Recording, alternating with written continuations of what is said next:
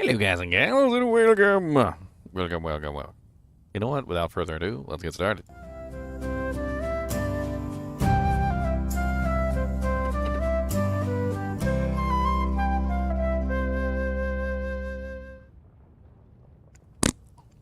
All right. What's up, guys?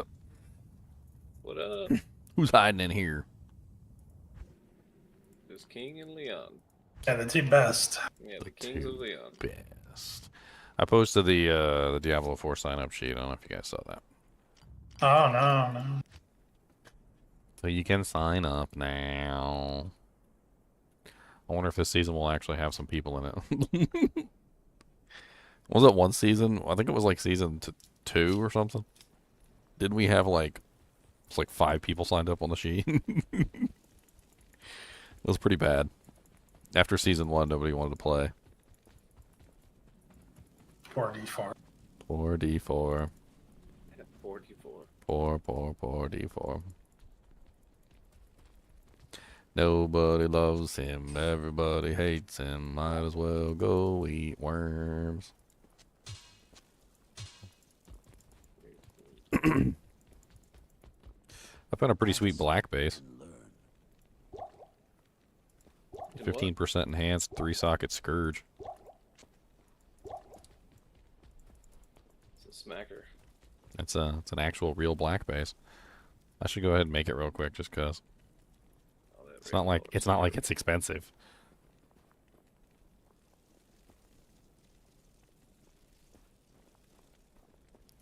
Let's see here. I want to try to remember the recipe. I know it's like dole. There's a dole root in there, right? It's like an IO. I can probably get. I got a dole. Wait, Thul IO. Yeah, Thul IO. Nef. Okay. So Thul IO. Oh, there you go. It's a pretty sweet. Whatever. I forgot the Blackhead Corpse Explosion charges on it. That's kind of cool. That's not a bad little black there.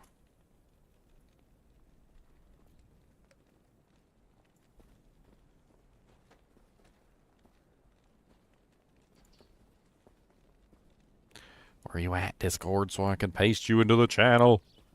Cody, quit hot breathing me. Hot breathing boy.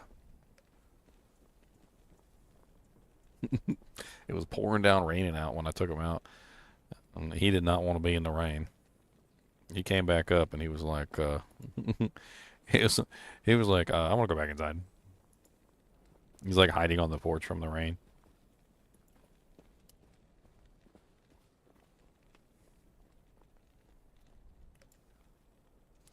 Got me a black scourge. What's up, guys? I slept way too long today. Way too long. I was ZZing. Woke up, went back to sleep. Couldn't stay up. Stupid night shifts. And now I'm awake. And it's like 8:30 p.m. Make no dang sense half the time. Make no dang sense.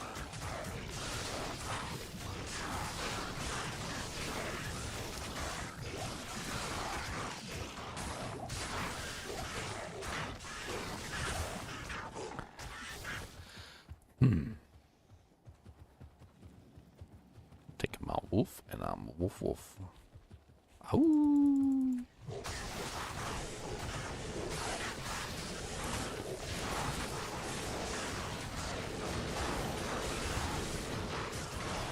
Yeah, I think I'm gonna start as the Firebolt Sorceress. I'm a little bit worried that they nerfed the crap out of it, but it was still really fun.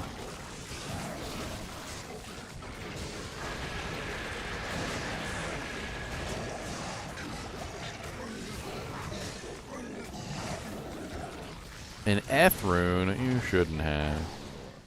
Cody, I know you're wet, buddy. Like, I can see. I don't got a towel up here to dry you off with. So, you're just going to have to deal with it. Why don't you go roll around on the carpet like an animal? You can do that. You got permission. Your fire procs on? I can't carry. You talking about Leon? No, no, you said you were going to start off as a firebolt. No, the fire, yeah, in D4 you talking about. Ah, gotcha. Yeah, in D4 they added this new item. It's called Flame Weaver's Gauntlets or something, and it has a really cool effect. So basically, Firebolt is the basic skill. It's the one nobody uses because it doesn't really do very much damage. But basically, the Flame Weaver's Gauntlets, when you cast a firewall and you put it down on the ground, and then you cast your Firebolt through it, it splits the Firebolt into 3 Firebolts, which is pretty darn cool. And strategically using the firewall at various ranges, you can actually get some pretty nice effects. So, like, imagine you have a shotgun, right? And the shotgun obviously shoots out in a blast radius in front of you from the base of the barrel.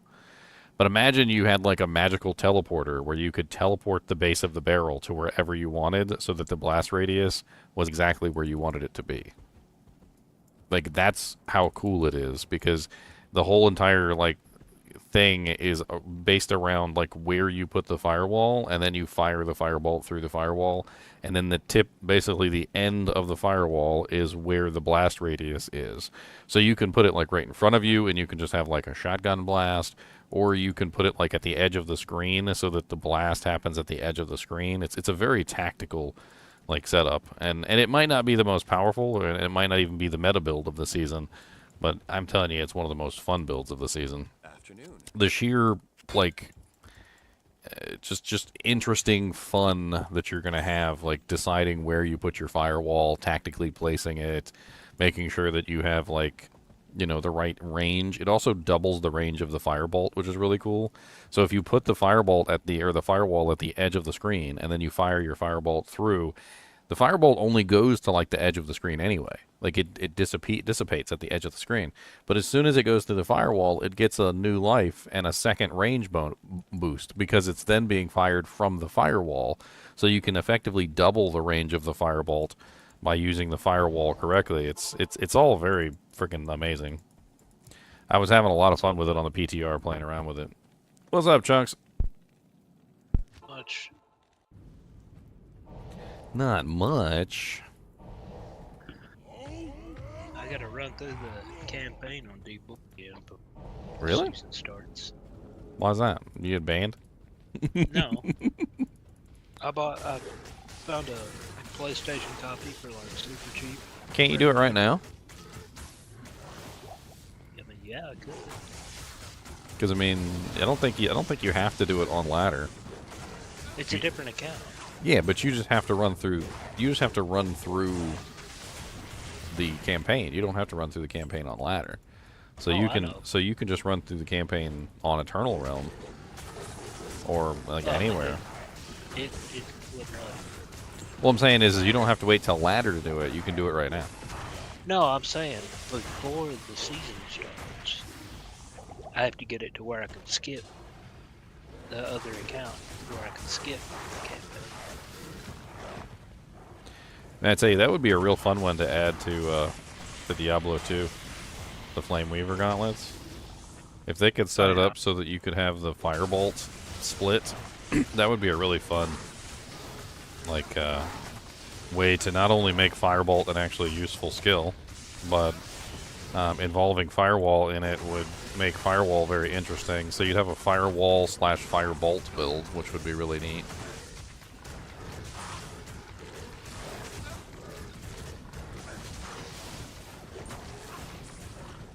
A large charm and a small charm you should have. Well, Storm Wolf is doing just fine.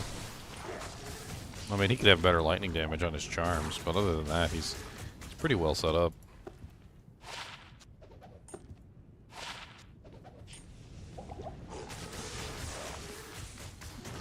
You see that shooters I got on the way to Endario? Terrorized Andy? A shoot us. 2020?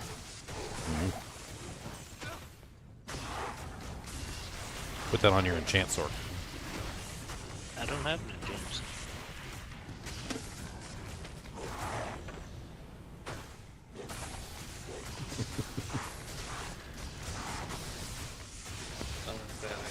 That X for you there, John. Huh? Said I upped that X there for you, Oh, yeah. just so you I'll can have to see. missing a lot. I just didn't for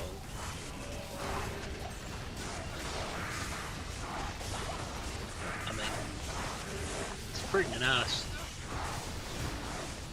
War cries like Yeah, who needs a PO stick? yeah. You lose one more skill, but who cares? You got style. Stylish bow sticks? What? Look at that. It was a double X that he found that he upgraded to Etten. Eth repairs. 262 ED to the war cries. Don't Yeah, have rip. repairs. You can still Yeah. socket it and throw something in there. It's only got a level 64 requirement on it. I find items like that from time to time that are like F repairs, and they're with really nice pool modifiers, and they're really low level. I still got my God axe that I found that one season. I was putting that on every character. It was like a level 42 axe that had, what was it, nearly like 300 damage.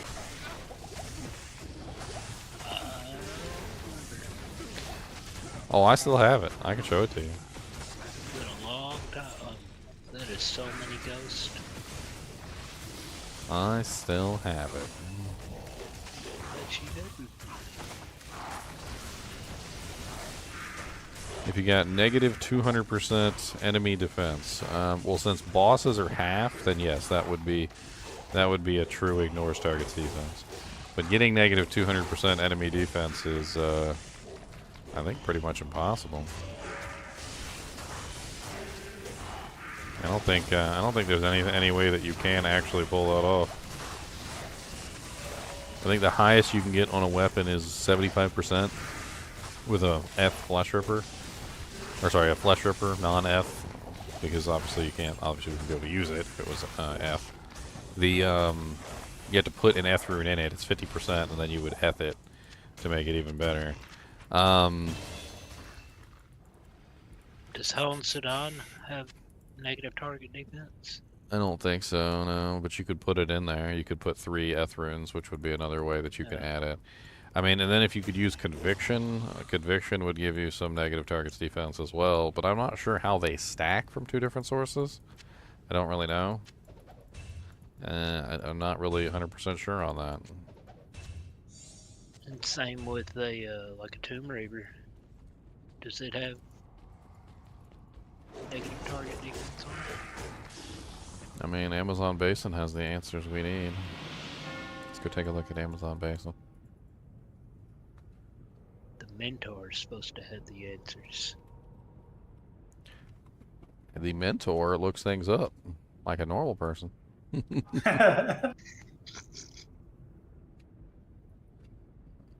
The only difference between me and a regular person is that I will literally look up anything and everything. My girlfriend gets on my case on it on a regular basis.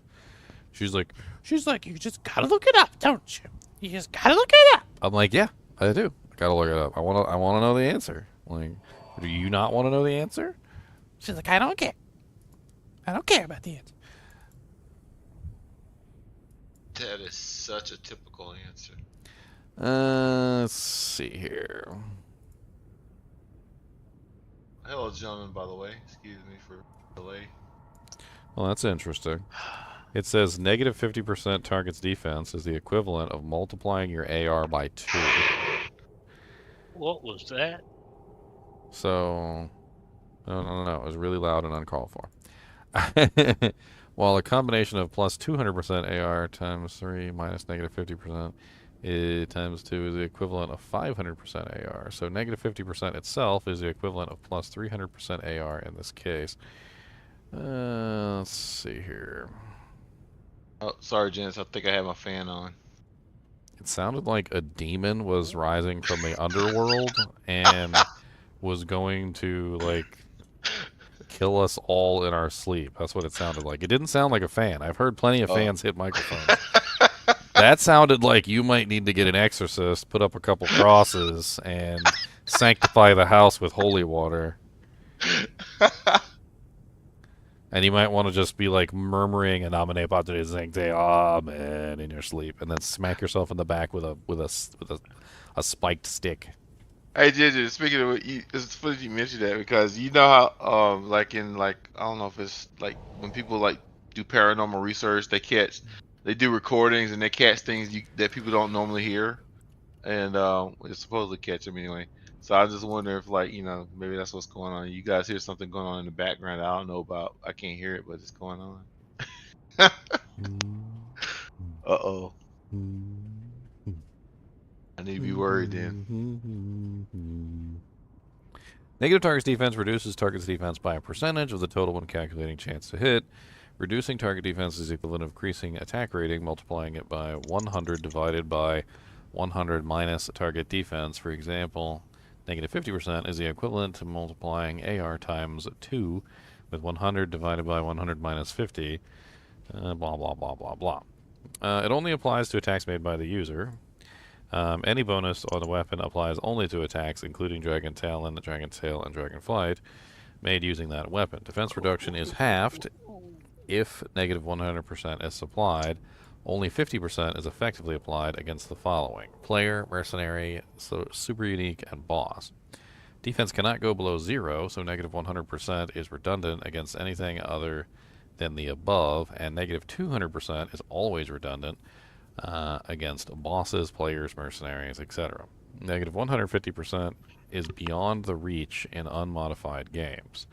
So they're pretty much saying that it's not possible to go above 150%. Chance to hit displayed by character's screen when cursor over attack rating field does not take into account negative target's defense. So we got weapons here. Looks like 50% on wind. Trying to look at like some of the various options here. 50% on Flesh Ripper is one of the highest. Grimm's Burning Dead Scythe has 50% also. So that could be socketed to 75. The Razor Time Trident. The Razor Time Trident also has 50%. That could be socketed to 75. Serpent Lord could also be socketed to 75. There's not a lot of good options for 75% negative targets defense. Is Razor Time the slow one? I think so, yeah. That's the normal difficulty one. Yeah, the one that slows by like 75%. No, that's the so they both slow, but only the Nightmare one slows that much. That's the Kelpie snare. Oh, Kill Bill, okay. It doesn't really say whether they all stack directly together, because this is saying that you can't go above 150% in an unmodified game, which I kind of disagree with, because if you can hit 75% from a Flesh Ripper, which is pretty high, and then you run, let's see, class, Paladin, offensive auras, Conviction. If you run Conviction, which is negative targets defense also, Conviction's negative target defense goes up to a maximum of 150%, which means you can technically have 150% from, or sorry, no, not 150%, 94, 97, 90, well, most people are never going to get it past 9 to 25 anyway, so 92%. So 92% from negative targets defense on Conviction plus 75 on the weapon would get you 167. So Amazon Basin is wrong. Looks like the highest theoretical that you could have, though, if somehow you ended up getting like level 60 Conviction, which is impossible, but you're talking about 192%, so you could almost reach that theoretical 200% barrier.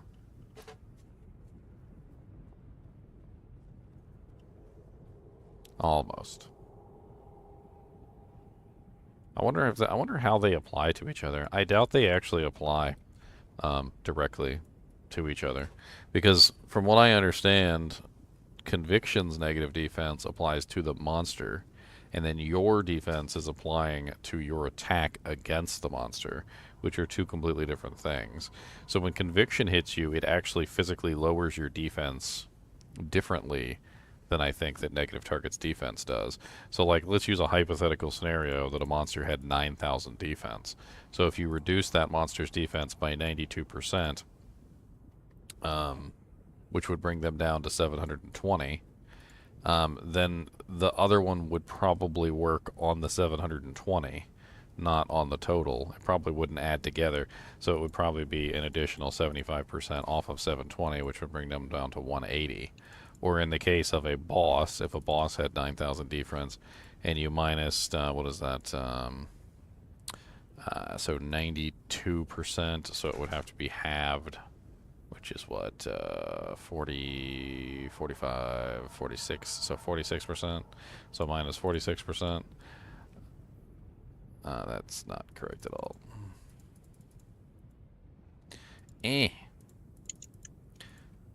46%.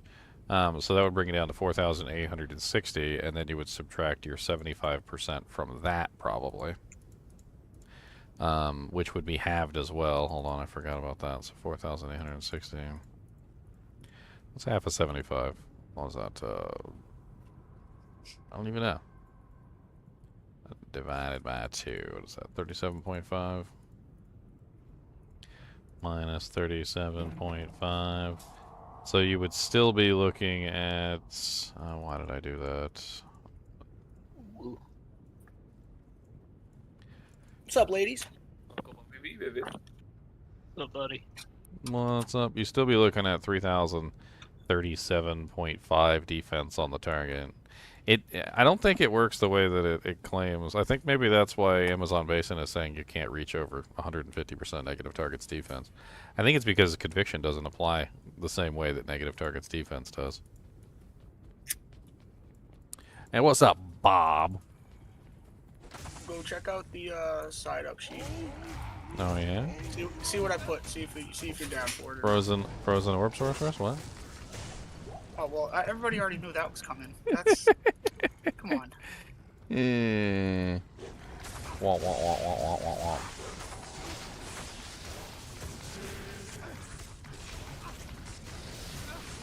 Alright, I will check out the sign-up sheet. I'm assuming battle cry is the same. Cool. What's up, Sean?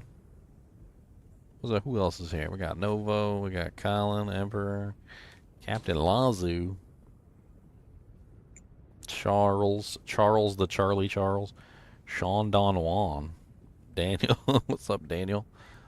Sean Don Juan. Okay. Cody, can you stop slobbing? Like, I swear, I'm gonna rename you Slimer from frickin' Ghostbusters, because that's all you do your whole life long is slime people. I'd be afraid to have anybody over, because you would just walk over and slime them. I'm sorry, my dog drools excessively. They they literally pick up their hand and there's just like dripping slobber off their hand. It's okay. He's a good boy. And then he's got, and it's never just slobber either, because he's got like little squirrel cheeks where he like stores up some food that he ate earlier, and it like kind of sits in his little cheek pouches, and so then when he drools on you, some of that cheek pouch food comes out and gets you.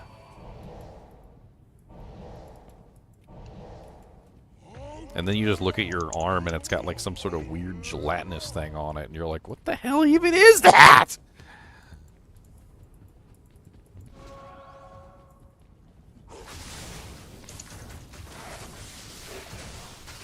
You're sick, Sean? What are you sick for? You should get with Sean Don Juan. Apparently Sean Don Juan has all the secrets of life. What game you guys in? I'm just in GGM1 murder and stuff.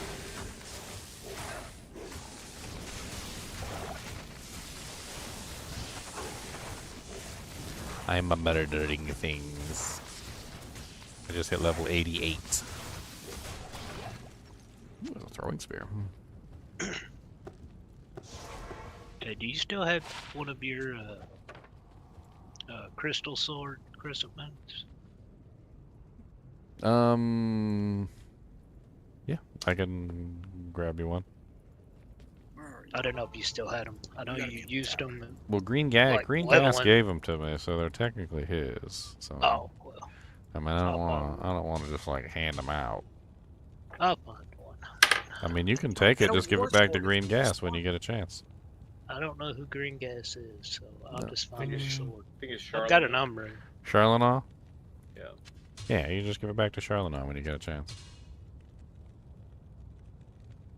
I still need to give him the phase blade and the crescent moon anyway, so. Is that worth keeping? So how do you guys like my my throwing sorceress? Yeah, you could trade those. Those are good. My throwing I sorceress. would use those. She looks like she could actually work. I'm actually kind of impressed. I was very impressed. Well, Ginger, I'm curious if a cold version of that can be made. Yeah, probably. There's definitely a fire version that can be made. I know that much. Because Enlightenment has Fireball on it, so that's one way that you could potentially go.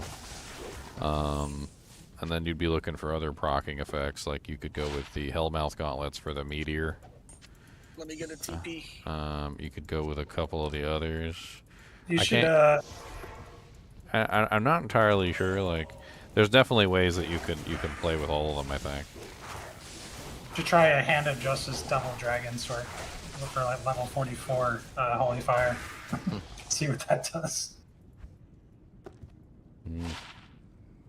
Double Hand of Justice. But one Hand of Justice Double Dragon. Well, I mean, it works. You just do Fire Mastery instead of Lightning Mastery. Fire Mastery doesn't enhance as much as Lightning Mastery does, unfortunately. Okay. So, like, the difference between the two is stark in contrast. I mean, there's definitely...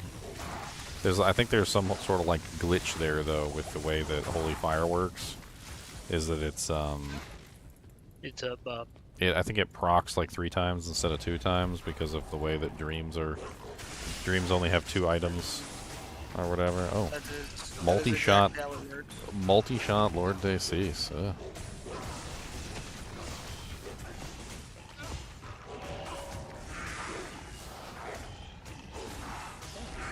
I am so gonna die here. Where are you? I'm in Chaos I'm in Sanctuary. the tower. Oh, we're using tower and using chaos. Let's go do chaos first. We'll go to tower. Tower's only fight him. got 1 minute. Oh well, Oh, I guess go clear it then. Have fun. Murder all the thing. I got him. Yeah. Don't wait for me. Don't I'm wait not. for me. Just go kill all the stuffs. Blue mat bow and a warhammer. Well, I like soul runes. What a base! What? Look at this hammer. Look at the stupidness of this hammer. Oh, it's the best hammer ever. It's bro. level 18, and it's got amp proc on it, and it has like nothing. It's got like 15 max damage. It's got like nothing on it. Oh yeah.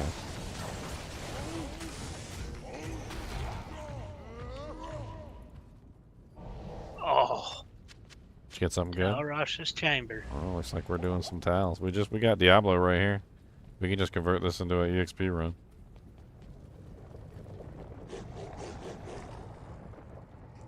Who's the highest level? I'll be on Volvo. What? What language is that? Savage helmet, a blade, and a morning star. I like checking their rare weapons and stuff. Let's go to two. Faster air recovery, life wrap. Make it. Not good enough. One of you high levels make it, so we get like the high level dujinks. I'm only 93. Are we doing? Yeah, it's either you. EXP or It's we either doing you or EXP? Charlotte. Yeah, EXP for Tal's Tombs. Yeah, I'm talking about the game name. Are we doing GGM2 or GGM EXP? I just do GGM too. We're already on a roll. Alright. Yep, because we're on number 2. That's right. We're on a roll. We Yeah, just Ginger, started I the put- roll. We're on a roll. Ginger, I put the team that we should do at launch Oh, okay. What are we in gonna do? the notes. What are So we gonna do? Usually for Diablo 4, since nobody is ever freaking online, it's usually just me, Leon, Xylor, and whoever else shows up. Because there's nobody ever else online. Turns up. I was online quite a bit. Yeah, you were with us. That's what I mean. Whoever else shows up, you were with us last season. But you didn't include my name, and I hurt my feelings. Well, yeah, the for- season before for that, you launch, weren't we got there. I put the squad. I put the squad in. Give us that stank. I might This have is to. Sank. I got a I down have to transform think for this Sank. week, But Oh, it's just so terrible. It is. I put me, you, Chunk, and Squiddy. Oh, That means I okay. gotta convince Squiddy. Squiddy's coming back. I'm gonna convince him. A Balrog blade. 4-socket Balrog blade.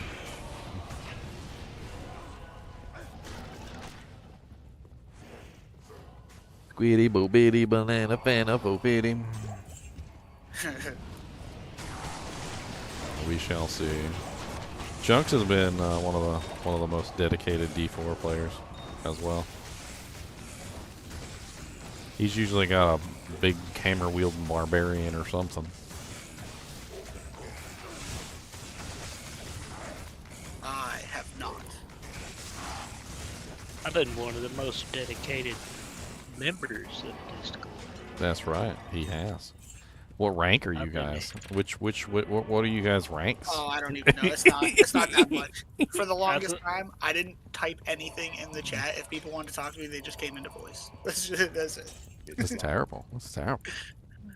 I'm gonna pull up the leaderboard. Let's see. It's Let's pull up. definitely- I think Squiddy's like one over me. I And can't remember. then I can't remember how to pull up There's the leaderboard. somebody Actually. else that's over Squiddy.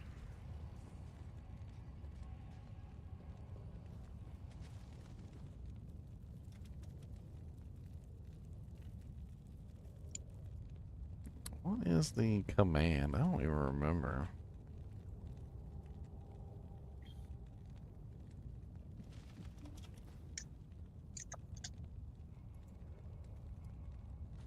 It's just number exclamation 4. point rank. Well, that just shows my rank. I'm number 4. I'm a cheater. I'm number 1. I think Squiddy's number 2. I don't think or I'm supposed to- 3. I don't think I'm supposed to count myself on the list. God, this freaking poison. I had to go find an antidote potion. It's ridiculous.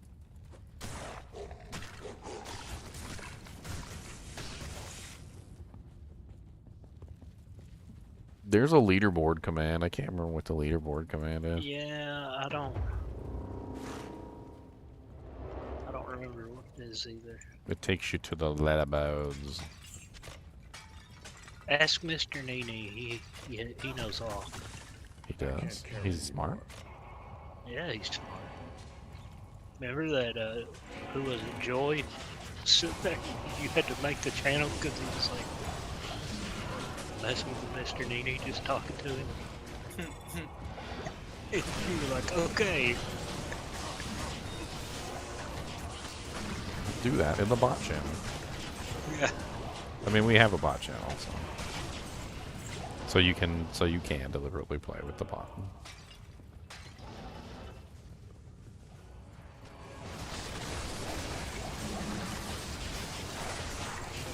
Dang, possessed.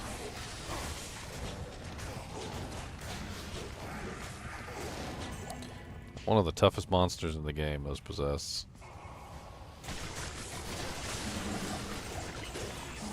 I think out of all the monsters, those are the ones that are usually still alive when the smoke clears after everything's all messed up. Anybody need a towels bomb? Nope. Is it a 15? It is a 15. Then I will take it for a second.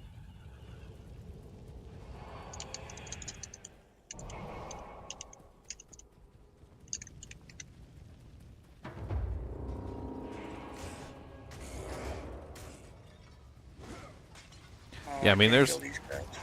there's definitely a fire version of that throwing character.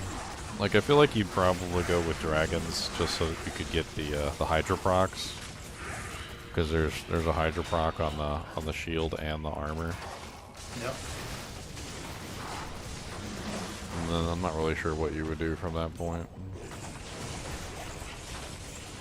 I mean, the weapon would probably still be Warstrikes because there's no other throwing item that has 50% pierce on it.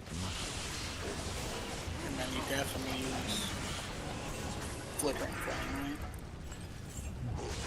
I mean, if you're going for procs, I don't know. I mean, you might have to consume that socket for IAS. I don't know. Oh, what do you need for IAS on the sword?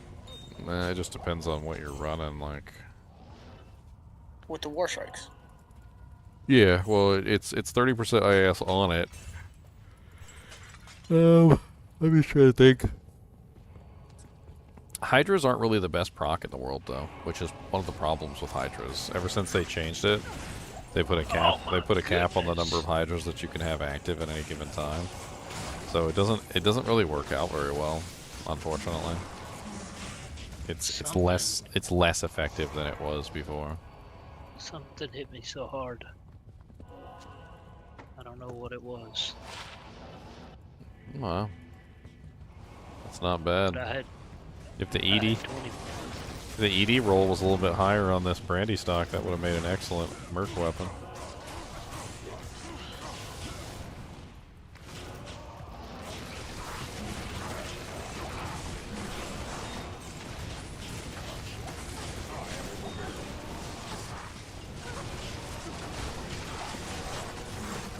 You want to start your reroll of ethereal items? Is there any info you could share with me on as example?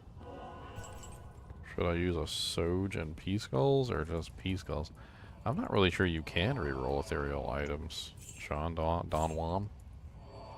I'm pretty sure that through my crafting and other experiences with ethereal items, generally if you mess around with ethereal items, they, like in the Heraldric Cube, with the exception of socketing them,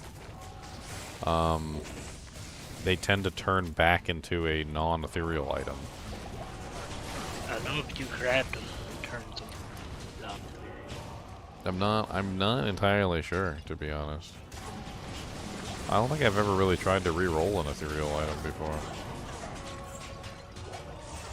I guess I could always get like a blue. We could do a test. Like, somebody look for like a blue F item, and we'll re-roll a blue F item, and we'll see if it loses its ethereal status. Pretty sure. Yeah, I'm pretty sure it does too. We could just test it. Yeah, because back whenever we used curls, It's one of the reasons why I think if you ethereal. found like a ethereal colossus blade or berserker axe or something like that, and then you rolled it, you would turn it on it. Yeah, I mean that's been my experience too. But it certainly is something that we can easily test on camera. We just need an ethereal item. Put 3 P gems in the We didn't Dujek finish and- this tomb, guys. This yeah, is Duriel's tomb. Yeah, this is Duriel's tomb. We got a lot more to do. Maybe not a lot more, but there's definitely still more for sure. Super lightning immunes, you lightning immuneness. Oh, long battle Yeah, bow? I don't have. My Merc isn't cool enough to wear the Infinity yet, and I don't have a Sunder. Probably not even gonna wear a Sunder. I have a 76. Man, I can always go get my paladin.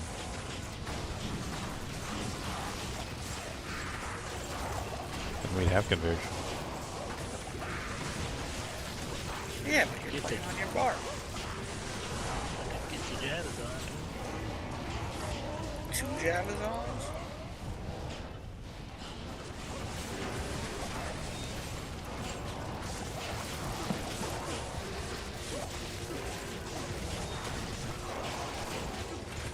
A flawless topaz. You guys got a portal up in the other area, right? Yeah. Duriel. Ooh, a large siege bow. Bye. Bye, Duriel. Terrible. It's nice knowing you. Who's? Chunk? King Boa. No, I didn't make one. Boa? Heard. I mean, No, that's in the Duriel, right outside of Duriel. Yeah, that's fine. That's where we want to go. Look at all the That's what I beatums. built right here. So many beautiful beatums. Oh, blue zombie head. You still looking for your thing? I am. Oh, no ID scroll. You ain't found it yet, No, I still haven't found the 3-3. and you about to be 40. What? Nothing. You making fun of my age, sir? I'm the same age as you. You making fun of my age? You making fun of your age? Huh? Huh? Huh?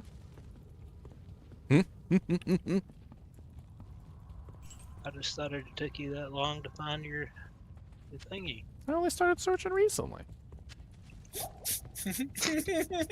He's not getting it. That makes it worse.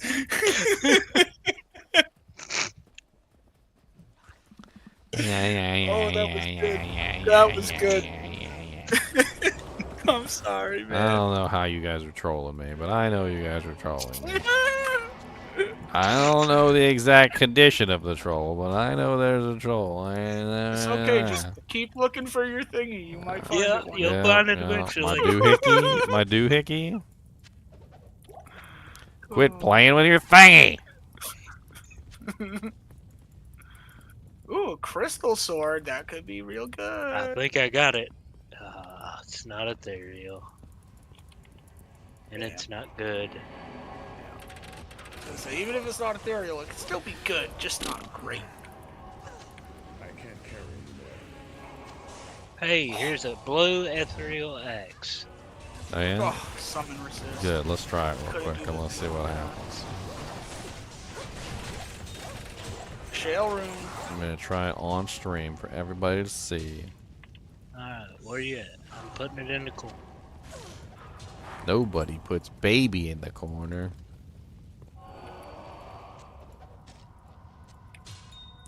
Alright, so we have an ethereal oak, an axe of etherealness.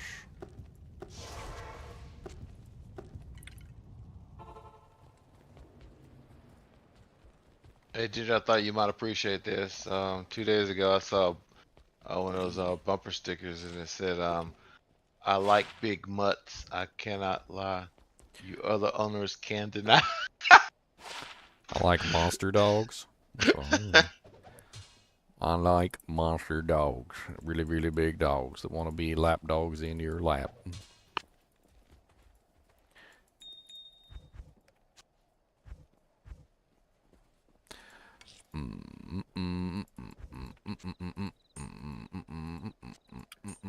You were under the impression that you could re-roll to get an ethereal item? No, I don't think that's how it works. I'm pretty sure that re-rolling the item immediately destroys the ethereal status, but we're gonna show that on camera right now. So there you go. So we have an ethereal item. It's a blue ethereal item. Let's try it. Yeah, axe. Well, that's some irony. I re-rolled the ethereal item and it turned into an axe of the ages with indestructibleness, and the ethereal status went away. As you can see, like when you re-roll an ethereal item, it more often than not just simply, well, actually, I think 100% of the time, it just simply removes the ethereal status from the item. I don't think you can re-roll ethereal items. I don't think it works. You also can't re-roll to an ethereal item either from a regular item. That doesn't work either. And you can't craft an ethereal item. You can't gamble an ethereal item. Ethereal items. Yeah, ethereal items are find only, basically. Like, and that's why it's so exciting when you find like a really nice ethereal item with like really sweet modifiers. There we go. That was better. If you craft using an ethereal item, it also destroys the ethereal status. I've done that many times. Some people will be like, "Oh, I found an ethereal pair of vampire bones," and they're like, "Wah, I can't use these." And I'm like, "Hey, can just craft with them." And then it like It immediately removes the ethereal status when you craft with them. It's kind of cool.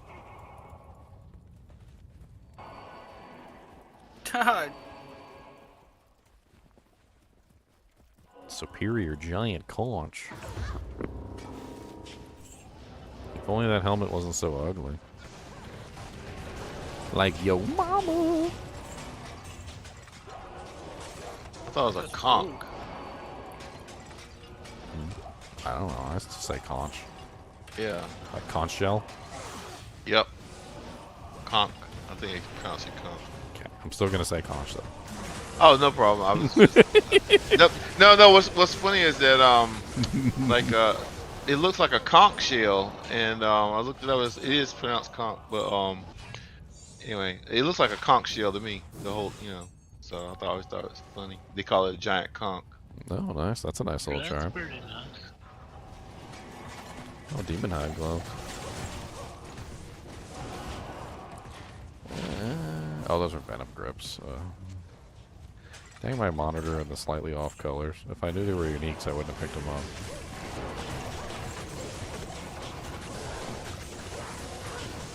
Shark skin booties. Ooh, fancy. They are not very good, but they're okay. They do have more replenished life on them and faster run walk.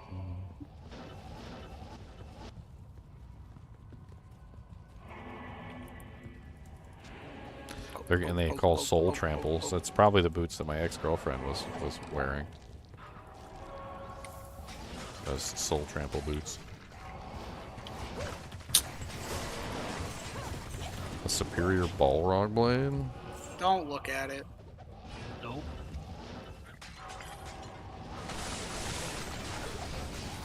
I like how in D&D they basically tell you that No! that helmets are useless and that they're pretty much just for decoration. They're like, yeah, the helmet doesn't really protect you from anything. Which is actually not true. Damage to demons and damage to undead, but thing's gonna break in like 2 seconds. When they first introduced like the standard military like pot helmet, like we're not even talking about like the Kevlar grade helmets, but like the pot helmets, like deaths went down tremendously from like fragmentation grenades, like explosions, like all sorts of things. I mean, yeah, it might not protect your head from a bullet, but it does protect your head from lots of other things. Like when you're standing next to a building and a bomb hits the building and then pieces of the concrete go flying out and one of them smacks you in the head, it protects you from that. If it hits you in the head.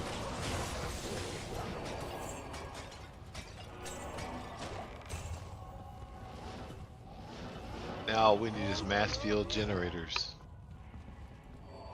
Mass field generators. What do we need those for? Personal protection from kinetic damage. Kinetic damage. That is a terrible hand catcher, but it does have sacrifice, level 5 sacrifice on it.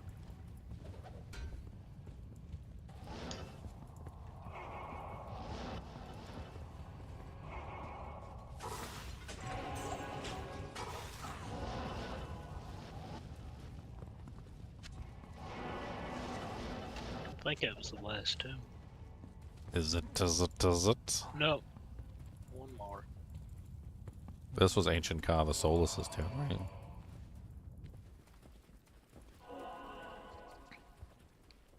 What's up, Augusta? How goes it?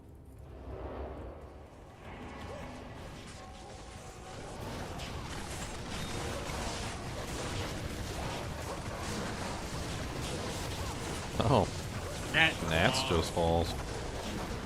Hello, Nats. Snotvex. Snotvex gave me a Vex rune one day. I was pretty excited.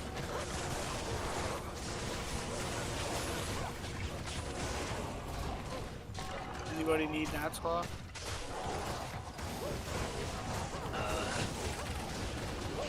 I mean, it's a very specific item. Assassin.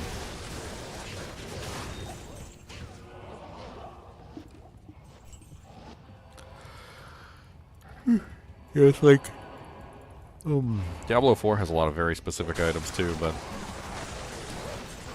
Diablo 2 doesn't have anywhere near as many. But Gnat's Claw is definitely one of them.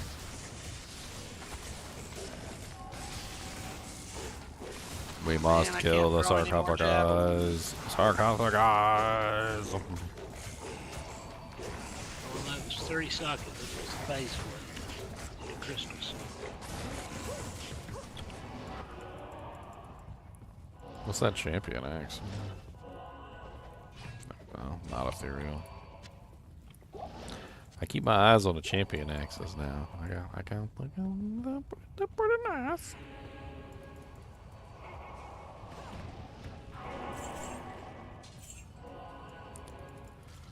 Ghost one.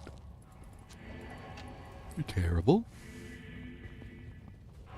Did I wipe the snot off the Vex? No, that's a snot Vex. You keep the snot on the Vex. It gives it extra Vexy power. And when you do the rolls, it gives it an extra chance to be like a perfect roll. So definitely keep the snot on there.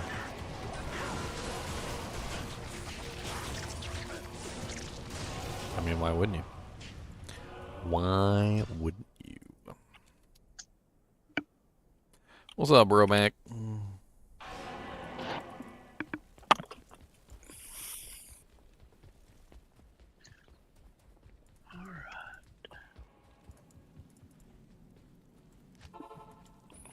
Yo, yo, yo, yo, yo, yo, yo, yo, yo, yo, yo.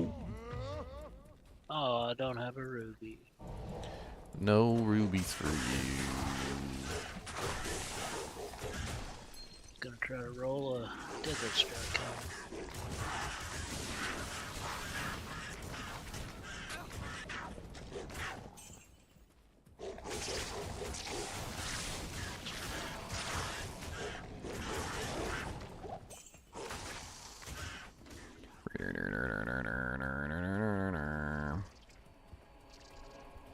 You night shifted my mama? Whoa. Tombs up.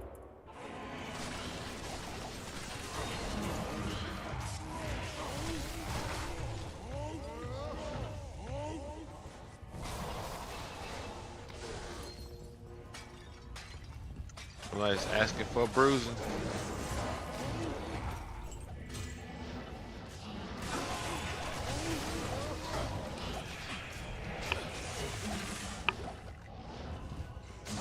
Look at all these gore bellies.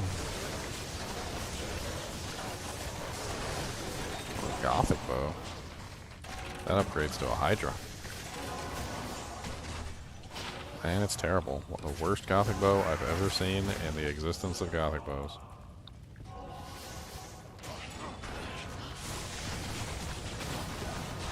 Only pick up that Gothic bow if you want to be disappointed. Even going in with low expectations, you're still going to be disappointed, by the way. They should have a suffix Gothic bow of disappointment. Pretty much. Pretty much. That'd be funny if the developers put in troll mods, like just the whole purpose of just like trolling you like that. I want to build a fun build to pull. Yeah, they did. It's called the Profit mod of light 17 radius. shots. I mean, what's your example of a fun build? I mean, what do you want? You want range? You want melee? You want a boss killer? Do you want Mr. Indestructible? Like, what are you looking for? I mean, the North Star Smiter is probably one of the cheapest and also most fun builds in the game. You will literally feel like a god among men and elves and dwarves. And Sauron himself will look up at you and ask you for uppies.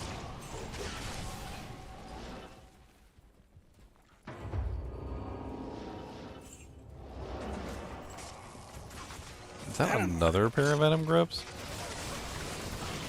Yeah. It's not all grabbing at once. Yeah, they're gonna stay on the ground. Yeah, but honestly, without IAS on them, they're practically useless.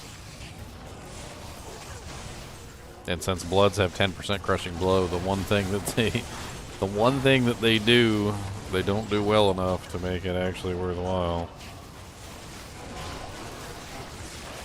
Uppies? You never heard of uppies before? Like when your little kid looks up at you, you know, he's like a tiny little thing, and he looks up at you, and he's like, Daddy, up! Uppies! What diadem? Because he wants to be picked up.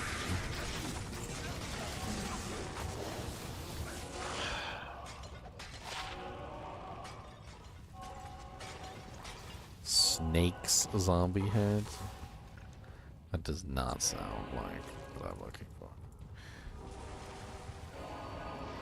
You like to be able to PVM and you want to be able to magic fight. Well, the North Star Smiter can do that too.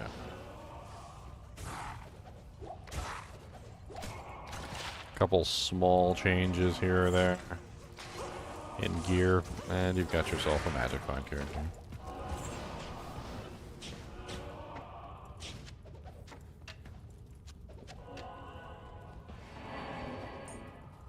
Here, let me sell the North Star Smiter to you. Okay, you will literally have the highest single target damage in the game, basically.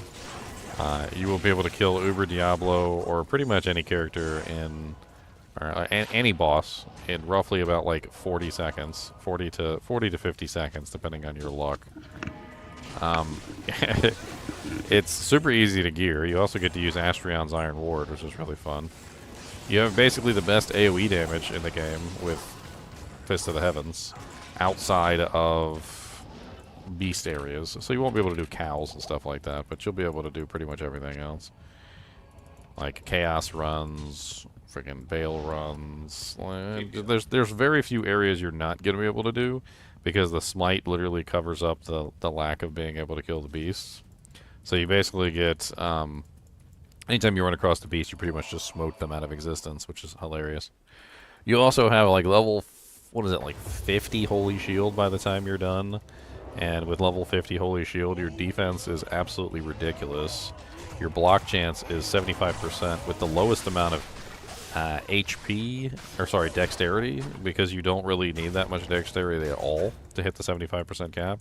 So you can literally run like almost entirely HP or vitality points, so you have a really large amount of HP as well on the North Star Smiter, which is kind of crazy. So like even without CTA, even without like a, you know, your battle commands and stuff like that, you should be close to 2,000 HP with a North Star Smiter set up properly. There's really not a lot that even requires very much strength on the North Star Smiter either, because Astrion's has a relatively low strength requirement. I think your Haas double up or upgraded. I think that's like the highest strength requirement on the build. Or if you choose to use a COA. There's a big old pack of gore bellies up here.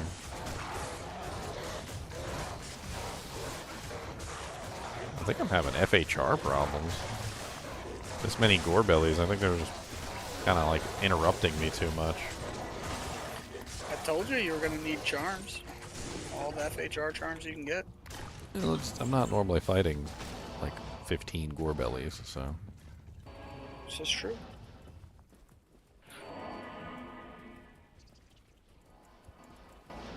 How can I equip 2 swords with a druid? I'm a freaking ninja, man. Are you kidding me? Like, I freaking hacked these Chinese in. You might want to report me fast and get me banned, because I am hacking this game. Hacking this game.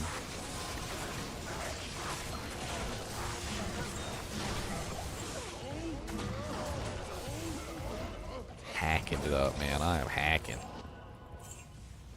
Just a hacking. Just a hacking and a whacking and a slashing. Chopping that meat. Chopping at me.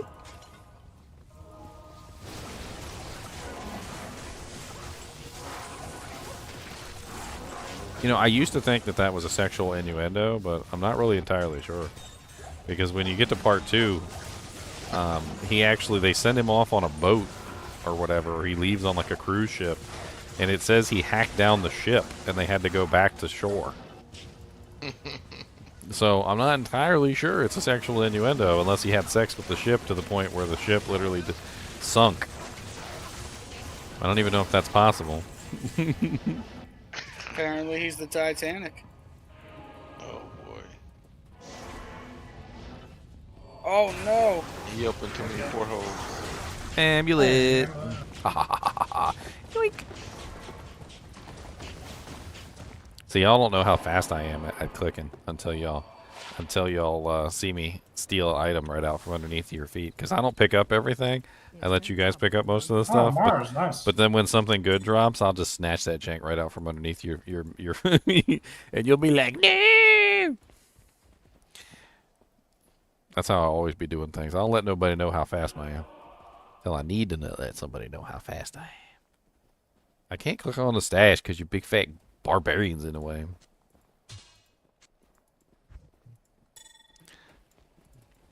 Yo, mama's the Titanic? What? What are my thoughts on a whirlwind assassin? That's the whole thing. It's a whole build. You go basically what you usually do with it is you go Blade Fury. That's a nice +3 Phoenix Strike. You go Blade Fury and then you go Blade Shield, etc. And then you can set up your yeah. So I saw that one. I commented on that one. I like it. I like it a lot. And then basically what you do is you use your Blade Sentinels and your Blade Shield at the same time as you're doing your whirlwinds. So as you whirlwind through, you also cut them up with the blades as you're going through, which helps out a ton for damage. And then you pop down a couple, like Sentinels and stuff like that to help out with damage output. It's a pretty solid build. There's certainly nothing wrong with it, that's for sure.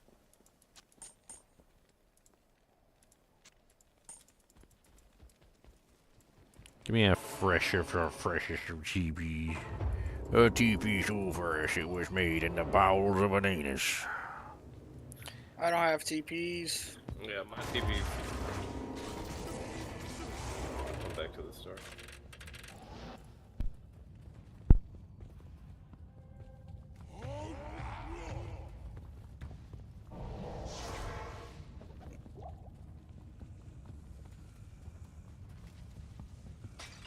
No, I was saying I was hacking AKS cast. It was a meme. I was just going along with the meme, my friend.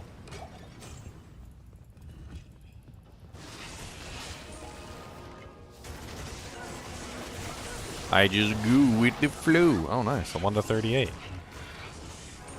Well, that's better than my 1-28.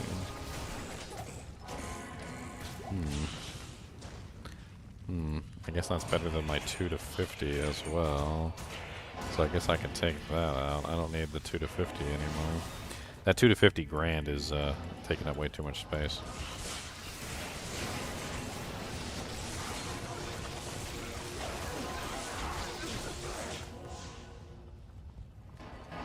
Power of the anus? No, I said the freshness. I said it's so fresh it just came out of the anus. That's what I said. Get it right, bro, Mac. Let him get some things wrong. It's okay.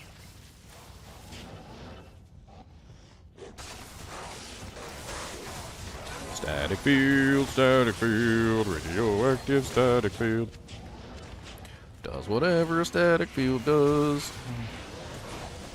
Shock, shock, shock, shock, shock, shock, shock. Oh man, I kind of like binged an entire anime over the past, week.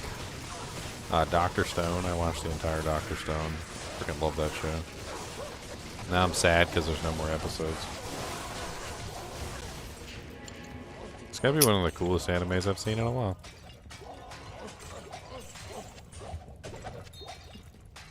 The basic premise of it is it's 78 fire. So the whole world basically gets turned to stone. Somebody designs a device that literally turns the whole world to stone. And one guy manages to wake up due to complete and utter just luck, basically. He just happens to be underneath of bats that are pooping on his head, and apparently the bat guano has nitric acid in it, and it reacts with some other elements that are nearby to essentially make a cure for the stone ness. But by the time he wakes up, it's been like 3,700 years. So like the entire planet has just been devastated. Like everything's rusted to oblivion. The buildings have all fallen down. There's hardly anything left of anything anymore from like prehistoric times or pre-stone times. And so he's basically, the whole show is like him trying to like rebuild civilization. And he finally figures out exactly what brought him back to life, so he starts bringing other people back to life, and they start trying to rebuild civilization. But there's like literally like 7 billion statues like all over the world, and every single one of the statues is a person that's been turned to stone. It's a pretty cool show. He goes through the process of like reinventing scientific achievements. You know, like gunpowder and cotton candy machines. Well, it's not civilization without a cotton candy machine.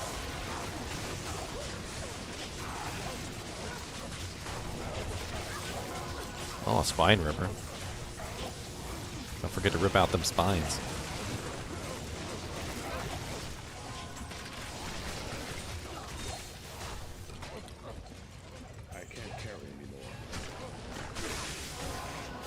Spine ripper. Extra toasty Cheez-Its are the jam.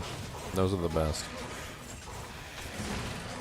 It's extra toasty Cheez-Its or bust.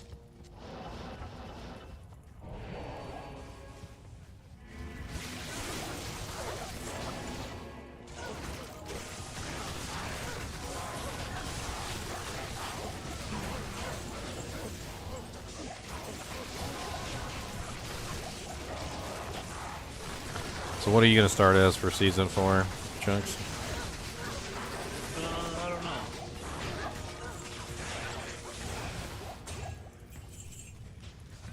You don't know. No. You better figure it out.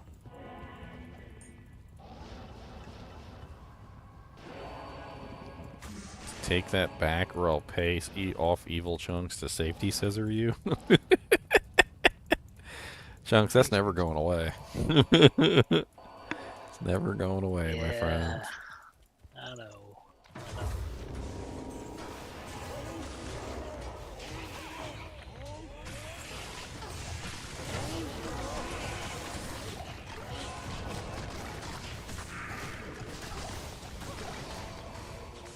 Nah, Goldfish ain't got nothing on extra toasty Cheez-Its. Extra toasty Cheez-Its are way better. I was going to put the old Better Cheddars up against the extra toasty Cheez-Its, but apparently the Better Cheddar recipe got changed and is no longer the same. And I tried to get them the other day, and they were disgusting. So for those of you who might have fond memories of the old Better Cheddars, just throw those fond memories away, because the original recipe for Better Cheddars is apparently no longer in production. I don't know what they taste like now, but it probably is something along the lines of broken dreams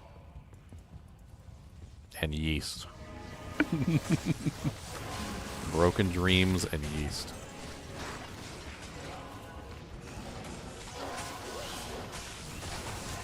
That's okay. I have an infinite supply of cool points, Promac.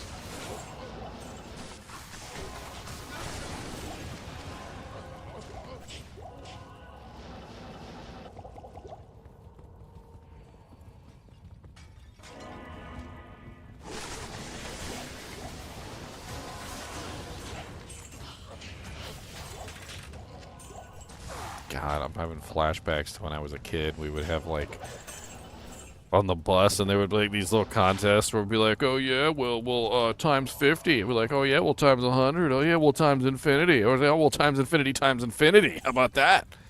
Oh yeah, well infinity times 2, infinity times 2.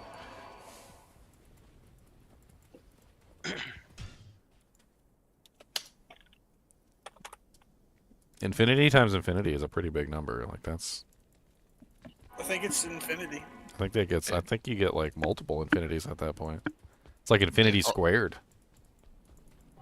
And ultimately, this ends with someone with violence to sell it, right? Infinity squared.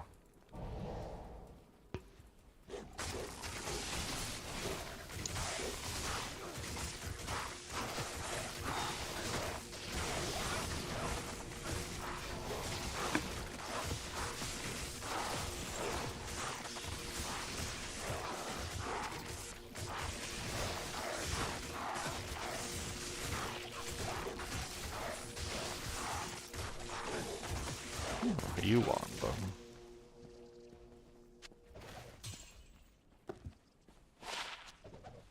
Wah, wah, wah, wah, wah, wah. You want that Sunder, Bob? No, I'm cool. You don't got a I'm not T-strokes? using it. Yeah, he's got T-strokes. I got him up there. The strokes of the T? How many T's are in it? Or how many strokes are in a T? 2. Somebody, I didn't expect anybody down to and actually across, answer. man. I didn't expect anybody to actually answer the question. I was waiting for somebody else. I Yo, fully expected it. yo mama's infinity plus 2 times 2? Oh man. Oh, that just means my mom's the greatest. Okay, that's fine. I mean, it's wrong, but yeah, that's fine. The goat. She definitely looks like a goat. Bam.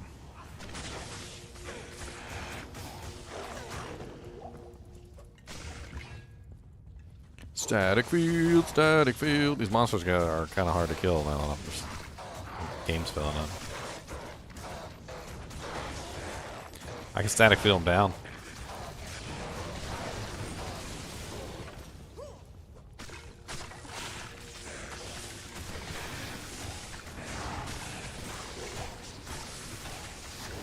I always imagined infinity as a number that just continued counting upward, because infinity has no end, so you would just continually count upward to infinity, so you would never stop.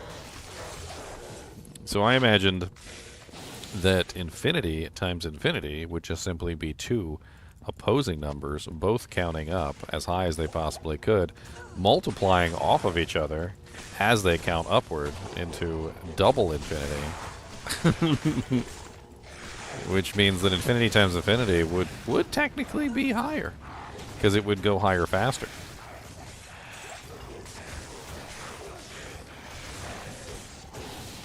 Like, I often imagined because I remember back in high school and stuff, they would talk about how there was a machine that was literally just counting. That was like the machine's entire purpose was to just simply count as high as it could possibly count. And apparently this machine had been counting for decades or something. And so that's what I always imagined infinity was basically like a machine counting to infinity, and then infinity times infinity was like 2 machines comparing their numbers and then multiplying their numbers against each other. I'm like, what number are you on? Oh, I'm on 1700 quintillion 480 10 trillion. All right, well, multiply that by my number. What are we at? I don't even know. Let's make up new names for these digits. Error. The computer throws an error. Cannot multiply. You know, that's Number actually unknown. You know, that's actually because calculators don't actually multiply anything. It's actually something I didn't know when I was a kid either. I always thought there was like a computer program in there that was actually multiplying the numbers to find out what the values were. The reason why the calculator can't multiply over a certain number is because it's not programmed to multiply over a certain number. It's all just programming. So when you type in 12 times 12, it doesn't actually do the math or anything. It just pulls up like a database, like a times card table, and it just pulls the times card table out. So it's just giving you a predetermined answer. Which means that in the grand scheme of things, if the calculator doesn't have the answer pre-programmed, then there's nothing there. So the most ultimate calculator would actually be able to do the math.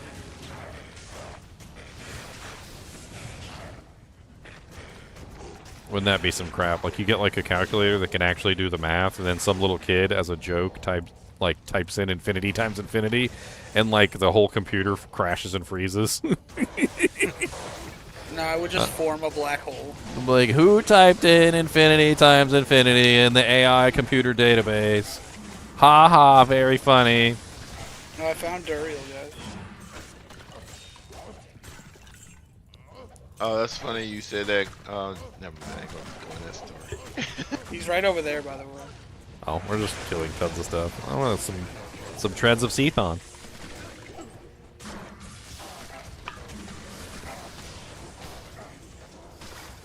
I down transformed.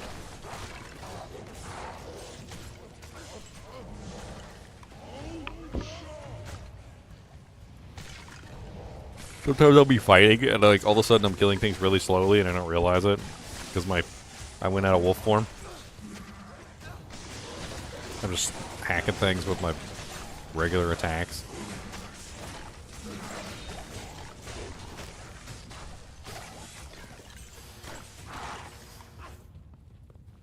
Bromac, you thought it did the maths? See, that's what we all thought. We thought the calculator actually did the maths. It doesn't do the maths. It's not smart. It's basically just a big pre-programmed database.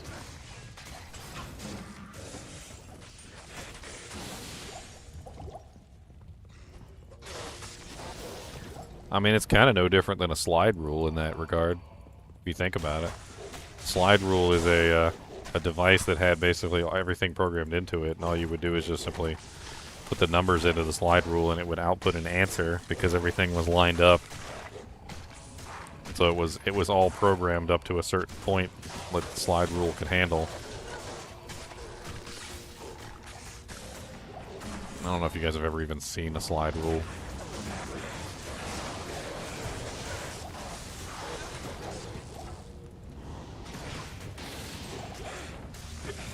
For some reason, punch card computers come to mind. No, slide rules are kind of interesting. Let me pull up a picture of one.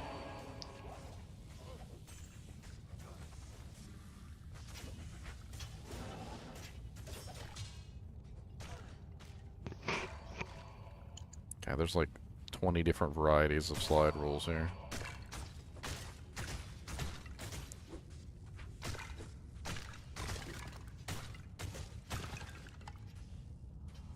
There you go. Here's an animated picture. That's kind of cool. So this is an animated picture of a slide rule and how it works. So you take the centerpiece and you move it backwards, and then you take the front piece and you move it so you basically just input the problem on the slide rule, and it gives you the answer. And everything's pre-programmed on the slide rule so that you just push and pull the three things to get the answer. But you can't get any answer that's not on the slide rule. So anything that's not here isn't going to be like done. But you can pretty much do just about any of like basic math on a slide rule. They used it for the Apollo 11 landing. Buzz Aldrin apparently had a slide rule in his pocket for last minute calculations when he was in space. I mean, that was like what they used before calculators really became a thing. What is a flanged mace? Who left a flanged mace on the ground, you little turds?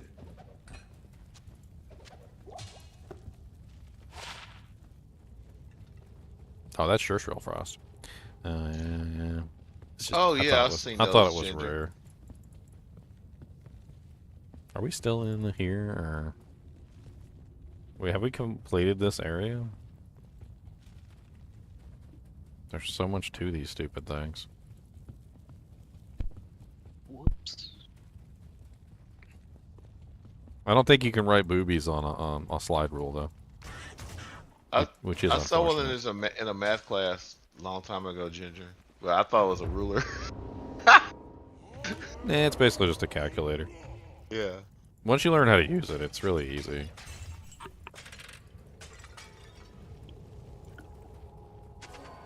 Oh, nice champion pack right at the door. Love it.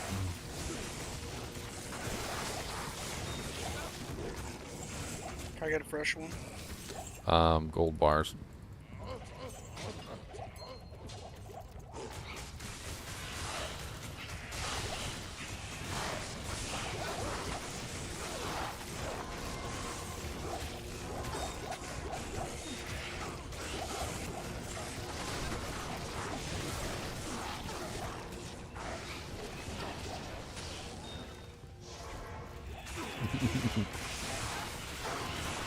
Wasn't there like a really silly slide rule like game that was created for children where you like take like eggs and you put them in like the baskets, and like the number of eggs that you put in the basket tilts the thing and gives you the answer? I can't remember what it was called. It's probably the most simple form of a slide rule that you could ever imagine.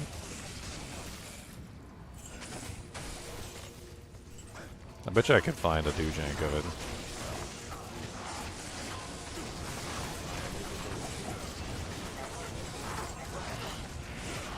A do-jank.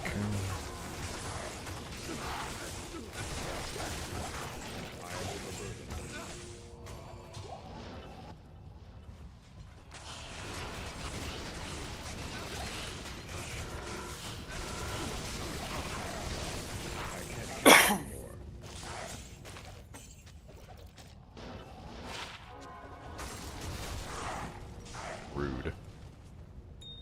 All these gems piling up in my freaking cube. Well, give me a ruby. I don't have any rubies in there. It's 3 flawless diamonds, 2 flawless sapphires, 1 flawless amethyst, and 1 flawless topaz. And a flawless skull. Ow, why do these guys hurt so bad? Oh, they got might. Ouchies.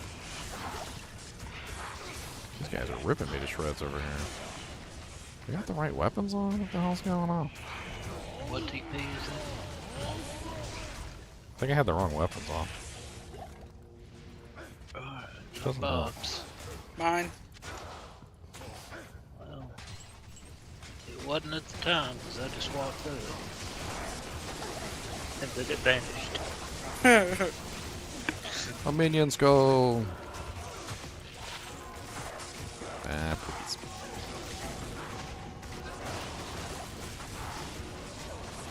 Elrune. It's almost a Zod chunk. Elrune. It's the S Conquest sword. Trash It was panda so song. close, but so far. Why do you want a trash panda song?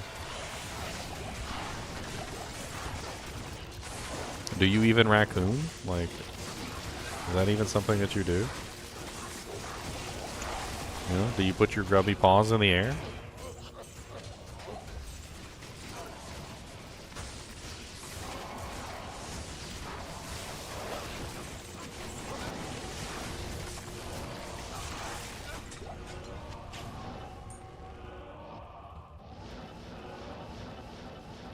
Do you even raccoon, bro? Do you even raccoon?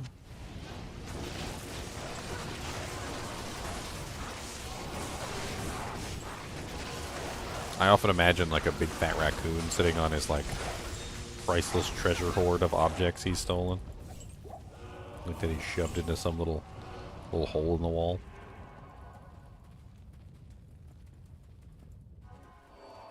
We need an AI art to give us a raccoon sitting on a treasure hoard. Let's generate one. All right, let's go. We're gonna generate one right now. Let's see. What do we I got? need the stank. You need the stank. I need the stank up in chaos.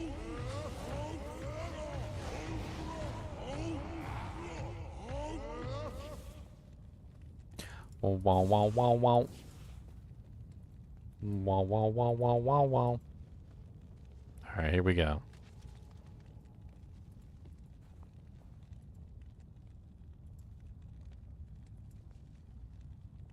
Come on, flawless ruby. Hmm.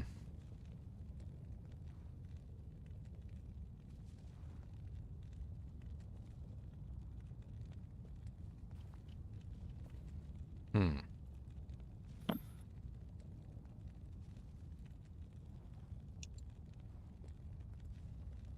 Alright, we're making it. We're making it here. Making it. Okay. Fat raccoon king sitting on a hoard of treasure. There we go. Let's go. Create me the raccoon. I need it. I need it.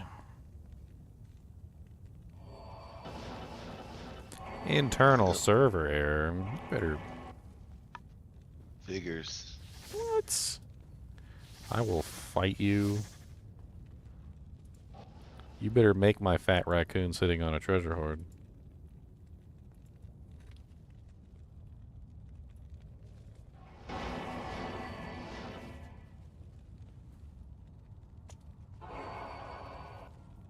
I want a fat raccoon sitting on a treasure hoard. Create for me. Create.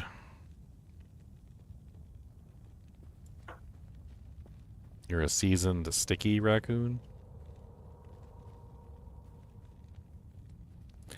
Okay, it's generating. It says it's generating. We shall see if the fat sticky raccoon will work.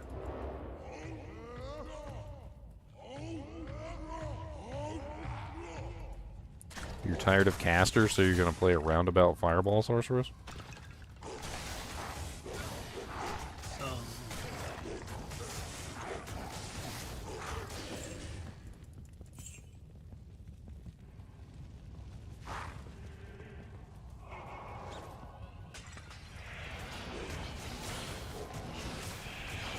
So many ghosts. Static field, static field, static field.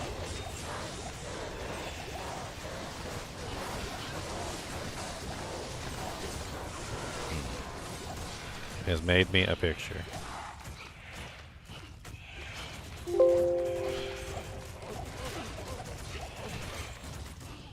Oh no.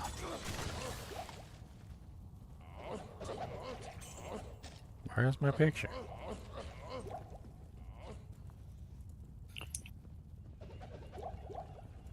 Ah. That's right, King. Why are there so many little baby raccoons around? What the hell? I like it, though. I like it. Yes. King Raccoon with all his little baby raccoons. Yes. I need to put names above all of them. Like, that one will be Chunks, because he's chunky. That one will be Bob, because he's got little runes in his hands. Little raccoons everywhere. Collecting treasure, bringing it back to the kinship. That's right. The raccoons. I'm posting this. I'm posting it.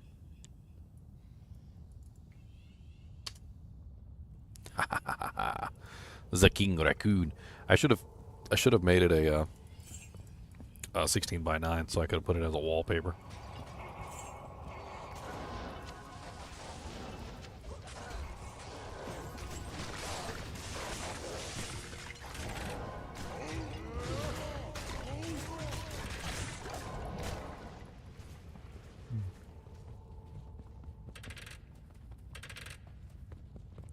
Do you have been raccoon, and do you raccoon like me?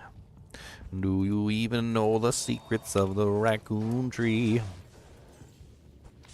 'Cause if you don't raccoon, then you don't know to raccoon. Put your grubby paws in the air. Grubby, grubby, grubby.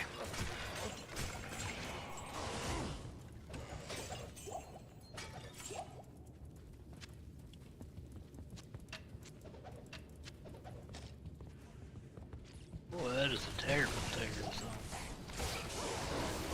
Ugh. We went from really good terror zone to really bad terror zone real fast.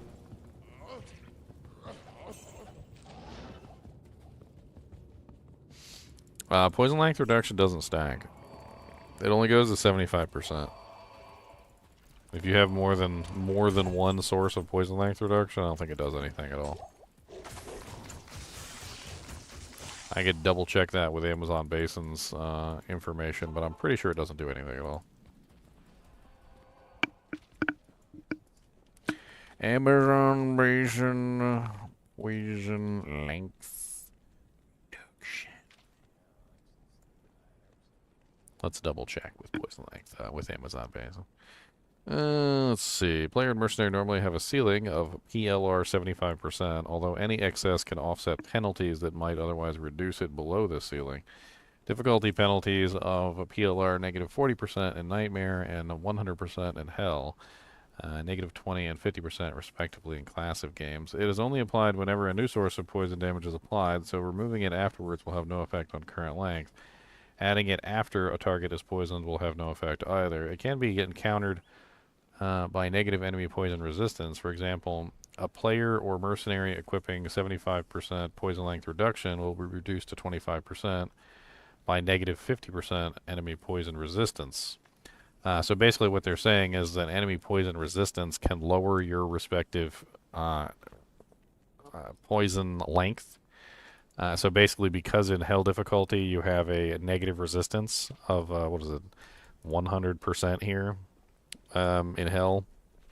So basically you're stuck at a lower poison length reduction than normal because your resistance is lower. It's the same thing that goes on with the sorceress and the length of her chilling and freezing effects, and then she has her cold mastery. So cold mastery reduces the resistance of the monster, which increases the length. And then when you go below -0, when you go below 0 into the negatives, it actually increases the length to a higher number. So basically what they're saying here is that if you have negative resistances, 75% isn't enough to completely cancel out the cap. So then you would need more poison length reduced if you were in the negatives. But assuming that you're at 75% resistance, you should not need any more than 75% poison length reduction is basically how I'm reading this. But if for some reason you're in the negative on resistances, then you're going to need more poison length reduction.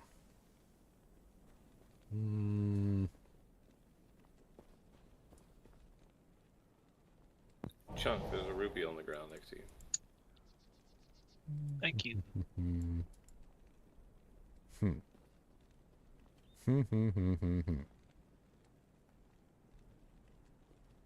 Poison.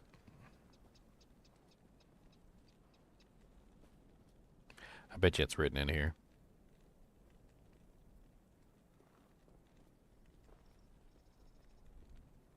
Duration. Where's the duration?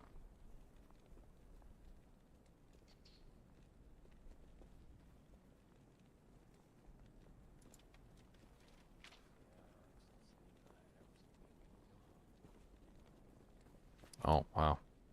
Complicated. It's better. Super complicated. All right. Let's hope this turns out well. Yuck.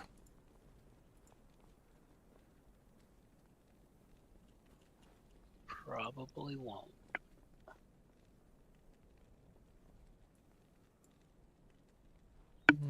Nope. Got non-deadly on it. As long as you have above 0% resistance. Oh, sorry, I was looking at stuff. Ooh, nice. As long as you have above 0% resistance, you are 75% is cap, basically. So once you have 75% poison length reduction, you're capped out.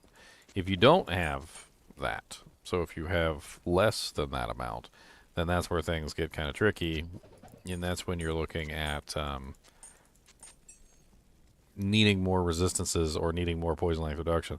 But honestly, it sounds to me like it's much easier just to add more poison resistance, which would be by far the easier option, because more poison resistance would allow you to just simply cap out with 75% poison length reduction. Oh, no problem, Theta.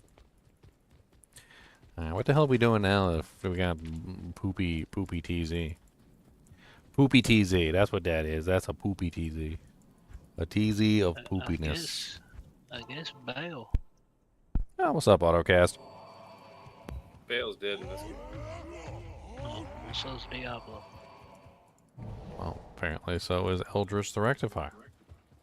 And Shank. Hey, he was murdering everything. Indiscriminate murdering. Indiscriminate murdering. Indiscriminate murdering.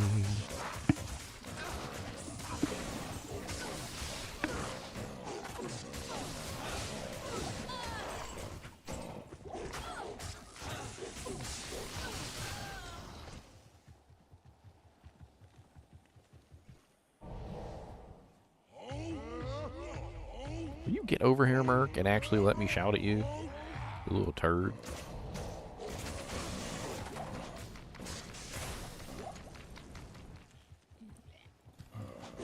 What rings are you using, Ginger? A wisp projector in one hand and a raven frost in the other.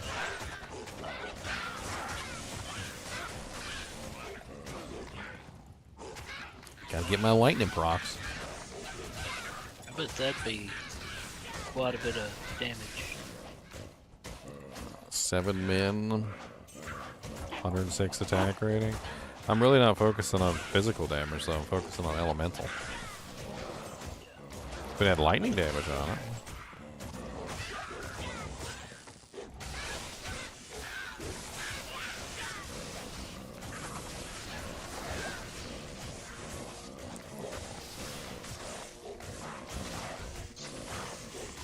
Speaking of elemental damage, the elemental barbarian looks like it's going to be insane this season. In Diablo 4. Dust devil thing. No, elemental barbarian. So the Leon had a build he was playing around with, which basically just involved like getting as much elemental damage as possible on the barbarian. There was like a fire thing, like whenever you're in berserk mode, you like emit fire around you, and then the Azure Wrath was an option, but it didn't really work out because it just wasn't working. It wasn't set properly, but now it works much better, and it's like all classes. So Azure Wrath would be cold, and then you can add in like a Doombringer for shadow damage, and then you can add in those new aspects give you a chance to like proc damage on various effects too, which is kind of interesting. So you're basically just kind of sitting on like tons of elemental damage now for a barbarian. I imagine it should work out pretty well. Then you just kind of apply your elemental damage as fast as you can.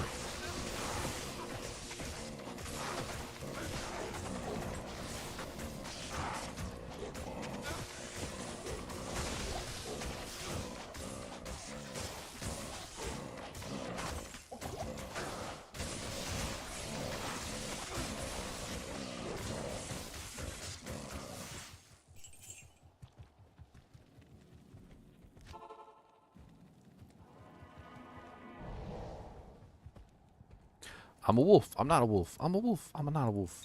I'm a wolf. That's not a wolf.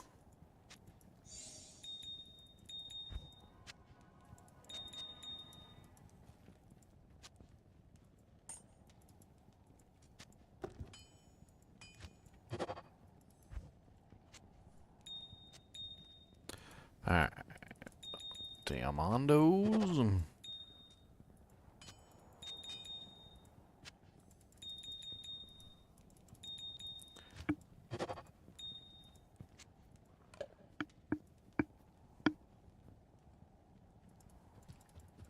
You got some heavy bracers?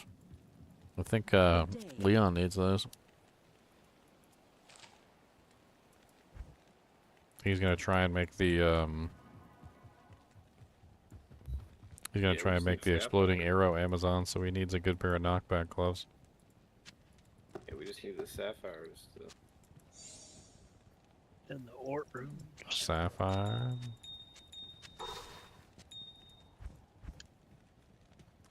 And Orty Bobordy. We got a jewel. Does anybody need this Mara's, by the way? I don't know if this Mara's better than the one that I'm running on my Necromancer. I'm gonna check.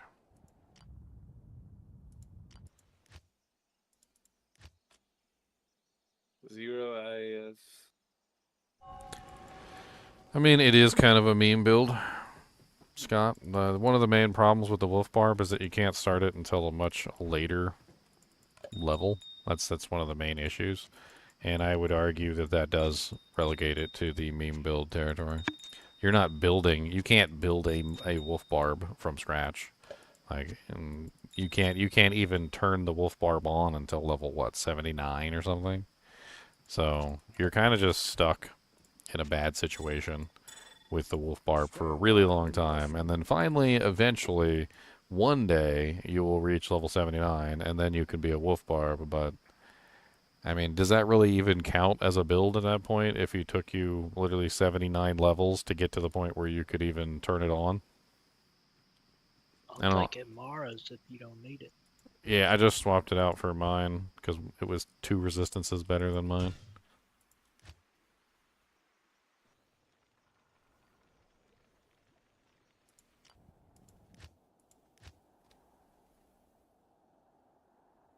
Ginger, is this wolf elf better than the one you have? Where I gave you before. at? No, what you got? No, it's better on the war cries because the one I gave you before was 2. Oh, here, drop it so I can compare them side by side. I can do the compare thing. Oh yeah, Mara's. Let me drop the Mara's on the ground too. Alright, so 3. Yeah, yours is the War Cries. 6 Lycanthropy, 6 Feral Rage. It's got less Werewolf, so the Werewolf will last less time, but it's only 1 less Werewolf. Higher defense, strength is higher, dex is lower, vitality is the same. Yeah, I think this one's a little bit better. I guess I don't need the old Wolf Howl anymore.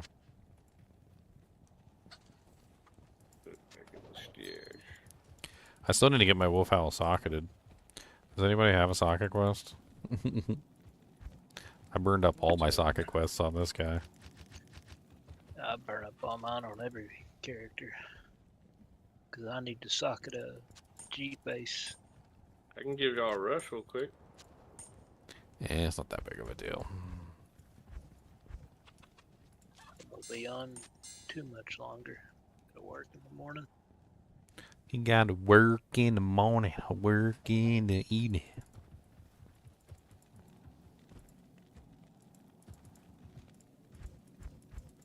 Ugh, Cold Plains. I'm gonna go to number 5. Since you guys killed everything. I'm just walking the World Stone. It really depends on what build we're talking about, Carrie Scott. One of the problems with the Barbarian is that, like, depending on what ability you're using, some abilities are just way better used with certain other attacks. It's been my experience through painstaking research that, like, for instance, trying to give a good example. Like Whirlwind. Whirlwind works really good with short-ranged weapons.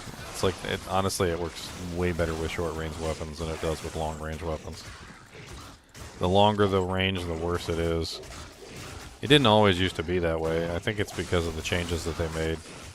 But nowadays, it's like the shorter-range weapons are just way better. So spears and polearms that have longer range or distance aren't really the best. Thresher only has a range of 1, though, so you could go with a Thresher.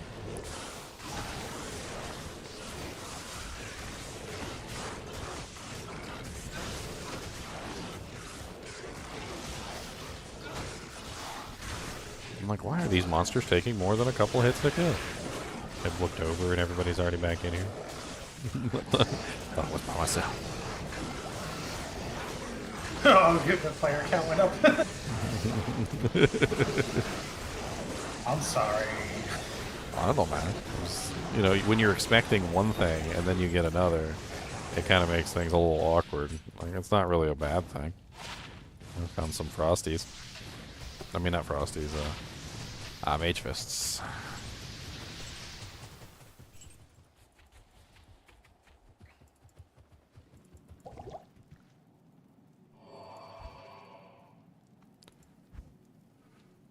Hmm.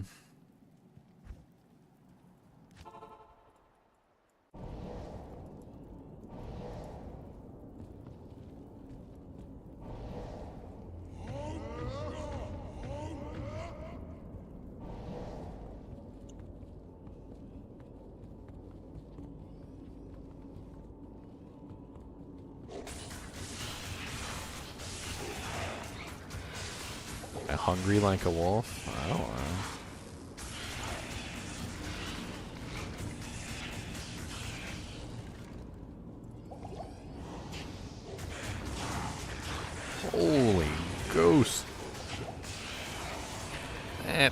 lot of ghosts. Get up here, American. Do some work, please.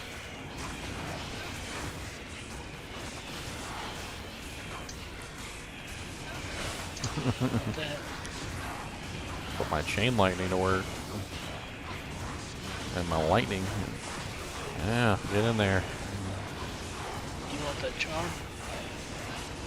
Small charm of the storms. Yeah, that's better than some of the other ones I've got. I'm stacking them up now. Slowly but surely.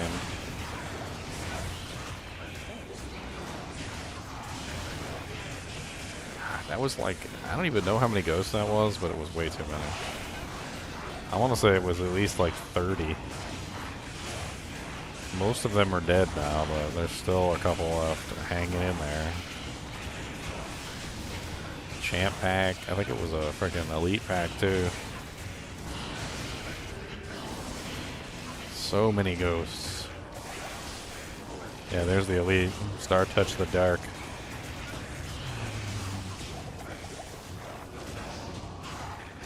One fireball would have taken care of that pack. It did. Well, they're already dead. Can't say. Sure, I shot a fireball and it died.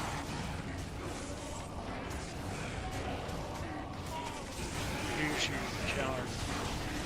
Okay. Yoink. Why are they all sitting in Act 1? They're artificially raising player count.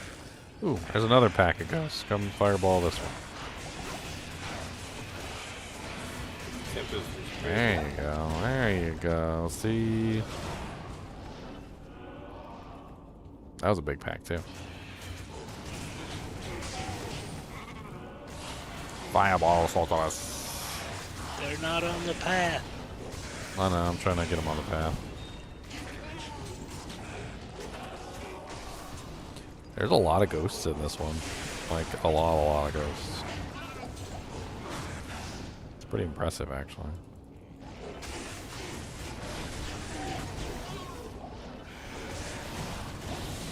See if we can find another big giant ghost pack.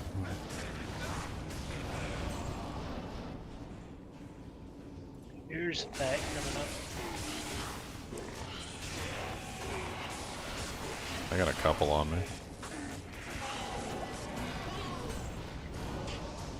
Nothing too big. Come on down here, ghosties. Hey, 3 to tornado. 3 socket.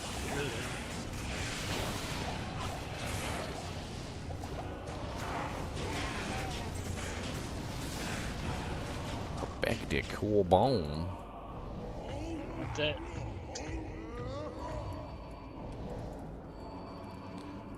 Okay. Got 3 NATO helm. See all these big giant ghosty packs?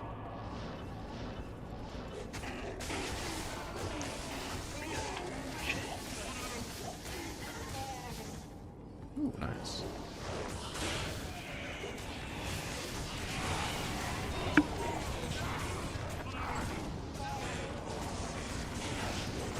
Whenever you fight with me, everything's pretty much... Oh, nice. Some freaking Travs just dropped. No!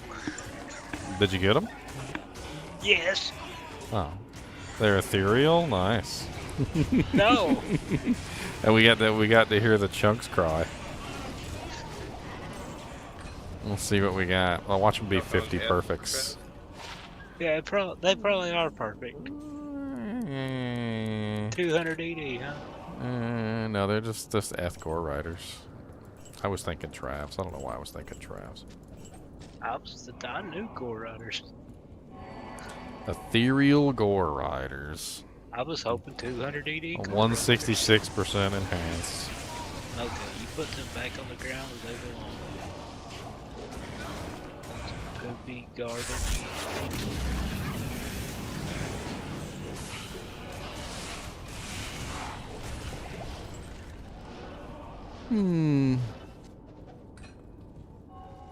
You got Doojanks, I got Doojanks, everybody's got some Doojanks, I Boojanks. wish I could throw them off the path. Oh yeah? So they can become one of the sparkles in the sky? Yeah. I really wish I could throw them off. Is it possible to make a Jab-Azon viable with enough elemental damage? Since she pokes so fast. You want to make an elemental Jab-Azon? I don't really know if you can get enough elemental damage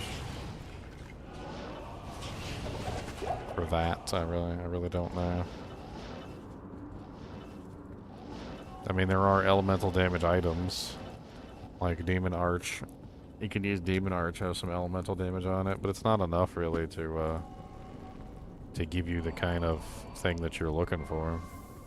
Have fun with your arcane. I won't. Yeah. I'm just killing ghosty boys.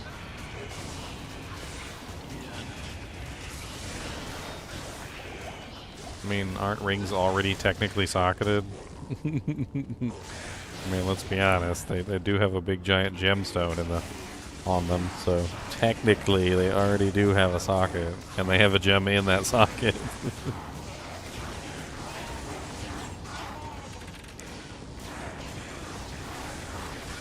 Jab is pretty low damage, yes, but it's good single target because it hits so fast.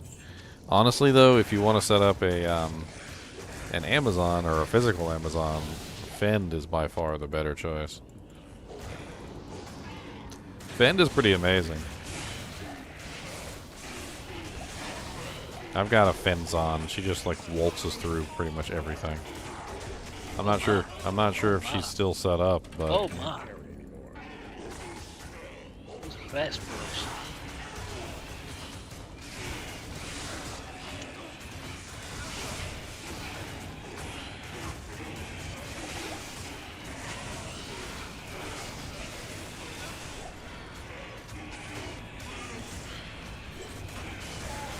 what weapon on my Fenzon?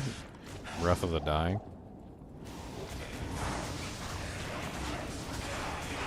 Nah, Warp Bike is too slow. I don't know why people always want to use the Warp Bike. It's too slow. It's like a flat truck. And so does the faster weapon. Like there's barely any difference between them. Oh, man, Dine hooked me up so much. A lot for your exploding arrows on. Yeah. He gave me a flickering flame and a faceted viper magic. It's not like the best setup, but it added like I'm almost at 40 minus fire res, and I'm killing stuff in this game by myself. Like player 5. No, you can't put Breath of the Dying in a man catcher. So you're left with the only other option is the Ghost Spear, which is what I made mine on. It's the fastest base with the still has 6 sockets, so you can actually put it in there. Works beautifully.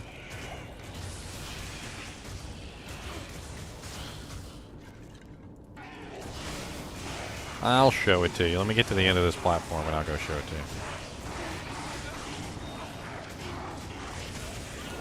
Of course it's F. You wouldn't make a Breath of the Dying in a non-F weapon unless there was absolutely no way for it to be F. I mean, Chunks has done it several times. No, Chunks is not. Yeah, you have. Breath of the Dying Hydra Bow. Oh, well, Because it can't be F. I said it can't be F. I said you would never want to make a Breath of the Dying in a non-F base unless the base can't be F. I still would never make one that plays blood. I mean, you do have the speed advantage, but the damage is terrible.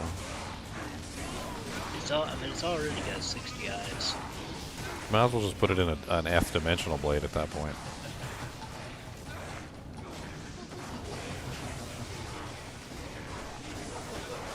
I mean, it's still pretty fast. It's not as fast as the Phase Blade, but it's close. And at least you get the extra damage out of it. It's just a waste. Alright, you want to see Fenzon. Let me show you Fenzon. I'm pretty sure she's still around and cooking. I don't know if I stole all her equipment for other characters, but... Filthy hobbits. Jouster. There she is. The Jouster.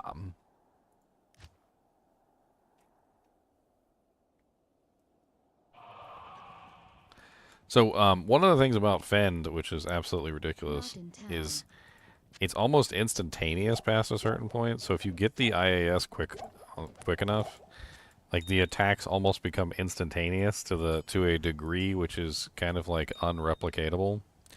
Oh, she's missing her boots. So she has everything but her boots. I stole her boots. Well, that was very unkind of me. Why did She'd be fine why without did shoes. why did I steal her shoes? She needs some shoes. I got some 45% war traps. Not exactly the optimal piece for her, but I'll throw some war traps on her. That'll work just fine for right now. So you might be asking, what do I mean by instantaneous? All right, so if you use Fend near one monster or two monsters or whatever like that, like she actually goes through the animation of attacking each monster. But when you're standing in the middle of a pack of like this many monsters and you use Fend, she literally just pretends like she's attacking. I don't even know how to explain it other than that, because she's obviously not actually hitting the number of times that there are monsters. And as you could clearly see by how I just absolutely demolished Shank and his entire army in like one or two casts of the ability, like she literally is. I have to zoom in and show you what's happening because it's so ridiculous. Let me find another big pack here, and I'll let them gang up on me, and I'll show you what I mean. This is not a big pack. I need more monsters than that. So. Let's go into the tombs. You usually get surrounded pretty easily in the tombs. You added hit power to your command, right? What is it? Explanation hit power gloves? Yeah, it's hit power is what it is. All right, let's get them surrounding me. I'm gonna zoom in. Are you guys ready? Don't blink. All right.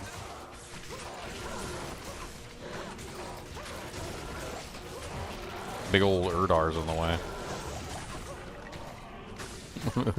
Let me find one that doesn't have a big old fat Urdar in the way. Alright, you ready? That was all of them dead. Okay, hold on, let's do it again.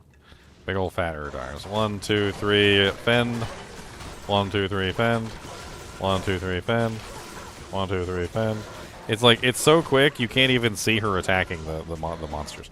And getting the speed just right is like half of the equation. The Warpike is just so slow that it's not really viable. But once you get your Breath of the Dying in the Ghost Spear, which is the fastest base that you can make it in, and you get yourself your 20% IAS gloves, your 10% Nosferatu's coil, and a 15% IAS in your helmet. That's all you need. You need the 15% here, 10 here, and 20 here for a total of what? 20, 30, 45? So 45% IAS plus the Ghost Sphere plus the 60% on the base. And on the actual rune word, and she literally attacks so fast you can't even see the attacks anymore. There's something to do with the fact that the way that Fend works is it attacks every single monster around you one time, and so if there's like 20 or 30 or 40 monsters around you in a circle, and you use the ability, it doesn't even do the animation anymore. It just automatically hits every single monster around you one time in that giant circle, and everything just ends up dead. You can just hold down the shift key, that's usually what I do, and you just kind of let it work its magic. I don't know where I am right now. I think I'm desynced because it's like over here.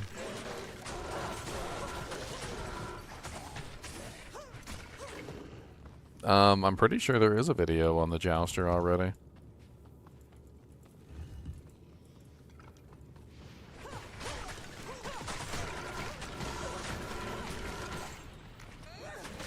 And of course she has Impale. And she also has Jab. She's got both of them.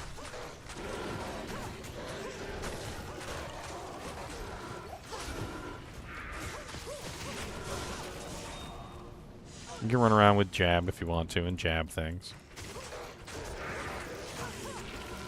I mean, her damage output is pretty crazy. She's basically just running Max Fend and Max Impale. She didn't even really need Max Impale. Like, I've actually kind of like moved away from Impale. One of the main issues with Impale is I actually learned that it doesn't deadly strike. So it's kind of interesting to consider this when you think about the difference in the damage output, right? So look at how much damage output Impale does. It's 2,431 to 17k. Fend is 1,466 to 10k. Impale cannot double Deadly Strike. It cannot critical strike. So 17k is the highest it will ever get. But Fend can critical strike, and it can Deadly Strike, which means that 10k can become 20. Which means that Fend is better than Impale, pretty much no matter what. And on top of that, you also have Jab, which attacks 3 times, which is 6,697, which can double as well through critical strike and deadly strike, which means you're looking at least like, what is that, like 13,000? So you get like 13,000 damage through Jab. Impale is only doing 17k, and it only attacks once, and it's particularly slow. So if I had to go back and change this, now that I know that Impale unfortunately doesn't deadly strike, I think Jab's the winner.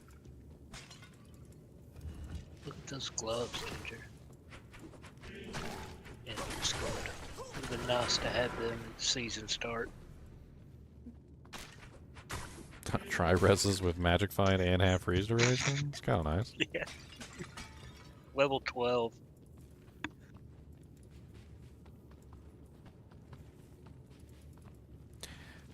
Yeah, I can't remember where I found it out. I think it was Amazon Basin. Impale. I'm pretty sure it says it here at Amazon Basin. Yeah, right here. Critical strike and deadly strike don't apply. So, unfortunately, that means that Impale is not really all that great damage-wise. It's actually terrible comparatively to the other two, especially when you have, well, we got a 68% chance of critical strike, and then I've got where's my deadly strike at? I know I've got deadly strike. 15% deadly strike. So I'm pretty much going to deadly strike just about every single time, which kind of puts Impale to the back of the bus. That's on the short bus at this point. I know they made a lot of changes to it, but I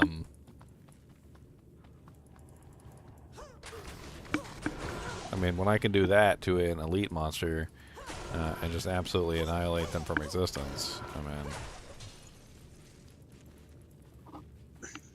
Alright, bud, I'm gonna hop off. Alright.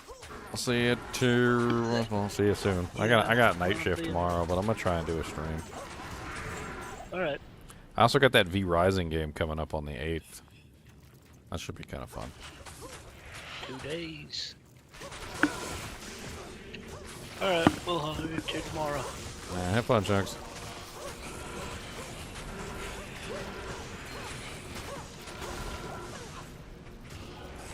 Most of the sources for a lot of the stuff on Amazon Basin are literally listed at the bottom of the articles in Amazon Basin, so it's usually not that hard to come by. It's a researcher's paradise. I mean, some of the websites have kind of like gone the way of the dinosaur at this point, unfortunately, but It's locked. Like what you know, any sites in particular, Ginger? just sometimes when you click on them, they don't work. They don't exist anymore. Oh. They give you like Oh, 404 errors or stuff, but most of them are still up. There's no way to use. They don't. There's no way to check them through the Wayback Machine. Yeah, maybe. It depends on how the website was set up.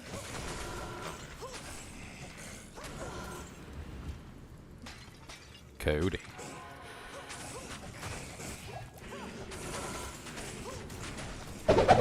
What do you want, Kubus the Boobus the monster dog?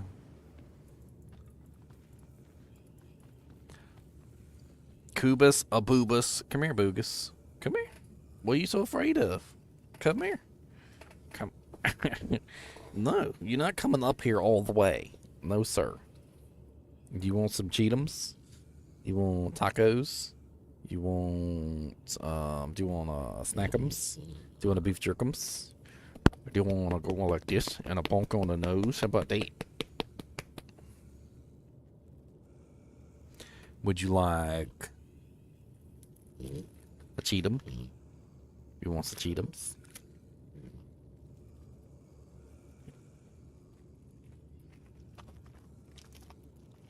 Oh, with some pronsums. You want a pronsum? Haha. Goodbye, bye.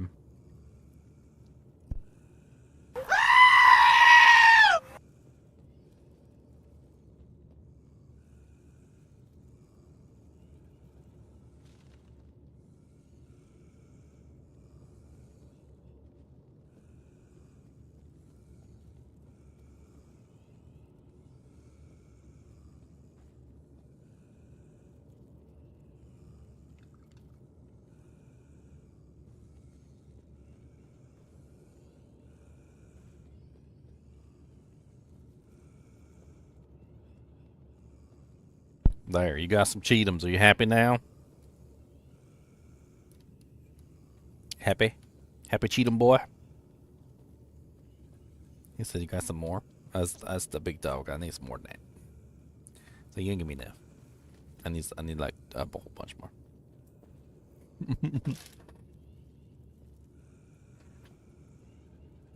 The Fenzon. And his name is John C.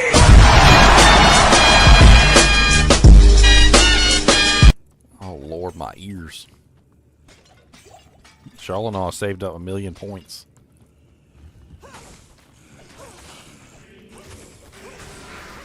$10,000,000 points Laytown.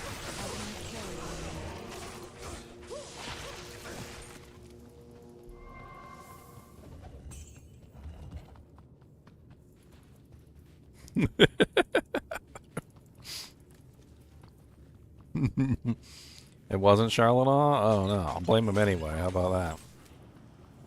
Cody, let's blame Charlanaw. You ready? 3, 2, 1. Charlanaw. So I don't subscribe to this.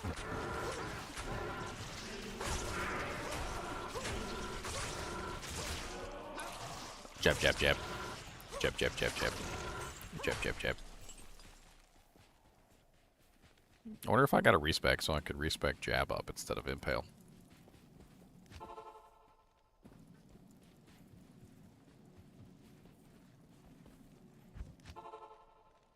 I don't want to change anything else though. I just want to change jab to impale.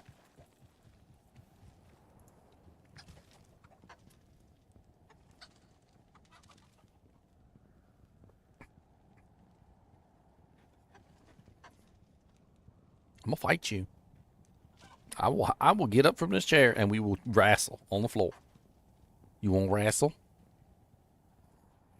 Do you want to wrestle? I'll bite you. How about that? You want bites? Give me the ear. I'm gonna bite the ear. How about that? Ew.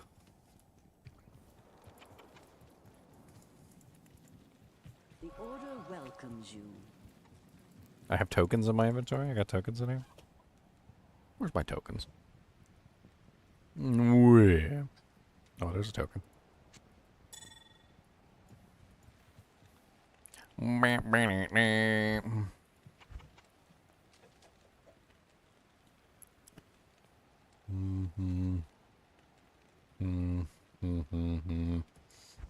mean, another thing I could do is instead of maxing out Impale, I could max out the Valkyrie.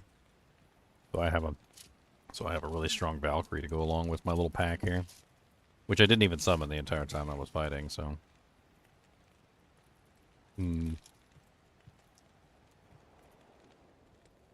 Cody said I would like some snacks. You guys more snacks than that, and I want all the snacks.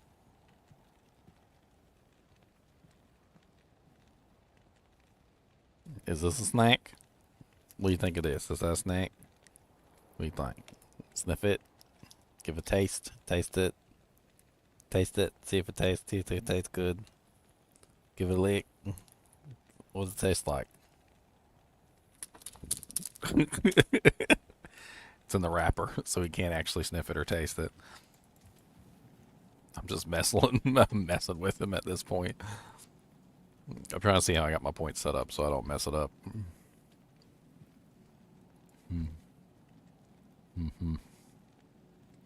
Okay, so I did 991. I got 5 base points in Valkyrie. I should have more base points in Valkyrie than that. Why do I only have 5? Just ran out of points somewhere.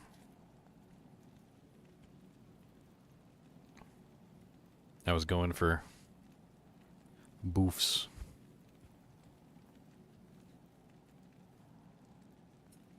Got 80 dexterity and 88 strength.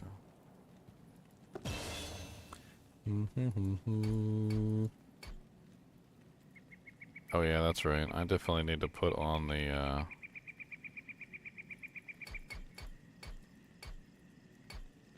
I gotta put on the spear. Spear has all my boofs on it.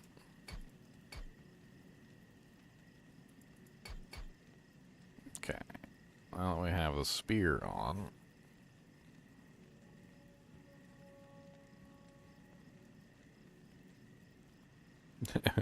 I can't even put on this swap set that I have. I don't even know why I have the swap set. I don't want to put that too many points in strength for the swap set. I don't really want to. What do I have the sanctuary for? Was I using a one-hander? I probably had like a T-stroke or something. Or Wraith Flight, maybe? So I had something in my offhand. I think that's why I had the... Yeah. I think that's why I was running like 88 strength. 88 base.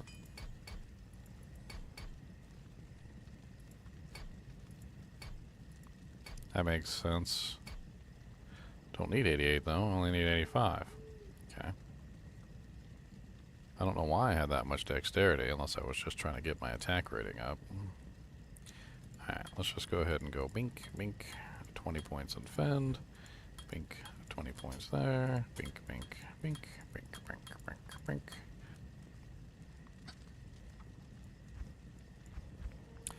Wow, wow, wow.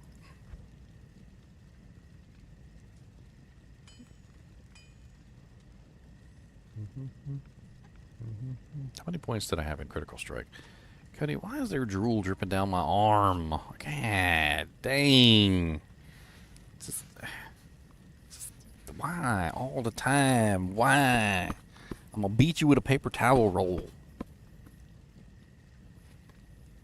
Every time I turn around, there's drool dripping down my arm. I ain't got no food in my hand. Drooly boy.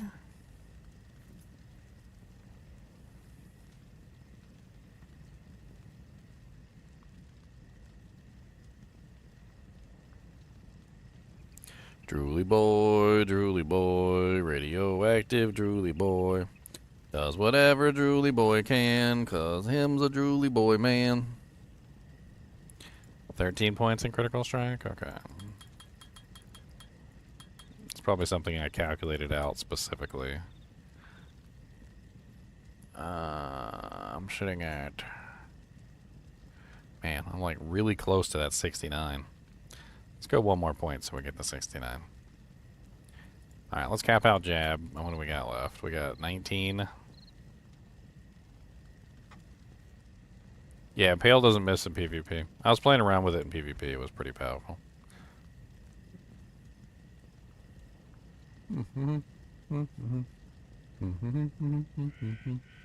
I should make myself an entire suit out of paper towels.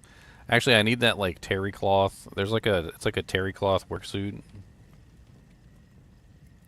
It's like made out of like towels. I've seen it before. I need to get one of those. I'll just wear it on stream. It's literally just like a shirt made out of towels.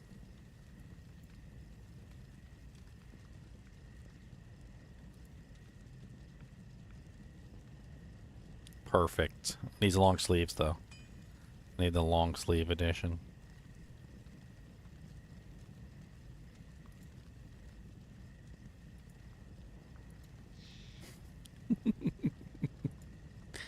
Only problem is it would just get eventually just like completely drenched in Cuba slobber. I need backups. Alright, so from here we've got 19 more points, and I definitely want to bring up these two right here, which are my two most important ones. I don't know if I want to put 9 in both of them, though. Let's throw 6 in both of them for the time being. There you go. Now we've got the level 17 Valkyrie. Let's throw one more in that one. There we go. Okay. Then we got Jab, and then we got Finn. Alright, and our attack rating's a little low, which is probably why I had more points in Dex than I otherwise would have normally wanted. So I probably want to beef up my attack rating a little bit. I've got my enchant, though, on my swap, so let's put that on before we swip it. So we're at 10k. 10k is pretty good. I'd like to bring that up a little bit. I usually like to be around like 15k to be safe. Like, I feel like we could stack that a little bit.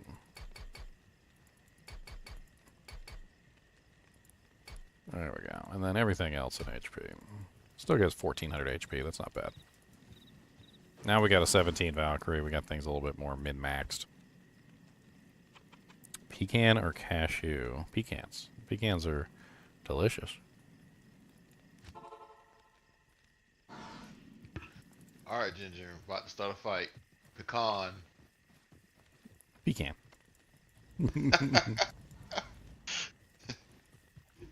Do you say tomato or do you say tomato? Tomato, sir. How about maters? Okay. Do you say mosquito or do you say skeeter? Skeeter, buddy. See, that doesn't really matter. I like to mess with people all the time. I mess with their brains. So, you know how there's like two different forms of there and there? Uh-huh. Alright. So which one am I saying?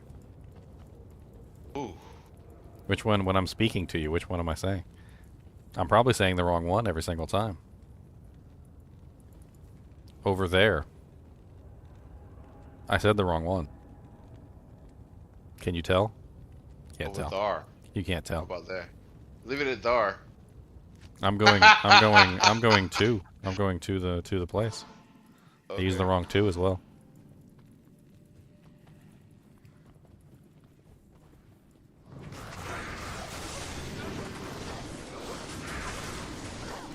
Oh no, it's making me freeze. I don't got a Raven Frost now? Oh, okay, it must have been Holy Freeze. Okay, now Jab is 7,400 damage on the top end. So with the critical strike, it goes up to, what is that, 14,812? 14,812. That's pretty good for an attack that hits 3 times. So you multiply that by 3 for your triple strike. Pretty sure anything I tap with that is going to be dead immediately.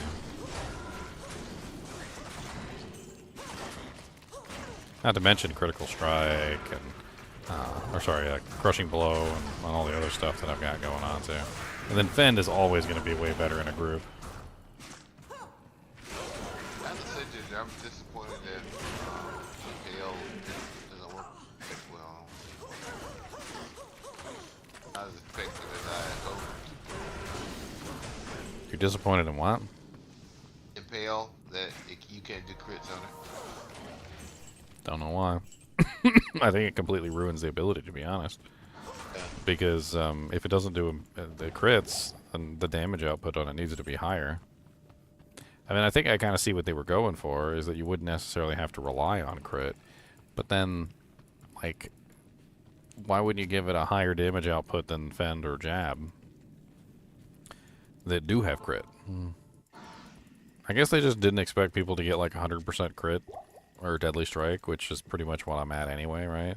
Because I've got, what, 69% crit on, I don't know, I've got 71% critical strike chance on Critical Strike, and then I have another 15% on Deadly Strike, so I'm probably critting or Deadly Striking at least like 100% of the time, or near 100% of the time, so I don't really understand why you would like balance out a skill improperly like that, because as it is right now, Fend at 11k is dishing out 22,000.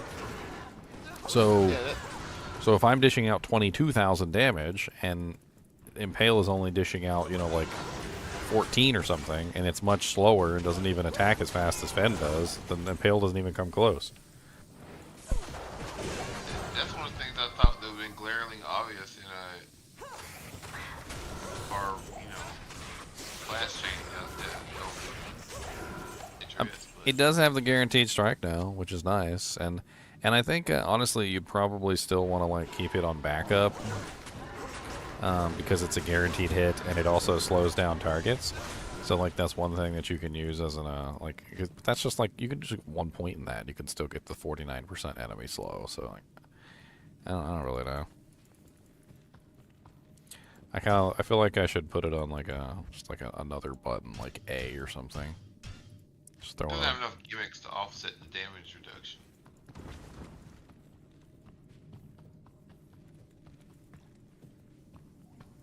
Like, that would have been pretty cool to like Impale like literally like pierce through the target and hit like targets behind it or something.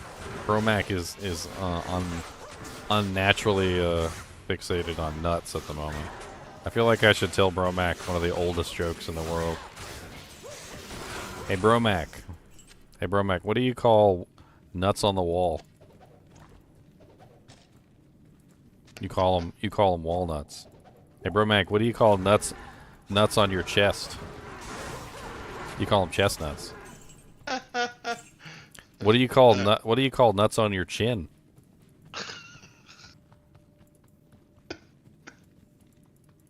Nothing. You got a wiener in your mouth.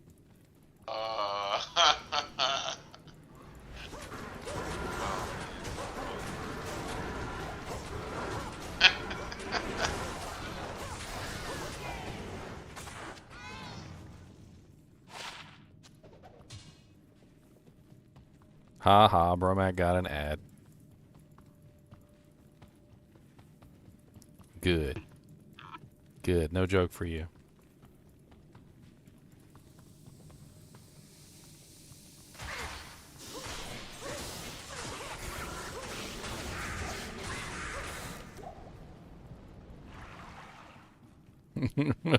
Repeat it? No, not repeating it. You rewind the stream.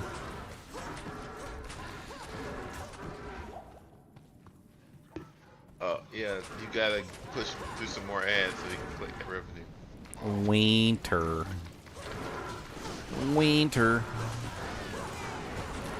That joke works much better in person. Because you basically ask the person every single question, and they respond, because it's really easy. They're like, oh yeah, walnuts. Oh yeah, no big deal. Oh yeah, chestnuts. Oh yeah, chestnuts. And then you get to the last one, and they're trying to guess what it is. And it doesn't matter what they say. You immediately reply with, "Nah, you got a wiener in your mouth."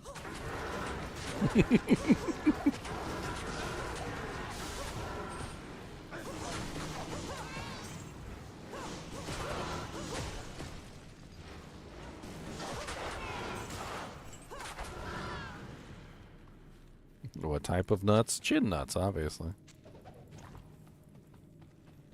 Alright, I had enough playing. I had fun playing on my old jouster. Could be a fun one to restart a season on. I might want to actually do a full jouster. Could also be fun to do a new version of this with a shield and run a really tanky version with the highest damage ethereal weapon I can get my hands on. Unfortunately, there's not a lot of really good ethereal weapons, but I don't know. I think I had a similar idea with this character. I think I was playing around with it because I think I had Wraith Flight in my stash, which was it's a really high single target damage weapon. And then I got the Sanctuary, so you run Wraith Flight and the Sanctuary together. And you basically just do the same thing you do it normally. But with the Sanctuary, Coco Mal is insane for resistances, everything. And I rolled a perfect Coco Mal too. This is a 70. So it's a 319 defense, 20% faster hit recovery, 20% faster block rate, 20% increased chance of blocking, 137% enhanced defense, 250 defense versus missile, 20 dex, 70 all res, magic damage reduced by 7. It's an insanely good shield. The 70 all res on that thing is just nuts. And then the damage output on Wraithflight is pretty decent. It's just not quite as fast. Oh, you got Holy Freeze, you little turd. Come here.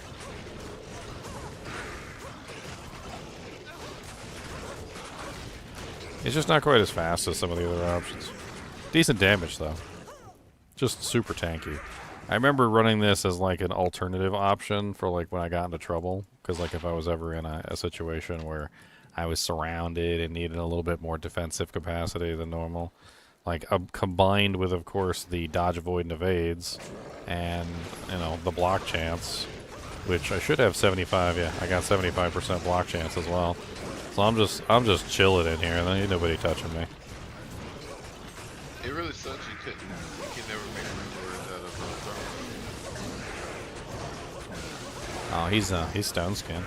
Do I got a bone break on this character? No, I don't.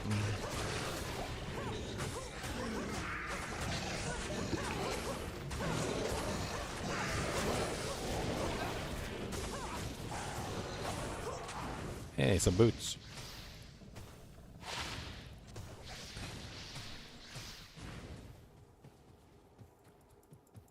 Bromac, that's one hell of a typo, my friend. He just said that you can make hummus with children. And then typo, you know, addendumed it to chickpeas, but I gotta say, Bromac, I'm a little bit scared of with the children. Like, why are we making chickpea or hummus out of children? I feel like that's just not an effective way to make hummus.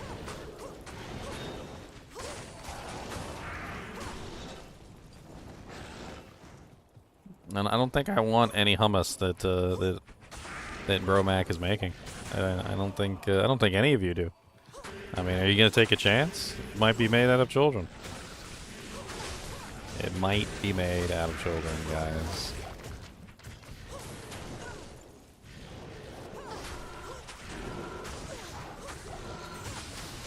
Honestly, it's not a bad setup having the Coco Mail on the other side, the Sanctuary. It's a pretty solid setup. I mean, with the Sanctuary, my resistances all go to 75 and 80 on lightning, so I'm literally capped out on everything as soon as I pop the Coco Mal shield on. I think you would need more IAS to kind of like cap out the speed of the Ghost Glaive, though. I don't know how much IAS you would need, but more than what I'm running. I love Coco Mal. Coco Mal. You see my perfect one? You see it? You see it? Yeah. Let me link it for you in the Discord chat so you can drool over it. I have a perfect one on my Season 2 Amazon. It carried my resistances and my block and survivability. The perfect Coco Mal. I love that thing. The perfect Coco Meal. Let's see what Bob put in for the team on here. Oh, we already got some signups. What do we got on here? Alright, so we got Leon wants to be a barbarian, of course. Xylor is going to be a Thorns Barb. How much you want to bet Xylor is going to start out as a Thorns Barb and then convert over to whatever crazy barbarian that you're making? I might actually do Rogue, but I put Barb there as a placeholder. I might do Rogue. Dev's doing a Sork. We got Heathen is doing a barbarian. Double swing / DD. What's DD? Into max life Thorn Miso Horny. Miso Thorny. I'm sorry. I read that as horny. I mean, technically it is horny. He might not even be able to use that name since horny and thorny.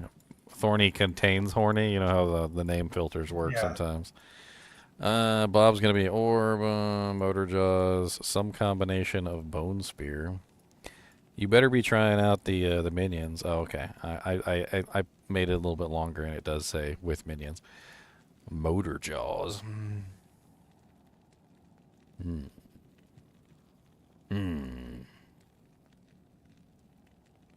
Ginger Squiddy Chunk. Hmm.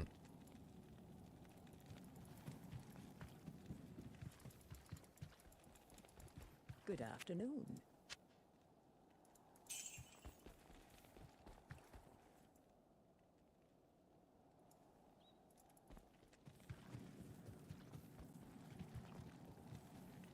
I bet most people don't get hand jobs from their barber. Well, what barber are you going to? You might have to, Sounds fun. you might have to send that out of my way, you know. I'm gonna need, some of the crack that you're smoking. Now this is my little hand axe that I've been using, that I was using for like an entire season, and every single character I made was literally using this hand axe. It's level 48, and it's got ridiculous damage for level 48. So all my level 48 characters, like as soon as I put that on, I was just like ripping through stuff. Rip and tear. Rip and tear. It's too bad you can't use a flesh ripper with this. That'd be really nice if you could flesh rip. Not in town. I don't know if you can use flesh ripper with the with jab. I don't think you can. It's still, you don't get the penalty loss on the shield because it's technically a stabbing weapon, but I don't think you can actually get. It just counts as a regular attack. Wow, that regular attack though is nice. What am I doing? Like 2,624 times 2. So I'm getting what? 4,005, 5,200. 5,240.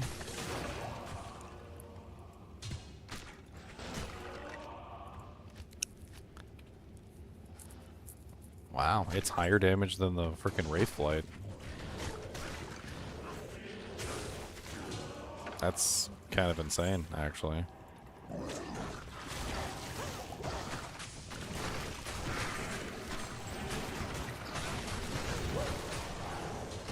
I think we might have just found a build. A really fun build at that.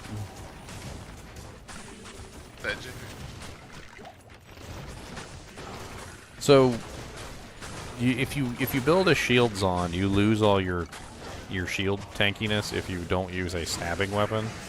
So technically you have to use a stabbing weapon to get your block chance, otherwise your block chance goes to like horrible, like absolutely catastrophic frames. Well, the only one-handed stabbing weapons in the game basically are javelins, but technically daggers count, so you don't lose your block chance when you use a dagger. So a really interesting build could potentially be a dagger Amazon. Basically run yourself an ethereal Zotted flesh ripper, like the best one that you can find.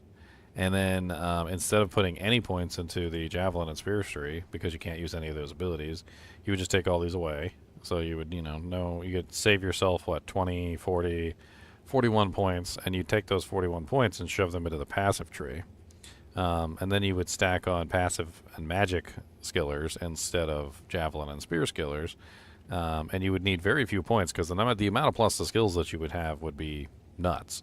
So you could run, like probably maxed out critical strike, maxed out penetrate. Your dodge, avoid, and evades would be absolutely insane. I mean, plus the skill wise, you'd be looking at. I mean, I don't know. I mean, what's my like CB and stuff like this? I think this setup is just overkill. 60% CB, 50% open wounds. I don't even have Gore Riders on, so I could swap over to.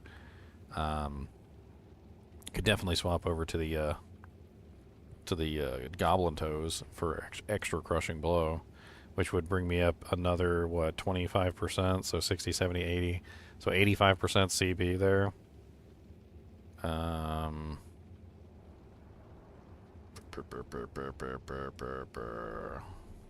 Instead of Jav and Spear here, you could switch that to passive and magic, so you get +2 passive and magic. How many passive and magics am I running? I only got like 2 of these. Oh, those are nice. So I could get 2 more there, 2 more there, so that's 4.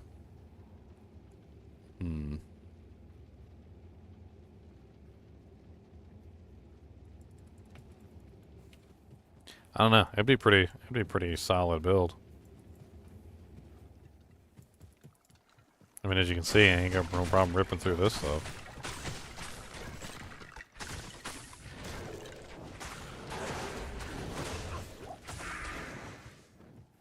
Hellforge plate.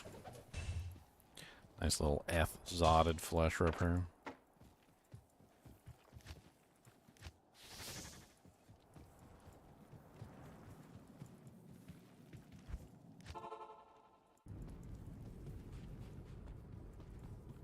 I don't know, without Fen though, you don't have the ability to take out large packs, which is unfortunate.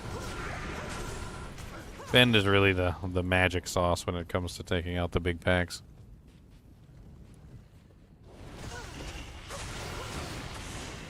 But then again, being so tanky that you're nigh unkillable certainly isn't a terrible thing. I mean, you're talking about 75% block chance with a fortitude, which gives you a pretty decent defense. And then with the shield, your defense would go up even more, of course. Then you also get all the dodge, avoids, and evades as well. So they would be like nearly capped on whatever percentages they're capable of being capped at. So you'd have like multiple percentages of things to try and actually make it to your hit point pool. I think for the most part, your character would be pretty much unkillable. You could probably just stand there in like Ubers and not even take damage.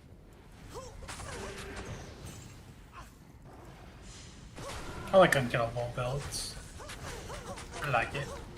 I mean, and damage output wise, I mean, assuming that your attack rating is in order. Flutter for Fang Knife also has negative 50% target's defense on it, which is also nice. You've got plenty of Crushing Blow, plenty of Deadly Strike. I mean, oh, freaking Malrune just popped out of a monster's butthole. I mean, it's certainly not a terrible build. The Coco Mal, of course, caps out pretty much all your resistances too. So I think you'd probably easily be able to overcap some if necessary.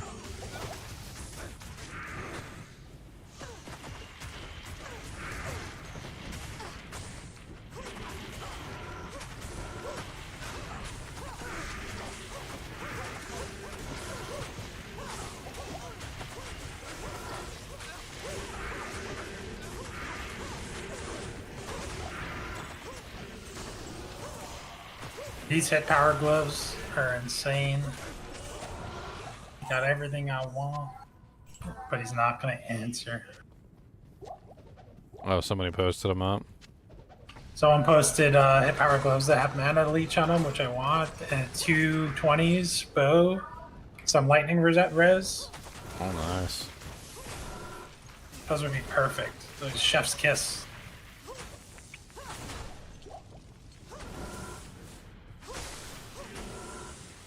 Sounds pretty crazy. Yeah, I mean that's like exactly what you want. And then with the knockback, the hits blinds target, and the freezes, you should be solid for any kind of CC. The knockback will help for the monsters that can't be frozen. Everything can be blinded, I think, except for I think it's Abyss Knights or Oblivion Knights or whatever. I think they're immune to crowd control or AI altering effects. They're immune to AI altering effects. There's very few monsters in the game that are immune to AI altering effects, but you can still freeze them though, and knock them back. I mean, you're pretty much covered on all fronts at that point.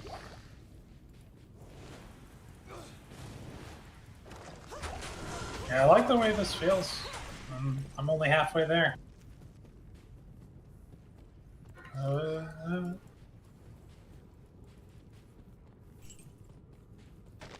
Only halfway there.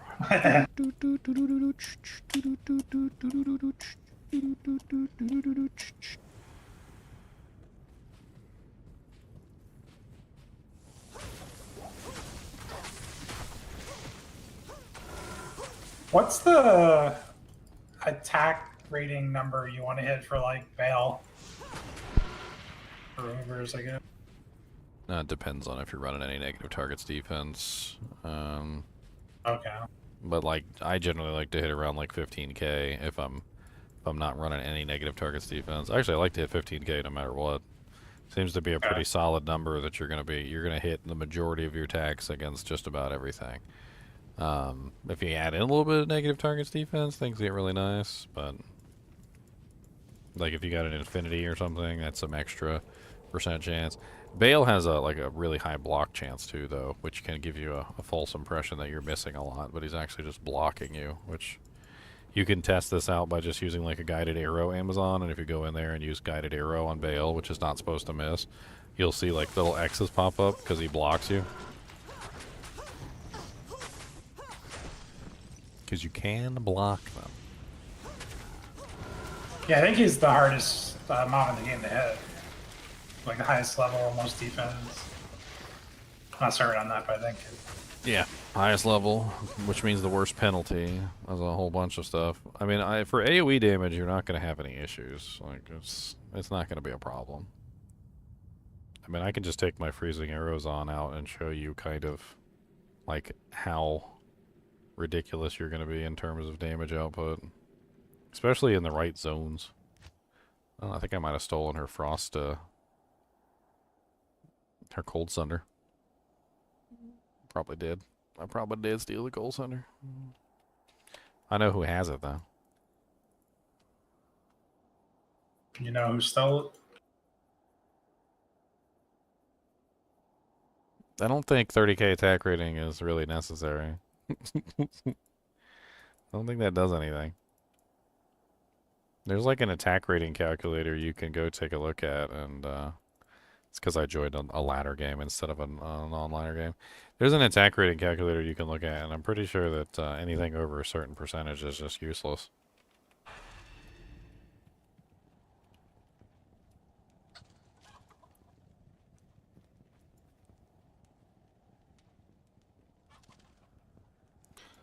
Here's the attack rating calculator right here. So, defender's level, we put in the defender's level as 110, which is Uber Diablo. And then let's assume that you are a level 95 character, which is pretty simple.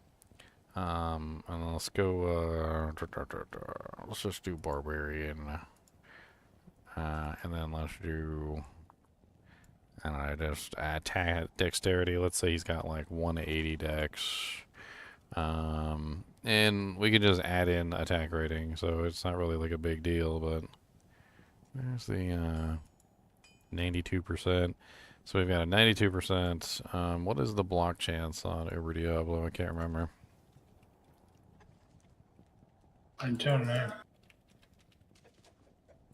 Wah wah wah wah wah wah wah wah wah wah wah wah.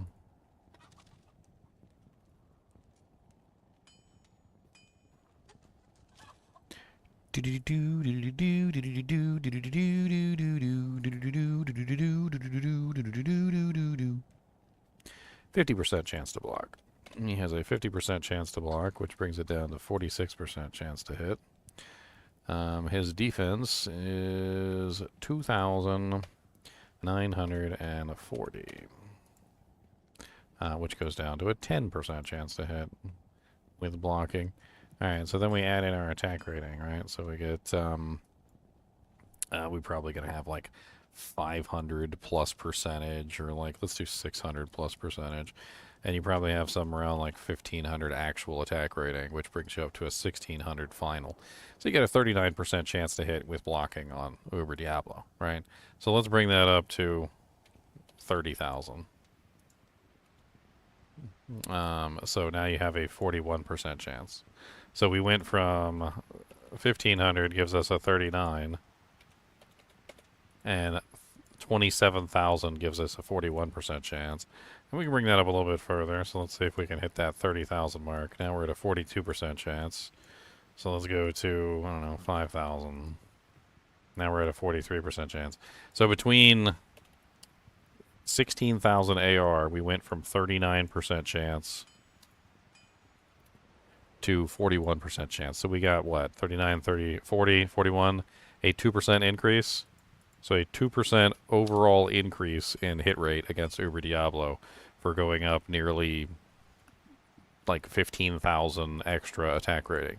So honestly, once you hit around 15,000, you're usually fine. So you generally need either around 1,500 base attack rating with around 600% plus percentage, or if you're looking at 300% plus percentage instead, you need around 3,000 base attack rating to hit the same numbers, and so forth and so on. And that's going to give you a better idea. If we take away the block percentage, as an example, we've got chance to hit. Oh yeah, that's right. Hold on. So we got a 70% chance to hit, and then we change that to, let's put the 600 back. 78, right?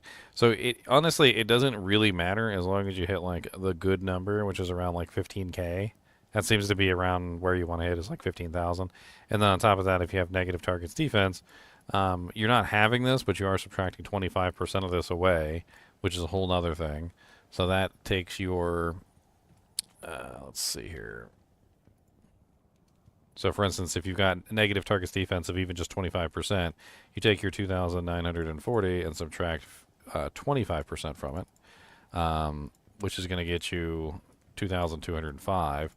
Or if you've got 25%, you subtract 12.5% and so forth and so on, which is going to reduce his overall armor value. And then you change that in the equation, and then that brings you up to a 46% chance to hit, because now he has lower armor value versus the same amount of AR. It's not really a good thing to stack your AR past a certain point, because you're not really gaining a lot. It's a diminishing returns equation. Now, leveling up your character reduces the penalty. So like if I go from 95 to 99, I'll get a reduced penalty. You notice how I went from 46% and 92% to 94% and 47%, because there's a penalty involved. So the higher level your character, the better you will hit as well, which sometimes in a lot of equations, if you just level up your character, especially when you're dealing with Ubers and stuff like that, you'll have a much better to hit chance. So if you're only like a level 80 barbarian and you go up against Uber Diablo, you only have an 84% hit chance on him, with a 42% chance of actually hitting him with the block chance. But if you're a level 99, you've got a 94% hit chance with a 47% chance with blocking. It works out better when you're higher level versus these higher level monsters. But when you're fighting someone of equal level, which is a difference, so if you're like a level 80 character fighting a level 80 monster, there's basically no penalty there, and so you've got a 95% chance to hit. A lot of the times what happens, though, is you have players that are like fighting TC-87 monsters, and they're only like level 66, and they don't have anywhere near as much attack rating, so they only have like half the attack rating of that, which is like 11,000. Or let's take that down even further. So they're sitting at like 6,340 attack rating, and they're level 66, and they're going up against a monster that's level 87, and the monster still has its full defense value of like 4,903. And so their to-hit chance, like with blocking, is like 29%, and they're just whiff in everything. So it ends up being absolutely horrible. It really comes down to the level of your character, the level of the monster you're fighting, how much attack rating you have, whether you're using negative targets defense or not, whether or not the monster can block. I mean, it's stupid, especially when you consider that spellcasters hit every single time without fail. That's where things get really. That's where things get really dumb, because your spellcasters are just like, oh, you're missing? Imagine that. And then they fire off 3 fireballs that hit every single time. And Nord targets defense only works against normal mobs, right? Not bosses. Yeah, ITD only works against trash mobs. Alright, I'm taking you into Maggot Lair so I can show you just how powerful these exploding arrow builds are. Are you ready? Mm-hmm. Watch. I mean, obviously you're not going to get the shatters. That's not going to be quite as therapeutic, because you don't have the shatters. But when you fire off one of your arrows down a hallway, and literally the entire hallway just like disintegrates, like that, and they line up so nice and perfectly for you that you're just like, oh, okay, well, thank you. I really appreciate that. Like, look at this champion pack. Look, come on down here. Here, have a Valkyrie. All right, everybody line up real nice and there you go. Everybody line up. You ready?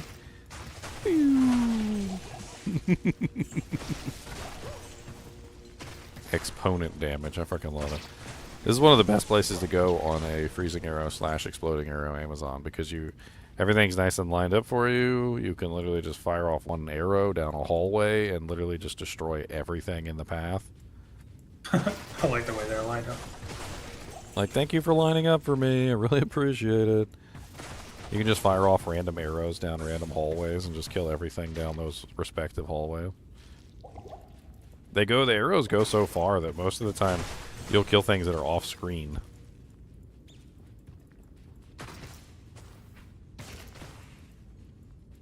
How does conviction calculate with the Eth rune? We were talking about that earlier. I'm pretty sure that it applies first and then the Eth rune applies second. That's my guess. Because when you get conviction cast on you, it actually physically lowers your defense on your panel. Like, it actually causes your defense to be lowered on the panel, which makes me think that it's an actual lowering of your actual defense, not just something in a calculation. Which means that it probably lowers your defense first, and then the Eth rune lowers your defense second, probably from the lower number. So, you know, if you've got 2,000 armor and you got a 50% reduction from conviction, that brings you down to 1,000, and then you've got like a 25% Eth rune, then it's 25% of 1,000, which is going to be 250 off, and then that's going to bring you down to 750 total or whatever, right? It's not going to be a combination of both.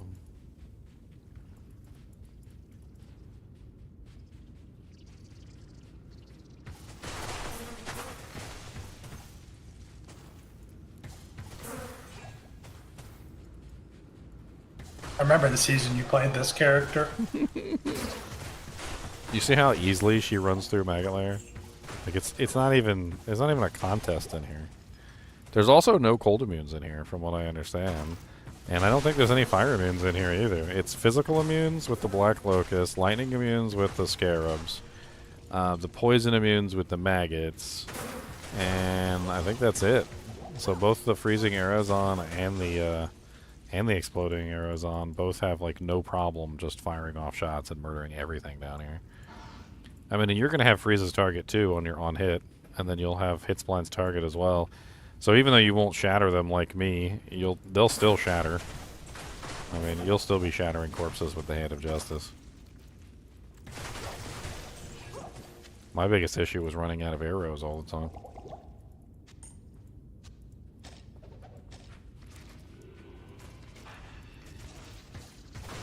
I had a perfect, or a nearly perfect, Wizen draw around that time too, but I gave it to somebody because they were doing a freezing arrows on too. I had an ice bow and a perfect Wizen draw. I didn't need to be greedy. Which one is better? Ice? Both of them are better. Both are better. Just both. Yeah, both.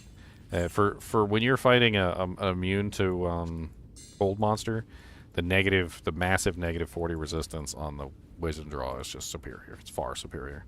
But when you're fighting non-cold immunes and you don't need the huge amount of negative cold res, the ice bow is far superior. You can basically keep both of them, one on each hand, and you can literally just swap between them as necessary. So whenever you come across cold immunes, you just swap over to the Wizen draw, and whenever you come across the non-cold immunes, you just switch back over to the ice. It's kind of hard to. Oh yeah, I forgot. What's her face is immune to cold. That's okay. My barbarian and my Valkyrie will absolutely demolish her. I don't need to worry about it. I can just stand here and watch. Don't you be spawning babies and distract them, my barbarian. I got strength.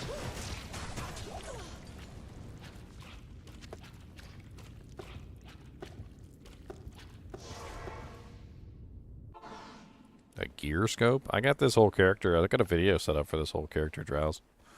I'm pretty sure, anyway. Freezing arrows on. He played it and loved it for a long time. Yeah, there you go. Fave builds. Freezing arrows on. Is that the one you hit 99 on? Yeah. She's level 99. Good day.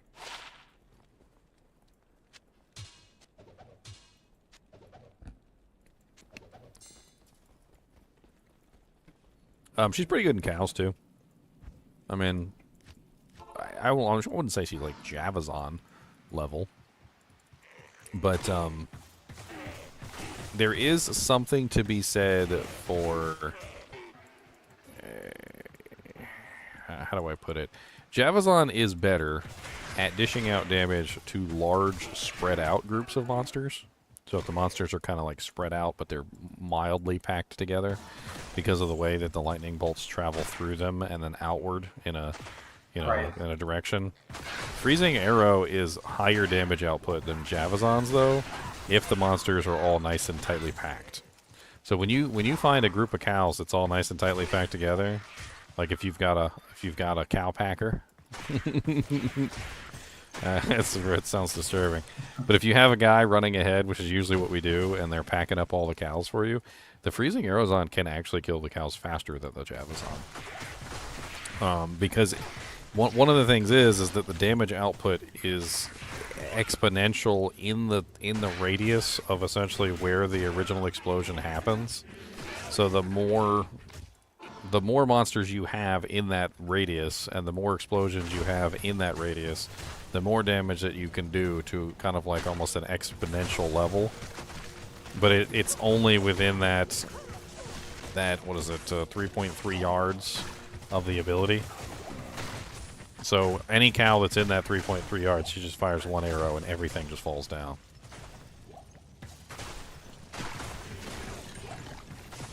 Yeah, I probably will play this next season. The only other thing I think would be even more fun is probably the Demon Machine Sork version, because that one you just get crazy level enchant and fire mastery with it. It's just super strong. Honestly, I think the strongest one has got to be the Paladin version.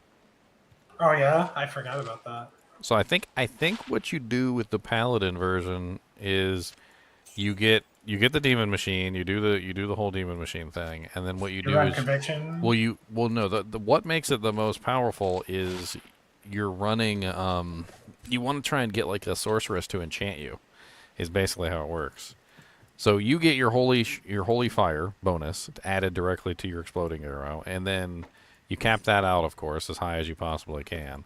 Then you also grab the basically maxed out enchant from like a fully decked out enchant sorceress, and so you get the enchant and you get the holy fire, like both at the same time, which is not possible for any of the others. So like you don't really get the holy fire on the exploding arrows on, and you don't really get the holy fire on the sorceress either.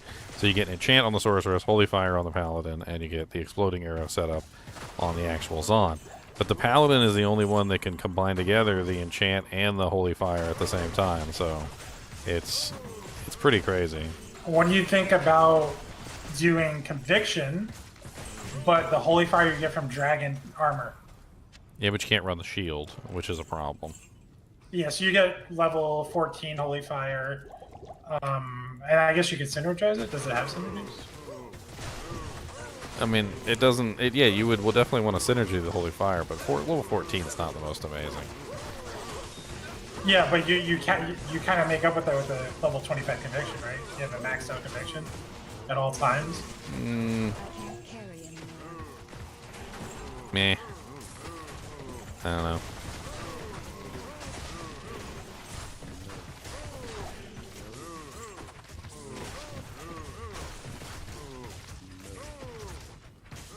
I'm sure people in the party would love you. There's our conviction pally running around. A cast. Okay, maybe I do that. That actually sounds fun. It's locked. I mean, the added benefit of running the Holy Fire Strider Paladin is that you're not limited to being a Strider Paladin. So you can actually set up your character for both. So you can be a Holy Fire, like, native user with, like, a decent, Holy Fire weapon. You can set up the whole, like, your offhand can basically just be a sword and a shield or whatever, like, for your... Like smiting or something? No, just for your regular attack, because Holy Fire is really good at dishing out fire damage. Okay. So you would just set up an alternate set so you could also be a melee character when needed. I mean, honestly, melee is going to be superior when it comes to crushing blow.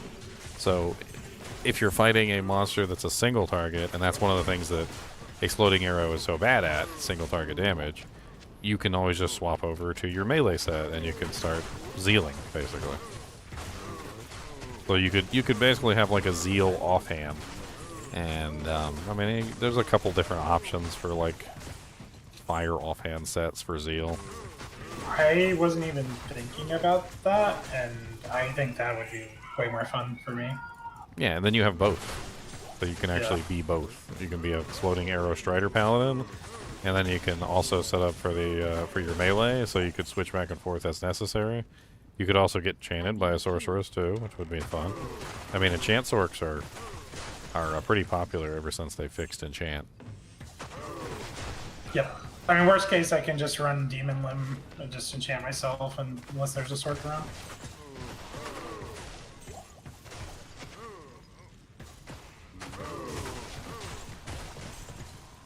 Absolutely That's what I'm running demolish right now. these cows. You see how easy this character deals with cows?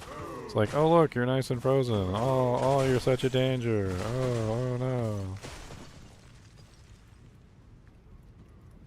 I think Freezing Arrows on became one of my absolute favorites. When I realized... Yeah, I remember how much you loved it. Well, it's just the crowd control. It's just so much crowd control. Speaking of crowd control, the frozen orb sorcerers on Diablo 4 is like there's like nothing is ever unfrozen. It's just everything's frozen all the time.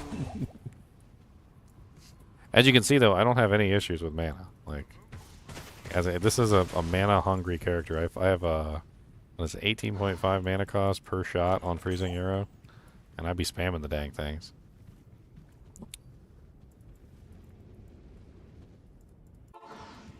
It's because I got 7% mana leech on the amulet. I've got 3% mana leech on the gloves. I'm running a 6% mana leech ring, and I mean, it works out pretty nice. It's a pretty solid setup. I'd probably be better off with a 4-faceted, cold-faceted, like Gmod armor instead of Arcane's Valor, but it's just a cheap option. Arcane's Valor gives you +2 skills, and it gives you 30% faster recovery, and you can throw 1 facet in it. It's the best skills option available, but it's not the best option. Have I heard D4 bad radio? What's D4 bad radio? What's that? Good evening. I have never heard of such a thing.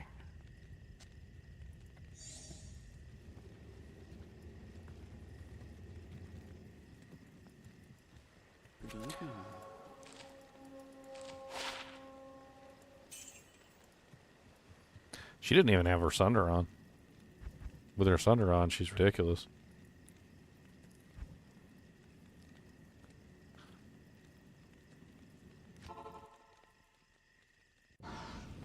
It's crazy, too, because when you're with these range characters that have all this damage, you get into a habit of just firing off your shots into the distance, basically.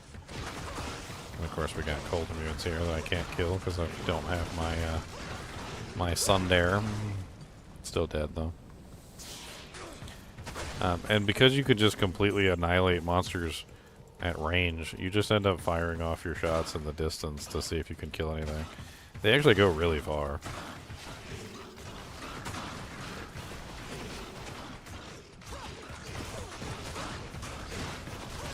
Strafe time.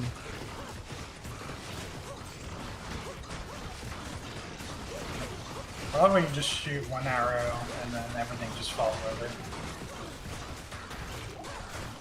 I mean, it's just so much damage. It's hard to get a feel on exactly how much damage you're doing because the whole thing is a mini game. You know how I was talking about earlier about how the new Firebolt build on Diablo 4 really feels good because the mini game is fun. Yes. I mean, it's the same thing for this. The whole mini game on this is lining up your shots and making sure that you're hitting as many targets as possible. So the more targets you hit and the better you group them and the more you play the mini game, the more you're rewarded. And it's a very effective and very powerful reward because it's like a freaking dopamine hit. I mean, like, you get into like these big packs and you line up the shots right, and the whole pack literally just disintegrates in one shot, and you're just like, oh baby, give it to me. And if you don't play the mini game, I mean, that's one of the things I've never understood about Javazons, lightning Javazons. I've never understood like what's going on with the whole like wanting to attack as fast as possible thing for the Javazons.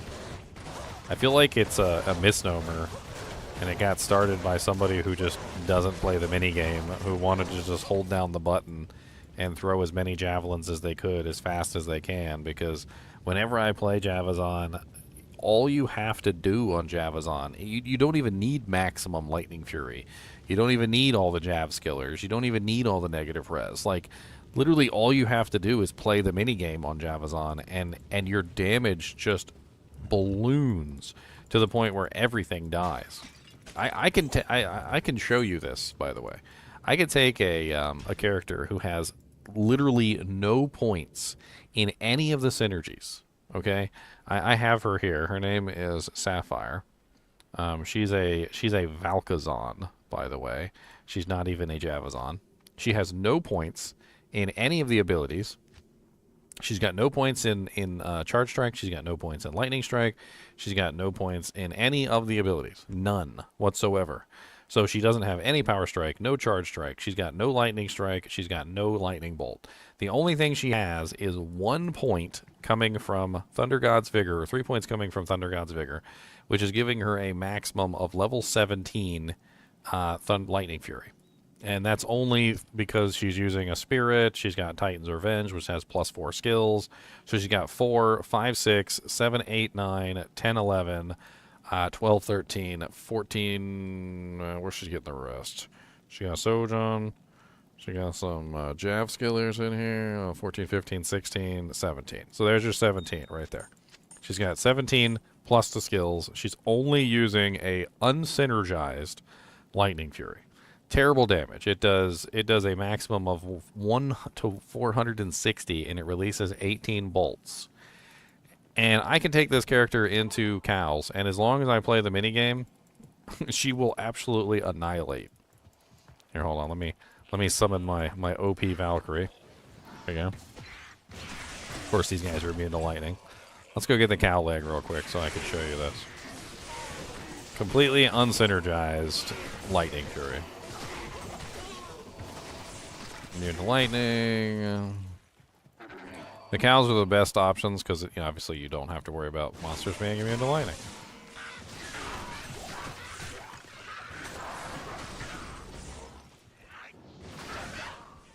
I hope they start adding more stuff to this game again.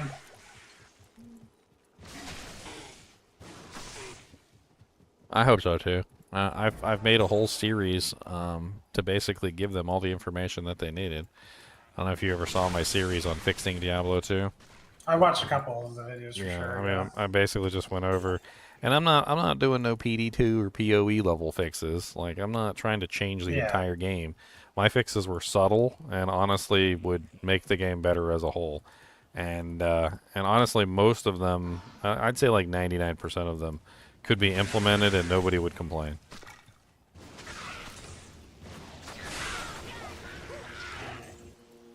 Yeah, you're always gonna have like a small percentage of diehards, but I think people have come to accept all the new things they've added. Like, people accept the Thunder Terms, they accept the Terror Zones, they accept like the mosaics and the next hit delay changes, all that stuff they were doing. I mean, there's always holdouts, but yeah. You hear that, Blizzard? You should listen to this guy, not speedrunners. I think for the most part they all listen.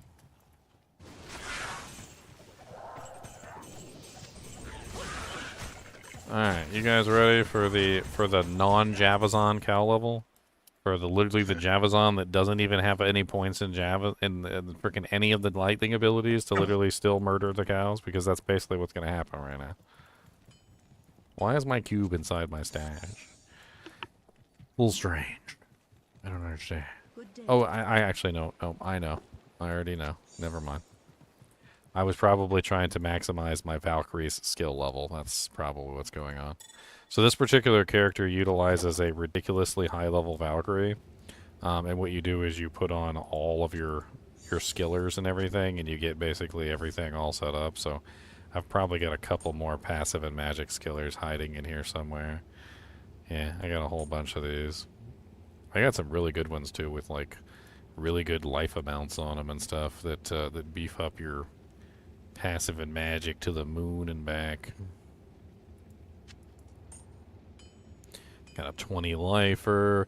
So with the +3 passive gloves, the +3 passive amulet, I think I had like a +3 passive circlet too. So basically I just summon my level 47 Valkyrie. And I try and get her set up correctly so she has the black spear. That's all I'm really looking for, is the black spear. The armor is nice, but the black spear is like the best thing. So there you go. She's got the black spear. Or is that the white spear? I think that's the white spear. No, that's brown. Is that black? Turn your... Oh, yeah, that's black. Okay. All right, so now that we got the black spear, we've got like the highest damage output Valkyrie. Then I put on my other equipment. So I've got my Maras. There's my perfect Maras. I've got my passive and magic Dujinks there. And then I had like is that it? Is that it? Yeah, okay. Alright, let's go.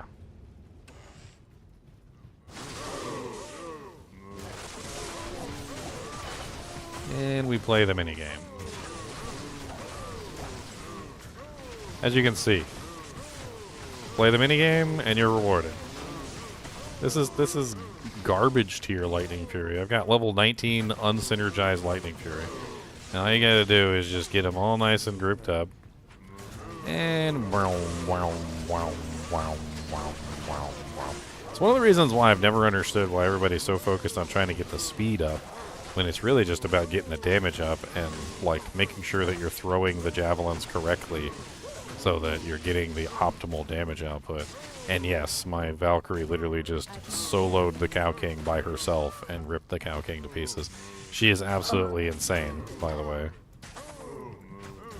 At level 47, with the abilities that she has and how she's summoned, especially making sure she has the black spear, she can absolutely annihilate the Cow King by herself.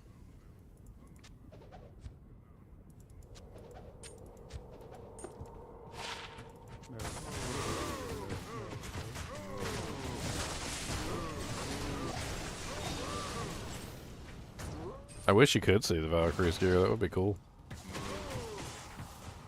This character also uses another item specifically for this kind of stuff, too. So whenever I come across a really strong monster that I need to help the Valkyrie kill, which isn't often, by the way, I got a guided arrow bow on the other side specifically for that purpose, so I could focus down one target. It's a really fun build with the Valkyrie.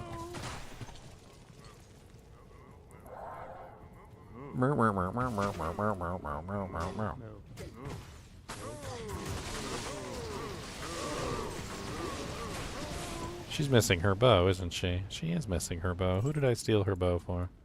She had a faith bow, I'm pretty sure.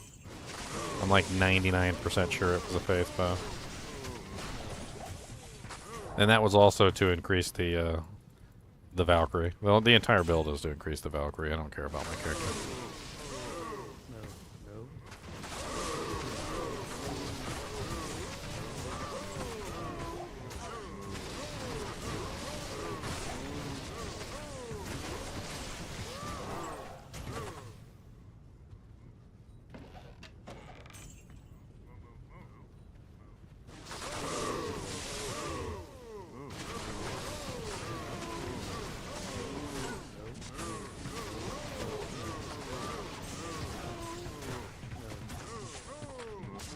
Well, Magic Arrow requires attack rating, which I don't have, so the reason why I'm using this is for the Guided Arrow.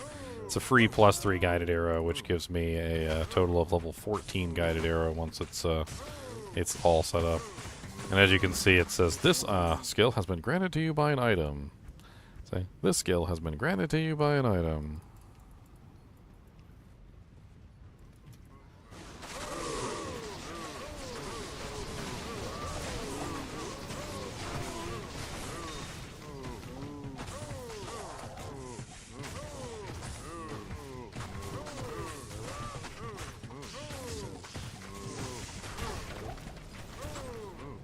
Honestly, she's like the best tank you could ever ask for. I don't think anything in here is even capable of killing her. My Valkyrie has so much HP, so much defense, so much damage output. Like, I legit don't even think that she can be killed. I don't think she can be. I've also found out through some very interesting quirks of fate that because she's using equipment, it's actually possible to get a weapon that has an amp proc on it. This is something that I discovered one day. Because she's actually using real equipment that is generated within the game, there is a possibility that when you summon her, she can have an amp proc. So you can have a freaking level 47 Valkyrie when you summon her with an amp proc, and she'll have the amp proc for the entire game as long as you don't resummon her, because she ain't dying.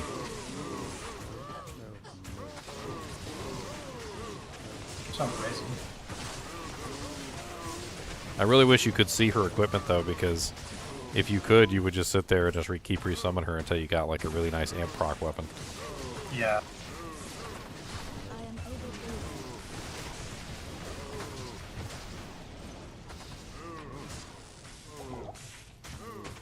Oh, look at that big old pack.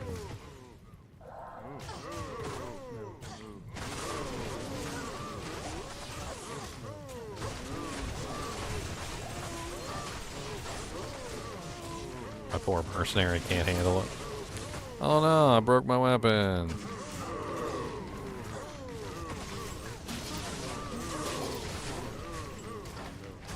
Impossible. I can't. My poor Valkyrie in there. I'm not worried about my Valkyrie, but I am worried about my mercenary that's getting her butt kicked in there.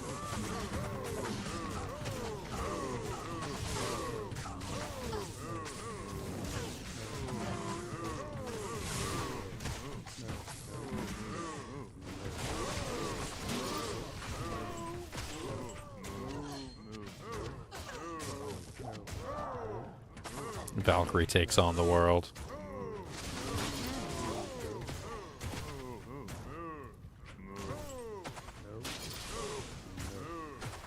Wah, wah, wah, wah, wah. I got a 90% pierce on this character too, because of all the passive magic skill bonuses. She doesn't even need Razor Tail or anything.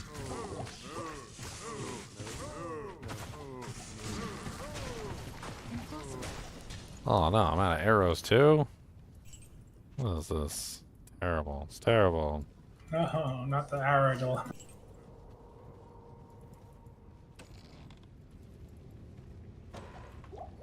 Anyway, this character's really fun too.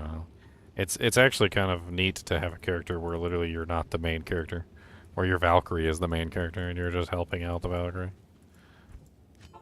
Like if I were to go to well, let's go over here and let's let my Valkyrie just like rip apart these monsters.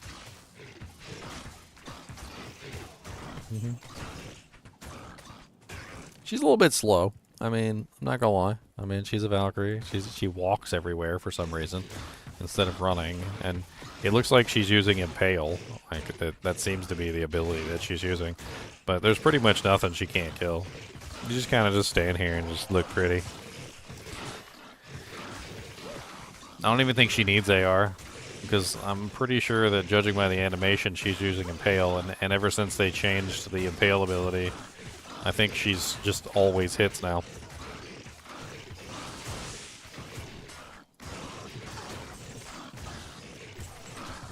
Yeah, get Eldritch, get him, stab him.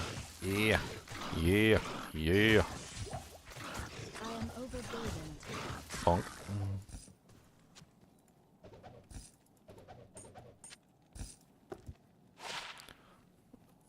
Dual res, 10% faster run walk, faster hit recovery. They're level 18 too, wow. It's kind of nice. I'll take those back to the stash real quick.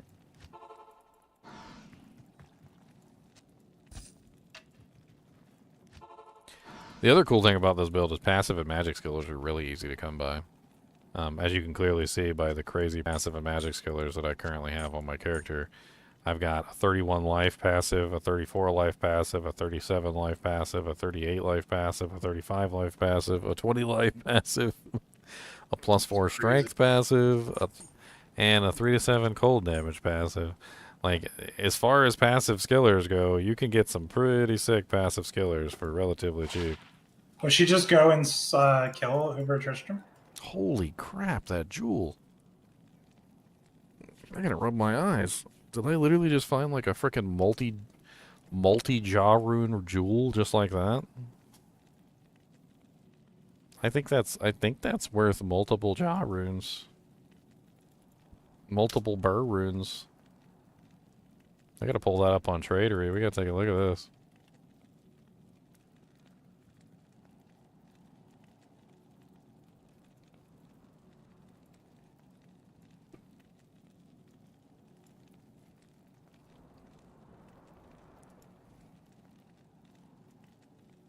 Alright, we're gonna search it up. Let's go. It's not ladder. It's non-ladder, unfortunately. Oh, sadness.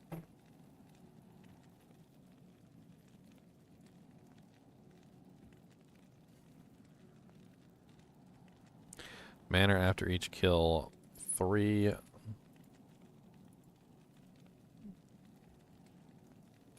requirements.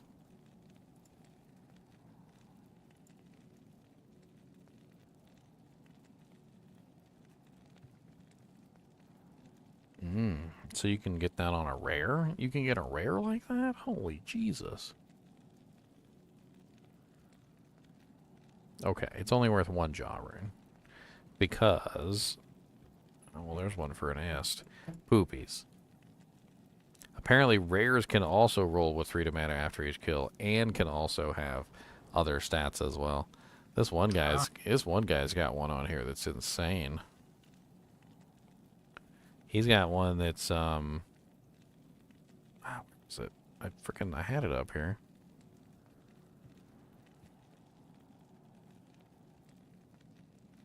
Where the hell did they go? It was at the top. That one's faster hit recovery. That one's kind of neat. That's got 8 decks on it too.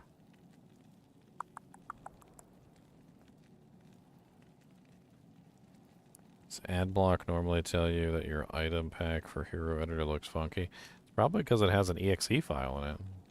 Most of the time when a pack has an exe file in it, a lot of ad blockers will, or sorry, a lot of like virus checkers and things like that will be like, oh no, there's an exe file in there. Because exe files are one of the clearest ways that people will, one of the easiest ways that people will just like get into your system. The pack has Hero Editor in it because I didn't want like people trying to download Hero Editor from a different website. So I made sure to put Hero Editor inside the pack, which, and most programs are going to look at Hero Editor and be like, what the hell is this ancient archaic exe program?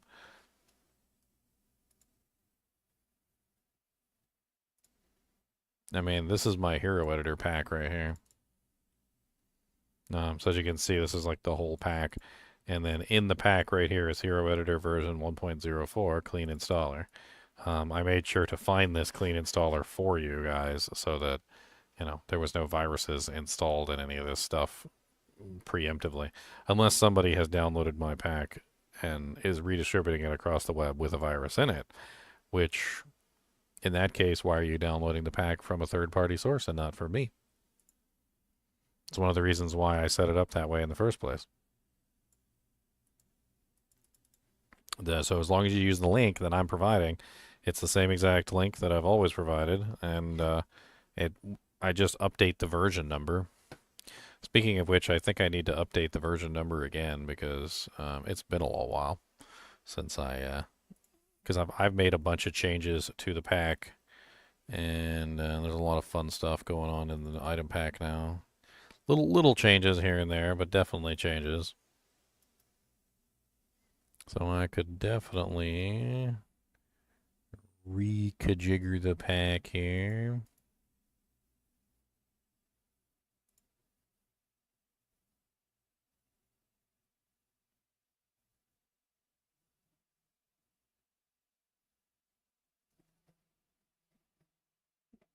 All right. We're currently on what, version 15?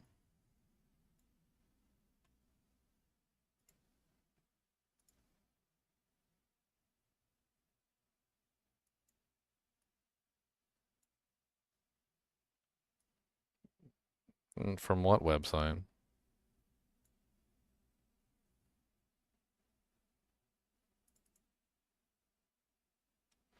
Oh, we're on version 16 right now. Okay.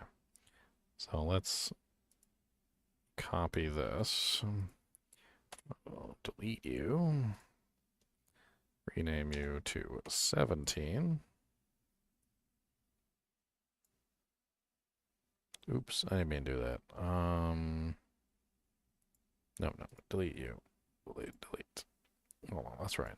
All right, so I just overwrite the original, so we're just gonna overwrite the original. That's how I usually do it.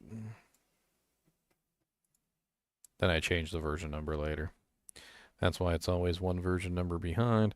There's also 2 download links, actually, that have been floating around. One was an outdated version, but I've kept the outdated version updated to the newest version. I just changed the name of the pack with a little apostrophe. And now we're going to rename to 17. I actually do need to make some updates to this pack. It's going to take me a little bit of time, though. Little things here and there that I definitely need to change. There we go. Now we're on version 17.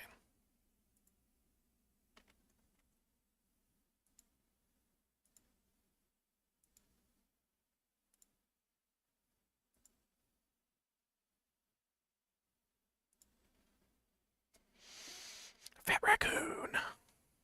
We need another raccoon. Why does it say not safe for work? Doesn't allow not safe for work content. Oh, okay. Alright, let's change this. We want to change this to can we really not? I want to do 16 by 9. Ugh. They only let you do 1024 by 576. Let me guess, you got to do premium version to get like a larger resolution. Well, that sucks.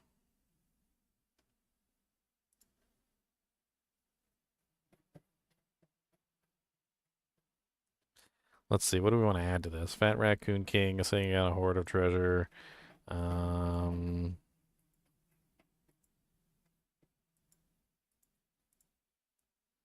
Sitting on a hoard of treasure. What else we throw in there?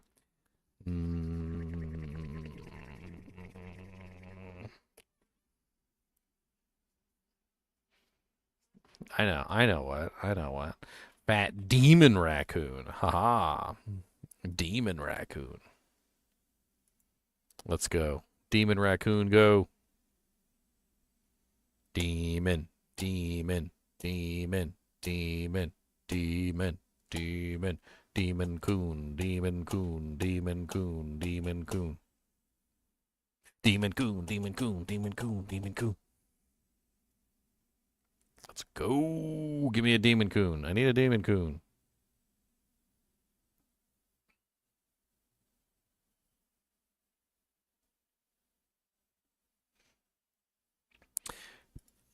Oh Lord, the hell's going on with this one? Can we see this? Let me see it. That's nowhere near as good as the first one. He definitely does look demonic though.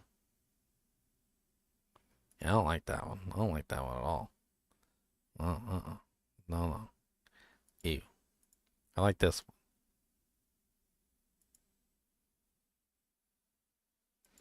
I like this one. Speaking of AI art, though, does anyone else feel like the AI art is something that should be what's the term? Banned. Well, so not necessarily banned, but I don't think that anyone should be able to hold copyrights to AI art. And on top of that, I think it should be free to everyone. There's two reasonings that I have for this. Number one, the AI system is not actually drawing anything. It's very similar to a calculator in a lot of ways. So we had this conversation before how calculators don't actually calculate anything. That what they're actually doing is they're actually just taking the data that's imprinted inside the circuits and just presenting it to you. And although it's a little bit more advanced, the AI art machines are basically doing the same thing. They're scouring the internet. They're looking at other art, things. They're looking at people's pictures. They're looking at like reference photos that have been inputted into the AI machine for raccoons and treasure and lots of other stuff. And then they're taking it and they're conglomerating it together into a photo. But conglomerating the art into a photo is not something that can be done without all of the prerequisites. So you need everything that was like brought up to that point to be able to create the art. And the AI art machine isn't doing anything more than just simply putting things together like a Lego set, I guess would be a better way of putting it. I mean, it would be like me buying, like a kit, like 3 or 4 kits, and then telling somebody to put together like like something new from the kit and giving them an idea. Be like, all right, well, here's 3 kits. Here's a Star Wars kit, here's a Star Trek kit, and here's a Lord of the Rings kit. I want you to make me Bilbo Baggins wielding a lightsaber with on the deck of the Enterprise or something, right? And then you take all the kits and you make Bilbo Baggins wielding a lightsaber on the deck of the Enterprise.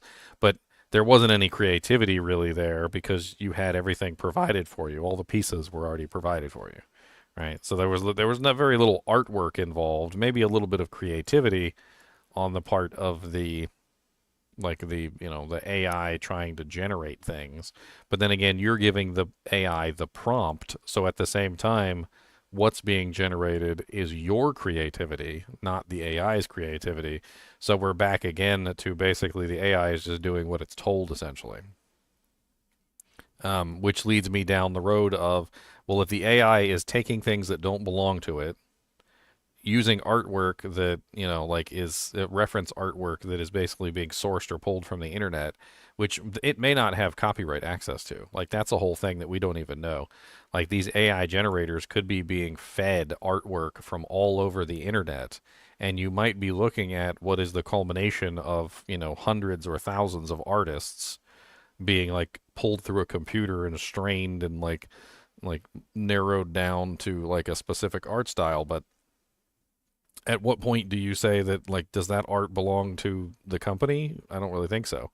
Does it belong to the person who made the prompt? I don't really think so either. It doesn't even belong to the artists anymore because it's like thousands of artists worth of, stuff being sourced and pulled from to create the art. So at some point or another, you have to pretty much just assume that the art it needs to be free.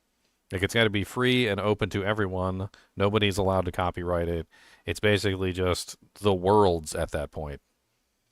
Kind of reminds me of the story that they tell you about was it like Native American children and how the Native American warriors were really strong because when they were babies they would get passed around from mother to mother and they would suckle off the breasts of every single woman in the tribe, and by the time that they were adults they were big strong men because they had plenty of food as babies, or whatever, right? And every mother in the tribe was basically like their what is it called when you're not the mom but you're like somebody that's pretty much the mom at that point? No, even more than that. Like, I mean, they probably would have been more along the lines of like, what's the it's the honorary title. What's the honorary title when you like make somebody the godfather or the godmother? That's right.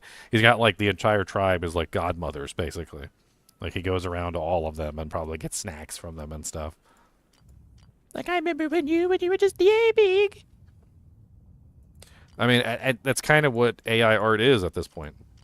It almost represents a example of a crowd-sourced endeavor. The only problem is that we don't know what crowdsourcing they're really using to enable the AI to be able to do what it's doing. Like, I've heard of some interesting situations where you'll have a guy who'll go on there and he'll say something like this. He'll go, "Oh, well, I had the AI read every book that Charles Dickens ever wrote, and I told the AI to write me an original Charles Dickens story by using as a reference all of the Charles Dickens works that he has ever written." and then the AI then proceeds to spit out a story, whether readable or not, which is based upon Charles Dickens' works, right? Is the AI creating something new? No, not really. The AI is creating a work based upon the source material being Charles Dickens' works. And whether it comes out as a Charles Dickens book or it's something completely silly where it just reads absolutely stupid, because I've seen some of those too, where like they tell it to write a story and it's like the worst story ever with just like the worst wording and it doesn't make any sense. But if it did come up with a Charles Dickens book, like an all-new Charles Dickens book, and it was like the most amazing Charles Dickens book in the world, who does it belong to at that point? It belongs to Charles Dickens. It's his work. The AI is doing nothing more than just taking his work as an example and just re-representing it in a new way, which then becomes a new novel in his series. So it belongs to the original author. But when you take an AI and tell it to read like every book that's ever been written and you're like, make me a adventure story about a man and his dog, and then like it writes you an all new original story based upon like millions of books that it has read, who does it belong to then? It belongs to nobody.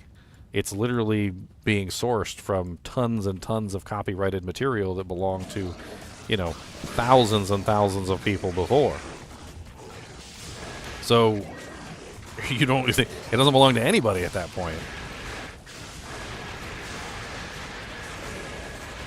It doesn't even belong to the AI because none of it is an original thought.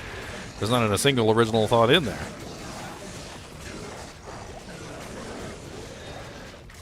There's a ton of YouTubers doing AI music for their channel. They're getting like 12K views and like crazy stuff. Yeah, the AI. It's a lot of it is being sampled from music as well.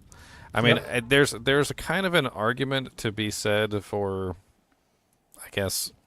Actually, I'm not really sure. Let's use Chrome as an example because Chrome is a really good example of this. So Chrome is based off of Mozilla Firefox, if you guys are unaware. Mozilla Firefox was really popular for a long time until Chrome kind of like took over the market. But Chrome is literally using the Mozilla Firefox engine. So when Mozilla Firefox was at its peak, Google was like, Firefox is open source. They're really popular. Let's just copy their open source engine, manipulate it a little bit, turn it into our own engine, and then we go from there, right? So in the case of Firefox, Firefox got basically usurped by Chrome, which was literally just exactly the same thing as Firefox, just basically a stolen open source code, essentially. But how do you steal something that's free, right? So, and then it kind of applies to the AI as well. So you have a lot of music that's free. It's basically like as long as you make sure that you're not taking things that are copyrighted or owned by anyone specifically, that are like free for anyone to use.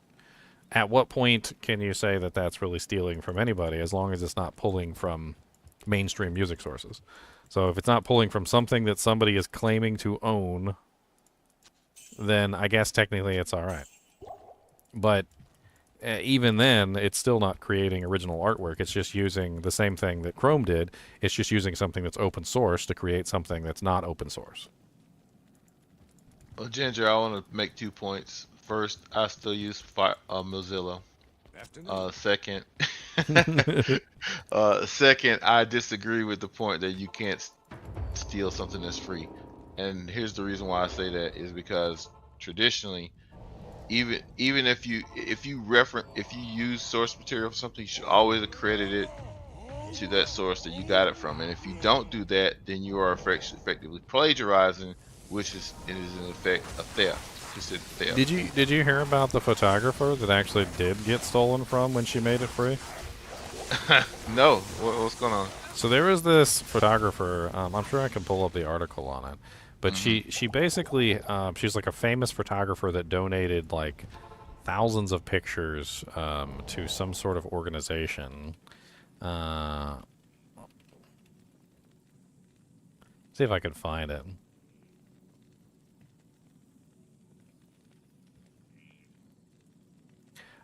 She basically donated like tons and tons. So it's the Library of Congress to make them free use. That's it. Okay.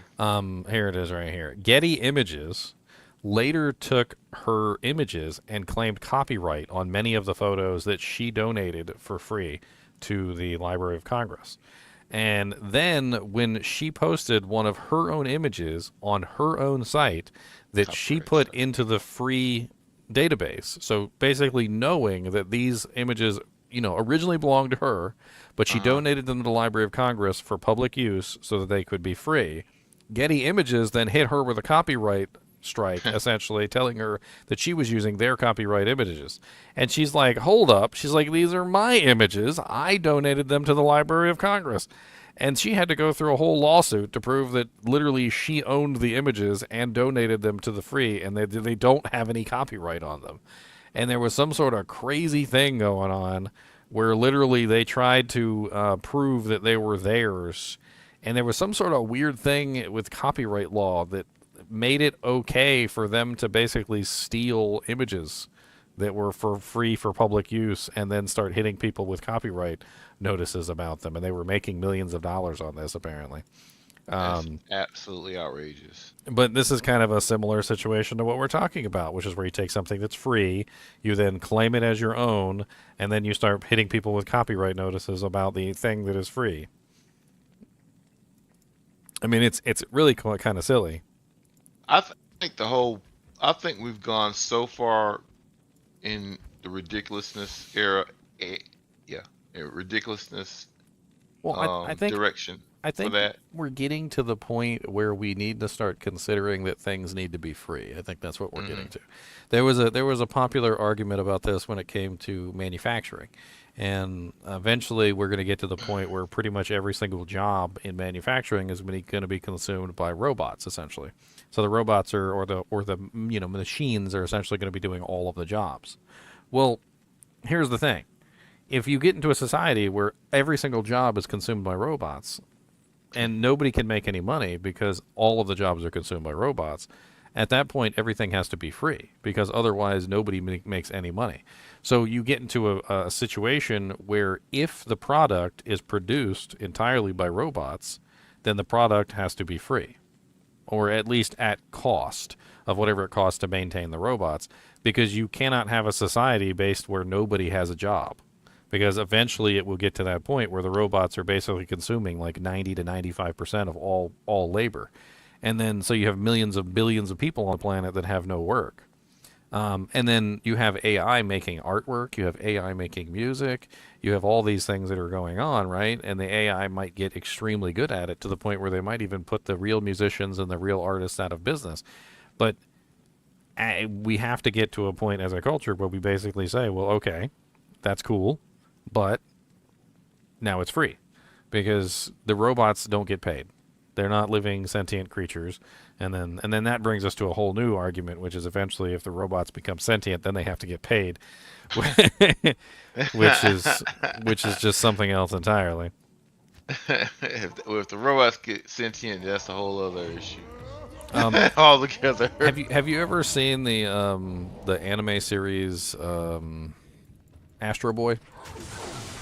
Yes, I have.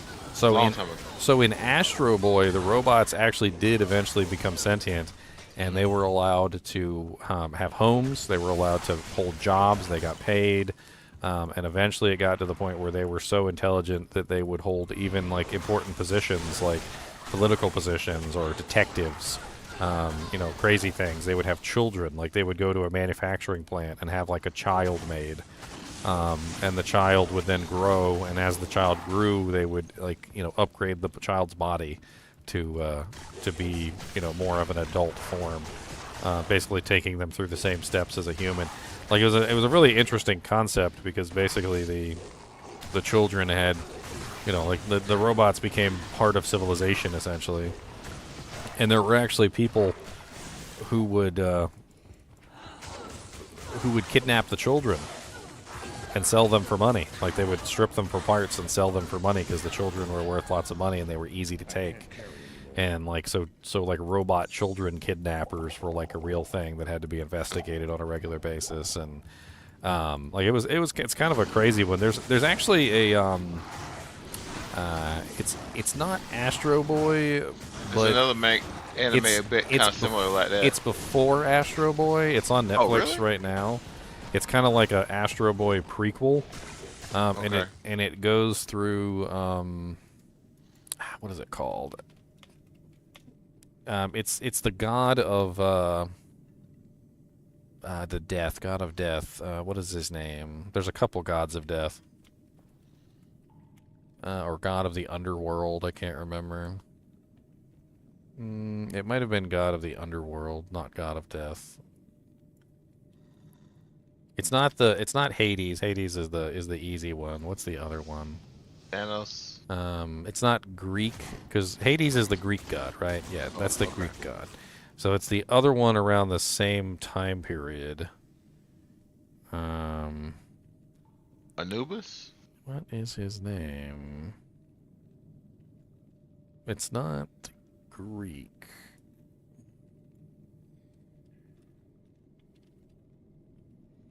Let me just try typing in Astro Boy. Oh. Pluto. Oh, okay. Pluto is the god of the underworld, but it's of a different underworld. What was he? He's part of the Roman gods. That's right, the Roman gods. Pantheon. Yeah, the Roman Pantheon. So not the Greek gods, but the Roman gods. Pluto is a television show. It's the Astro Boy television show Pluto, and it's really good. It's on Netflix right now, and it kind of like is before Astro Boy becomes a thing. And so it kind of like really dives into like the detectives and all the other interesting stuff going on in the in that particular world. And it's kind of interesting to see like what they consider to be like a futuristic, like world where robots are totally a thing. And apparently the robots are so sophisticated that you can't even tell the difference between them and humans anymore. Like the more advanced models. One of the scientists, apparently he lost his son. His son died, and he basically spent every waking hour and every minute to create a robot that basically completely and utterly mimicked his son in every way, shape, and form. But he failed. It ended up not being like his son at all. It was a very, very convincing human robot, but it was still not his son. And that's basically like the predecessor to Astro Boy. It's like before Astro Boy becomes Astro Boy. And then during the show, he ends up like having an epiphany or something like that. I can't remember. Like he gets killed and then he comes back. And there was some other things that went on. And that's when he eventually becomes Astro Boy. But by the end of the show, you get like a really good feeling for how the world works. Like, robots are allowed to adopt children, like human children, like all sorts of crazy things. Robots are, like, marked as weapons of mass destruction, too, because they're capable of, like, absolutely insane things. Like, one robot could probably take out all of civilization. So, certain, like, unstable countries... today I'm not going to name any in real life, but in the show, there's one such unstable country which is basically filled with terrorists and all sorts of other crazy things, and they're basically banned from creating robots that are even approaching what would be considered like weapons of mass destruction. Because God knows, if a freaking country like that were to make a robot that could destroy the whole planet, it probably would destroy the whole planet.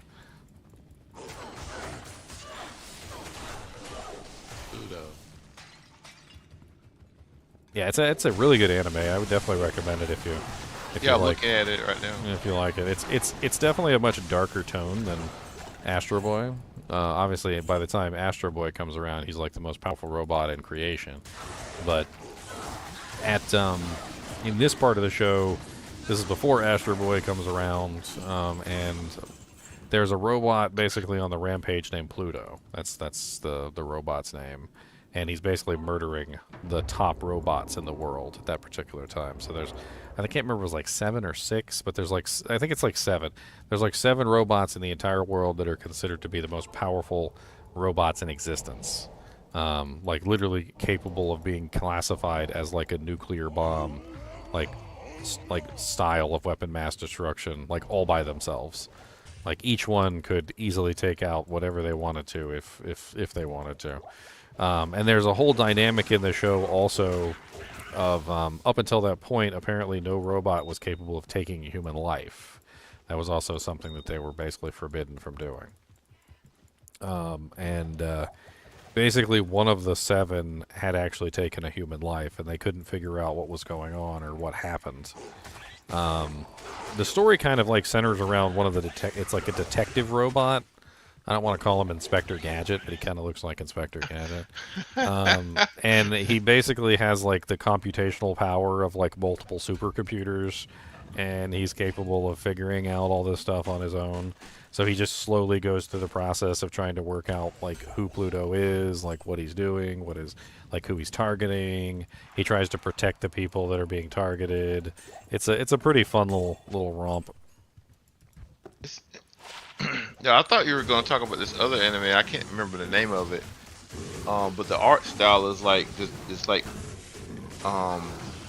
it resembles a lot like Japanese cartoons that were I don't know. Yes, not animated. The anime is called Pluto. That's why I was trying to think of the name of it, Agent Smith. Okay. Sorry, I didn't mean to interrupt you. Oh, no problem. But it's based on like the art style of Japanese cartoons from the '60s. But I can't remember the name of it. But it featured robots in the future. They were human-like. They were human basically, but they were fighting. I forgot where they were fighting each other. But they were like human. Like humanity was extinct, but they were like trying to continue on civilization like it was still people around. But they were, for some reason, they were fighting each other for control over what was left of the world. And I can't remember the name of it, but it was really cool because the robots were fighting each other, like thinking they're acting human, but they have mechanical bodies. And it was just weird. It was just a strange story that they were telling. Because I was like, what's the point of them fighting in this future? Everything's already gone. Why are they still fighting? I didn't understand it at first, but I can't remember the name of it. That's bad. I feel like I'm getting old. Mm. But I thought that's what you were talking about. That's not the same thing I had watched years ago. Did I ever go down the Gundam series rabbit hole?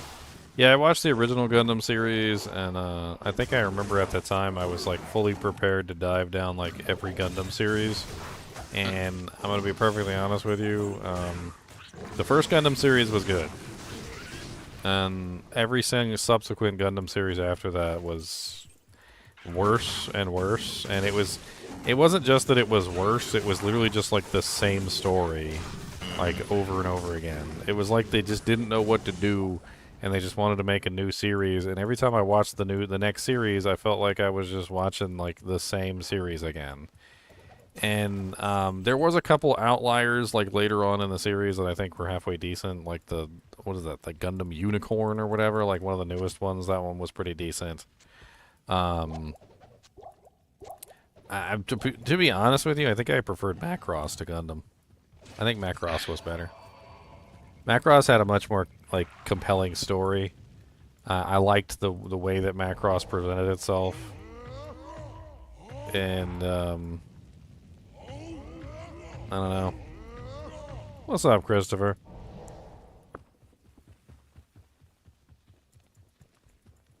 Macross also had the same problem, though. A lot of the spin-offs for Macross after the fact were pretty stupid, too.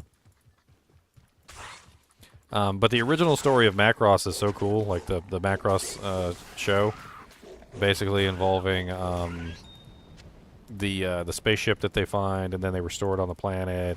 And then they get attacked, and then they take the spaceship and they put it into like the hyperspace drive or whatever, and they end up at frickin' Pluto or Uranus or whatever, and then they have to like slowly fly back because the drive is busted, and then they have to fight their way back to Earth against these aliens that are constantly attacking them, and then finally once they get back to Earth won't take them in because like they don't want to be involved in the war. Like, the whole freaking thing is just crazy. Like, I mean, there's twists and turns, and you find out all sorts of crazy things about the characters, and, I mean, I like the original Macross series. I think it was great. I mean, same thing for the original Gundam. I like the original Gundam too, but I don't really know what to say about a lot of the later Gundam series. I know there's like 1,000 Gundams too, and no, I haven't seen all of them because as I started watching them in order, I got to the point where I would get through. I think I got through like 3 or 4 different shows, and I just got this overwhelming feeling that I was literally just watching the same show like multiple times in a row. Like, there's always that one pilot that it's the only pilot that can fly the Gundams, and he's like the only one that's capable of saving everyone. And then there's like the love interest of the pilot, and then that love interest is he's fighting for her. And then there's like the team that backs up the main pilot that is the only one that can save the world, and he can't do it without their help because he can't do it on his own, because that would be just too difficult to do everything by yourself. And I know I'm like oversimplifying it, but like that was like the whole Macross series in general. And then there would always be some technological advancement that would make one person's Macrosses better than the other. And I'm looking at you, Power Rangers, because you also use this all the time too, where like the enemy would get like some sort of like magical or technological advancement, and they would be like one step above the Power Rangers, destroy all the Megazords, and then they would have to go through the process of finding new Megazords that were capable of being on par with the new power that the monsters had. And like I'm literally summarizing like the entire Gundam series, I swear. Power creep, man.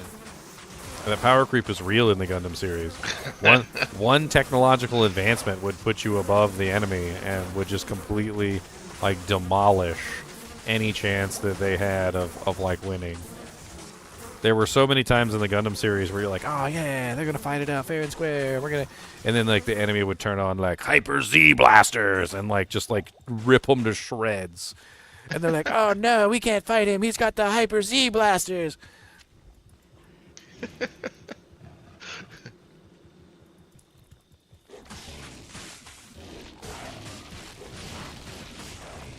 No, it really doesn't cost money in the terms of like trying to figure things out, but they still got to technically figure it out within the game engine. So I mean, there is that.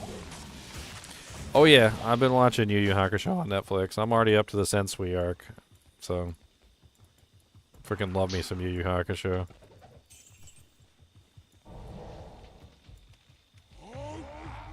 You talking about the live action? You talking about the actual anime? No, the actual anime. The live action's stupid. Okay.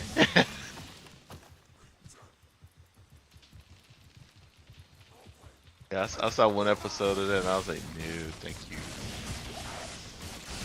I mean, I gave it an honest try going into it just to kind of see what was going on, and it was just like I wouldn't say that the characters were like absolutely horrible or anything, but they completely butchered the story. Like, just absolutely butchered the story.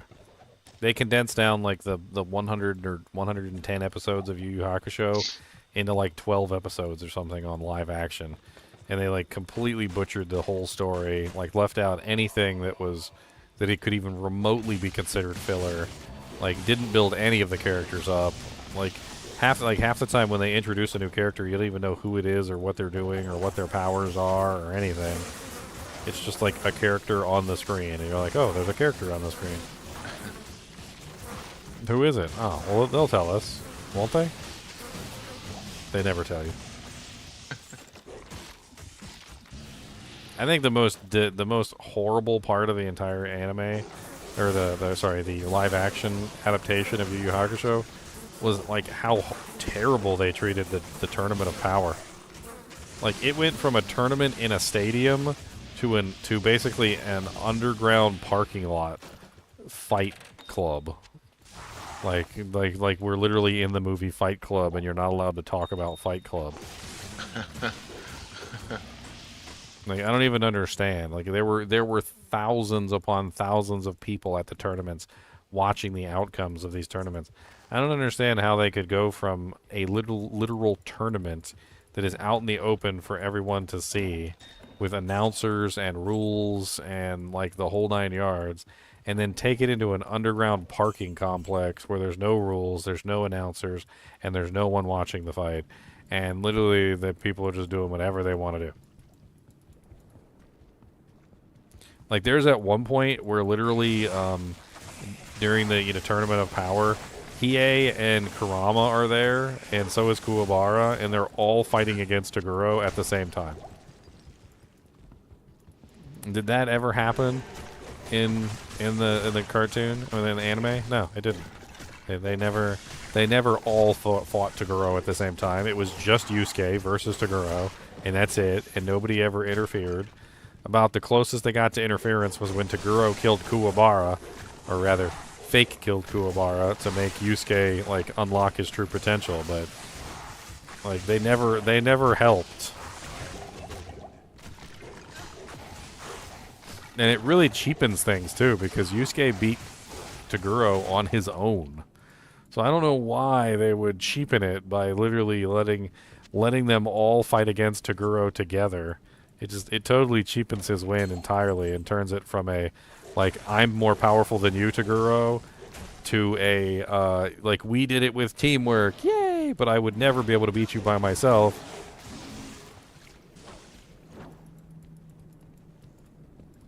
I don't know. Whoever made that adaptation obviously never watched the original, like, anime. Like, they did not watch the original anime. I think they read a synopsis of the anime on, like, a website. I think that's what they did. They read a synopsis of the anime on a website and looked at a couple pictures. What's my favorite anime? I think Yu Yu Hakusho is up there as like one of my top. I mean, I'd have to really think about it to pull like my absolute favorite out. I think Yu Yu Hakusho is better than Dragon Ball. They came out around the same time. They're both really good. There's a lot of like fan theories that says that Dragon Ball and the Yu Yu Hakusho universe might actually be linked together, and they're not exactly like linked together. They're not, but they totally could be, because Goku goes to the other world many times, and King Yama is literally involved in Goku's sentencing, as well as the sentencing of Cell and several other characters. And so while they may not be in the same universe, they certainly do share a lot of similarities, where I could totally see them being like somewhat in the same universe.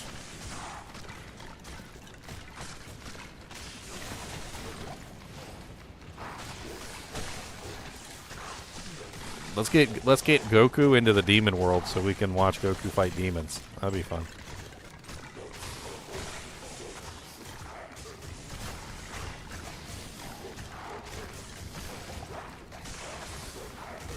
Why can I not see your HP? Oh, there we go.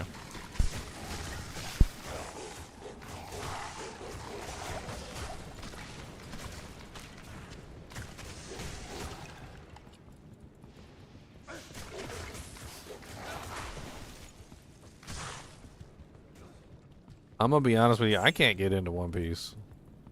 There's something wrong with that anime. Some people are gonna hate me for saying this, but that anime's got some serious issues. They need to fix it. Like, there was a guy, I can't remember his name. He was another YouTuber. He was talking about One Piece, and he was like, so his fans kept telling him that he just needed to hold on till episode like 230 or something. I think it was like a specific number. They're like, yeah, well, it doesn't really get good until episode 230. And I'm like, 230 episodes for it to get good?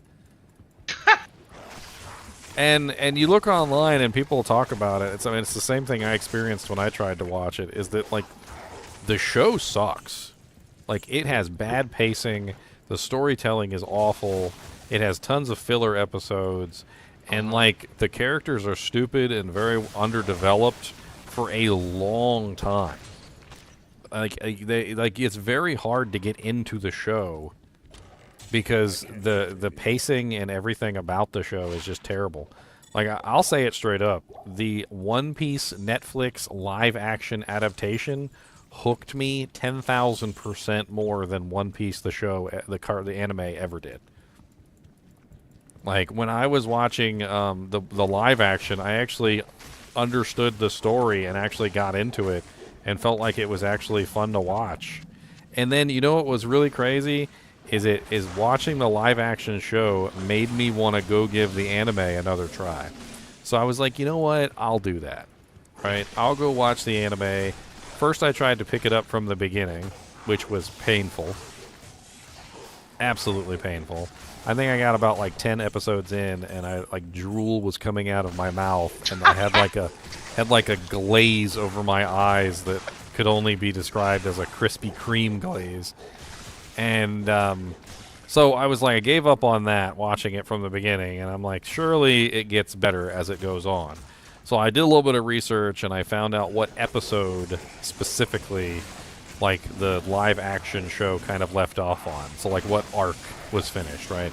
So I picked up from that point, and I tried to watch One Piece from that point, which wasn't at episode 230, by the way. So that wasn't a thing. And I couldn't watch it from there either. Like, the pacing of it is terrible. The character development is terrible. I don't know what to say about One Piece other than they really need to go back and they need to, like, redo pretty much every episode. If 230 is the magic number, they need to redo every episode between 1 and 230 and fix the pacing and the character development and everything, because it's terrible. I believe they are. I think they're re-releasing it, a much shorter, compact version on Netflix as well. Well, good. I might actually watch that one. But Ginger, I don't think there's fixing a show that's made for morons, sir. I'm gonna leave it there. I don't know. The live action did a really good job of it. I gotta say, the live action One Piece, and this is coming from a person who doesn't particularly like One Piece. I liked the live action version.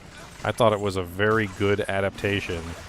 I mean, if the Yu Yu Hakusho and, like, the Dragon Ball movie are, like, the worst anime adaptations you've ever seen, I would put the One Piece adaptation up there near the top. Like, I think it's one of the best anime adaptations I've seen.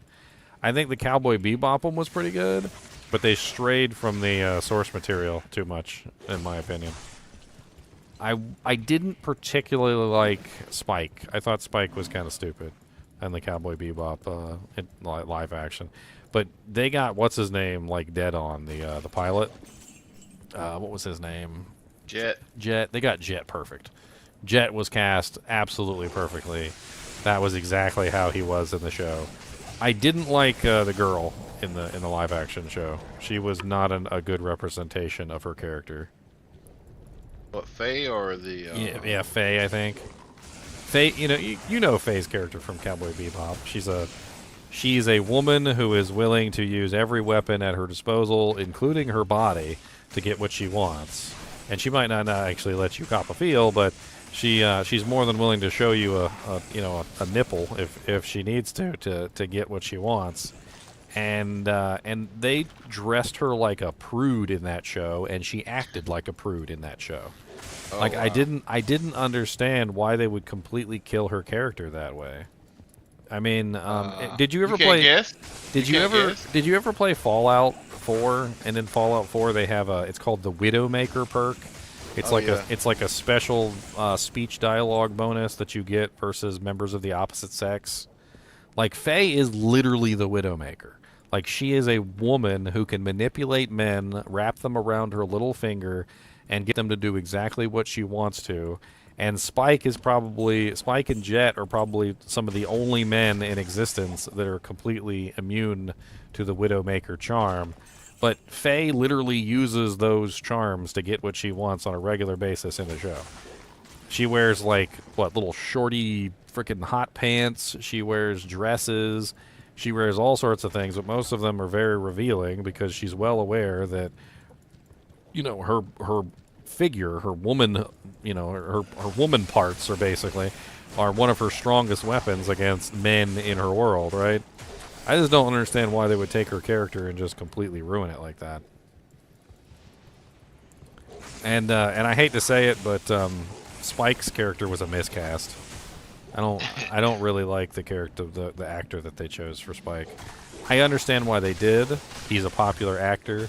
Maybe he even funded the live action. Maybe that was why they chose him. But he just didn't fit the role. He was close.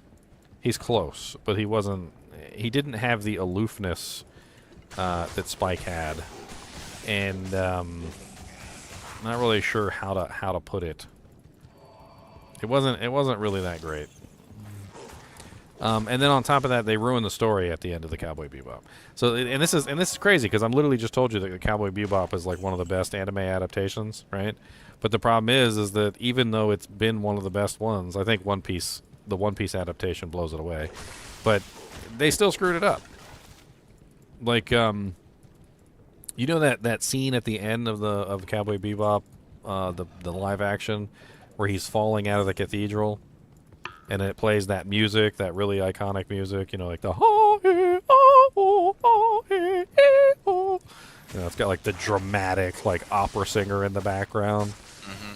Like in the anime, Spike comes and saves him, but in the live action, they just let him die, and Spike's just sitting on the docks, or a Jet's just sitting on the docks. It doesn't make any sense. Like I don't know why they would change that, unless they just didn't want to make another. They're like, let's just change the ending so Spike dies.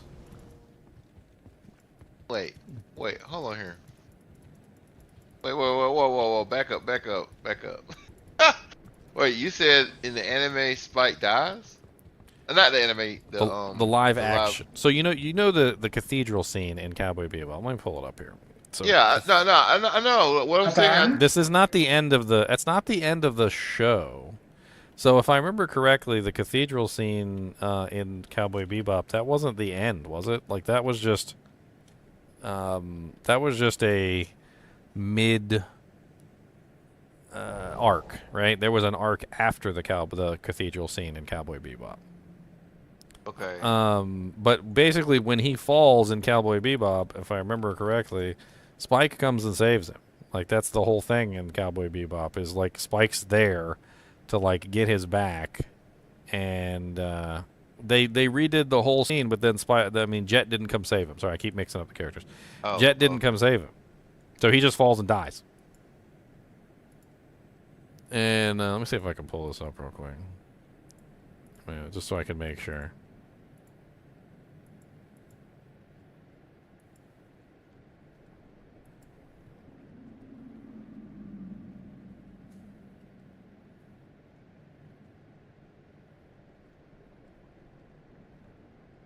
Yeah, but never mind. Oh boy. It's the Ballad of Angels. This is episode 5. Yeah, so obviously since it's only episode 5, how many episodes are in Cowboy Bebop? How many episodes? There are, I think it's 12, right? Or is it, no, 26? There's 26 episodes. This is the 5th episode. Like, they killed him off basically after the 5th episode. It's the silliest thing I've ever seen. I guess they just have no plans to go forward from that point past the 5th episode.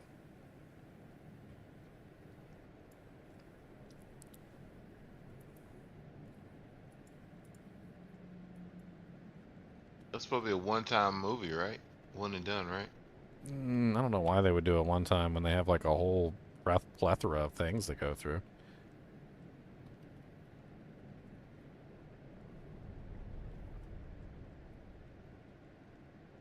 Part 2, Spike Lives.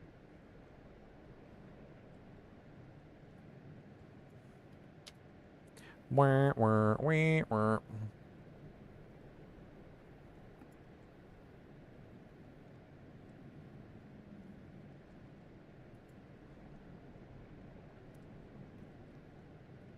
I remember reading something about the controversy around how it ended, but I thought what I read, I guess I just misread it or something. But I thought what I recall reading, said that Spike lived at the end of the At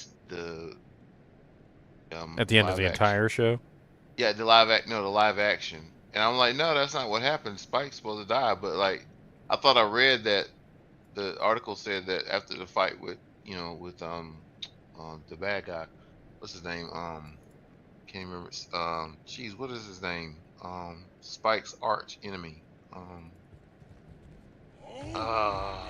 Can't think of. Anyway, he kills Spike. Oh, well, they kill each other, but Well, at the end of the show, like like Yeah. episode 26 or whatever, like he does supposedly die at the end of the show. But this takes place basically in episode 5, which is right. out of 26 episodes is pretty early in the show. Okay. Yeah. That's what when you surprise me when you say he died, because I haven't watched it obviously, but I thought I read somebody said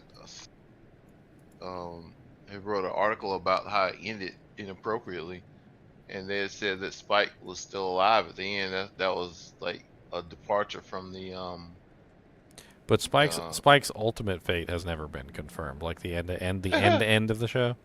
Like they never really confirmed whether or not he actually died at the end of it all. Well, it seemed to be confirmed because the Native American guy was talking about I think in the previous episode or the ending episode, that once a star gets removed from the sky, that means the warrior is gone to the great heaven or whatever, great maker or whatever. And at the end, you see as Spike is like bleeding out, you see up they're looking up at the stars, and they saw the one star like twinkling out, and so that to me that would symbolize that Symbolism. Yeah. Look, I'm just looking into the A lot of the times, authors will deliberately make things vague on purpose. Like it's kind of impossible to really know.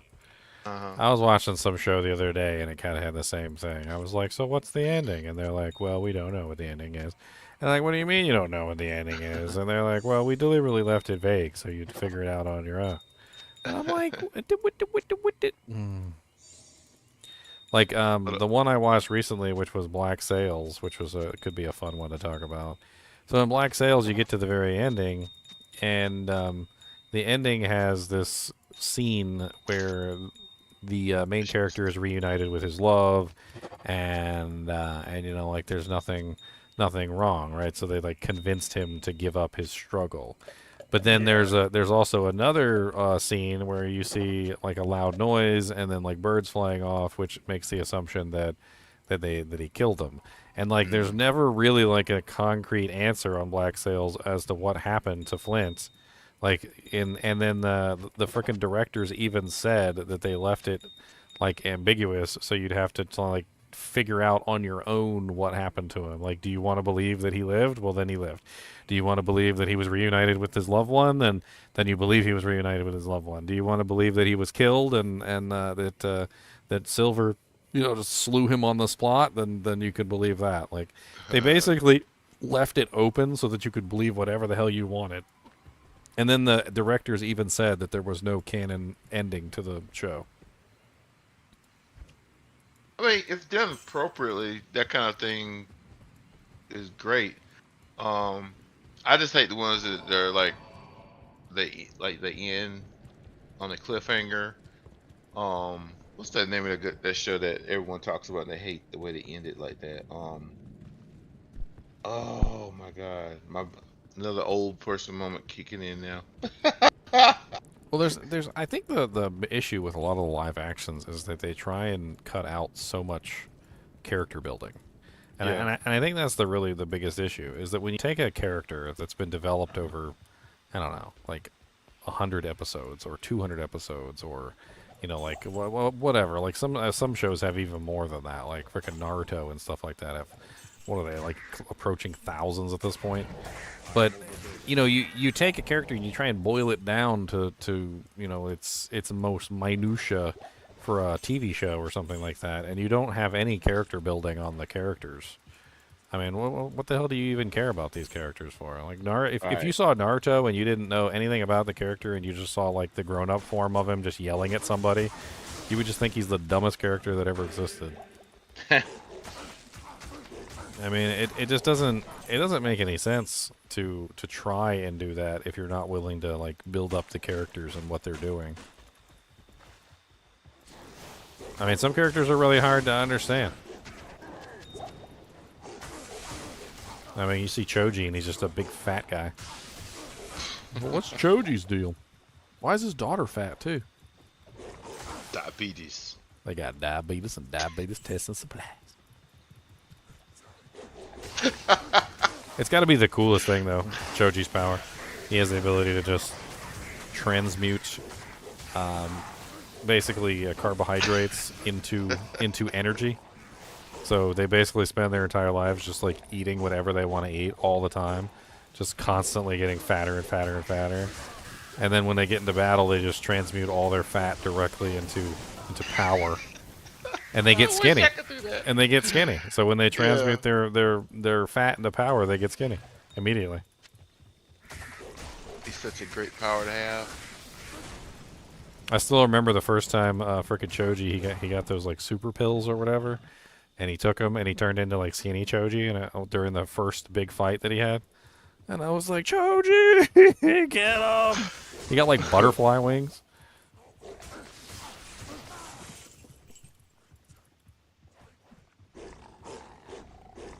I hate how the monsters run away from you in frickin' Kuros. It is such a pain in the butt. Good luck killing anything as a melee character, because the monster's literally like, look at this, it's terrible. I can't even catch him to attack him one time. I gotta wait for him to like run into a wall or something before I can even touch him. No, Goku's not stupid. He's intelligent in his own right. As Albert Einstein said, if you judge a fish by his ability to climb a tree, then he'll believe he'll live his life believing that he's stupid. But Goku is a genius in fighting. He's a fighting genius. He's able to pick up fighting moves and all sorts of things really quick. I mean, it's dead obvious to anybody that watches the show with how quickly he picks up things. I do think Goku's a cheater, because more often than not, he usually lets Vegeta go first and then watches the entire fight while Vegeta's getting his butt handed to him. Like, literally picking up his butt and just handing it back to Vegeta. And then when Vegeta finally gets his butt, like, completely destroyed, Goku's like, so that's how you beat him. I'll step in. And then he steps in with all the knowledge that he's learned that the Vegeta, like, gave his butt cheek to earn. And then he does better than Vegeta, but it's like, okay, well, I mean... He actually uses that strategy against Cell. He lets Gohan he becomes Vegeta. Watch me. Oh, I know it was that series. I was thinking of The Sopranos, man. How it ended like that. I was like, man. And They my kinda girlfriend, foreshadowed that. she loves The Sopranos. I mean, there was the episode like before that where like when you die, everything goes black, and then they ended the show with a black, you know. So I mean, yeah, it could be interpreted anyway, but that's kind of like the biggest hint that they gave. I think if done a show that's done right with a great cliffhanger is cool, but I still have reservations about The Sopranos the way they ended down. I was like, that was a little too much, man. That was too much. That was too much of what happened, what really happened. And I was still in school when that show was on TV. Yeah. I didn't have HBO at that time or nothing, or none of the cable television shows, so... My parents were watching that. I was screwed. I didn't get to watch none of that stuff. I was Poe, and we was Poe. Do you know who actually got cable at my house? It was me. Oh, yeah? Me and my brother. Like, when cable finally came to our area, and it was... Or the internet. When the internet came to our area... Cable was in our area for forever. But when the internet finally came to our area, we ponied up, and we got the internet, because my dad wouldn't do it. He didn't believe in the interwebs. I mean, I don't think he understood how powerful it was. These days, though, he's like on eBay buying stuff on there all the time. Because now he can get his coins.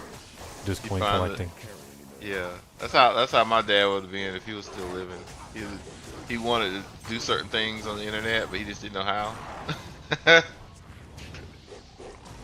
But if he could figure out how to do those things, man, he's been there doing that today. hobbies and stuff like that. Oh my god, everything runs away from me here. Stop! Stop! Ah, dang. Can't have nothing.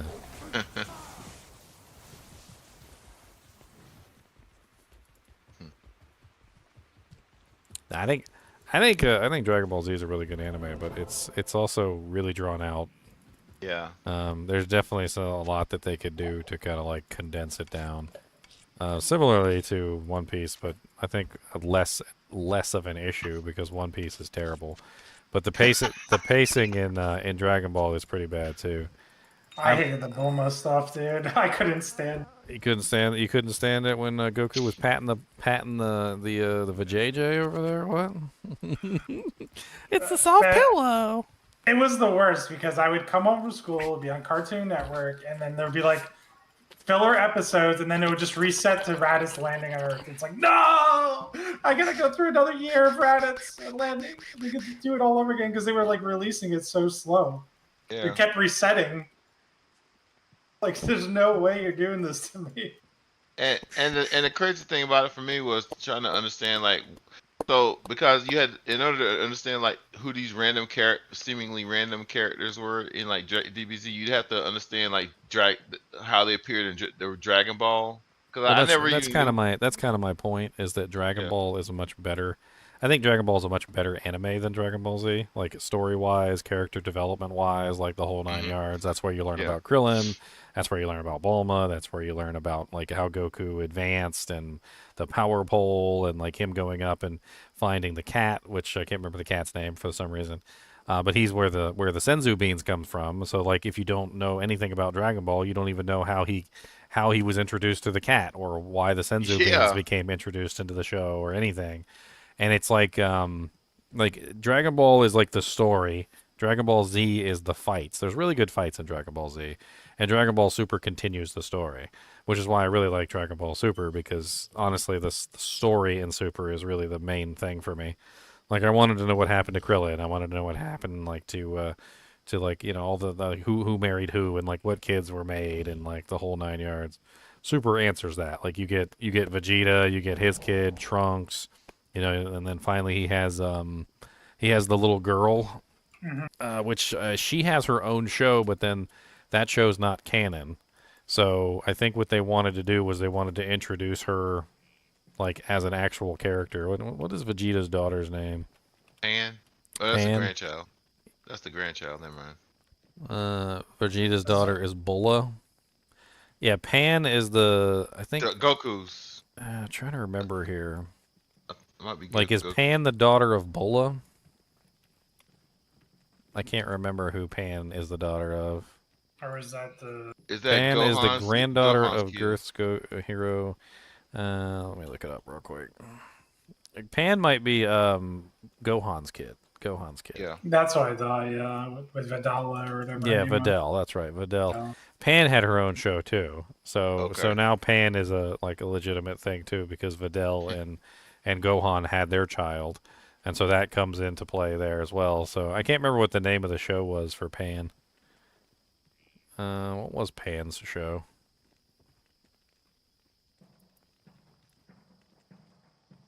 Yeah, Korin the cat. That's right. Korin the cat whooped Goku's butt, by the way. Dang. Is that why he's always going to him for help? Yeah, there was a good...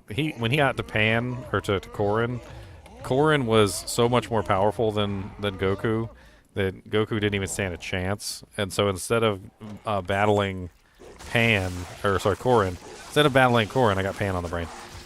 He ends up battling what's his name, Yajirobe, because Yajirobe's also there, and Yajirobe was way more powerful than Goku at the time too. So Goku and Yajirobe end up dueling.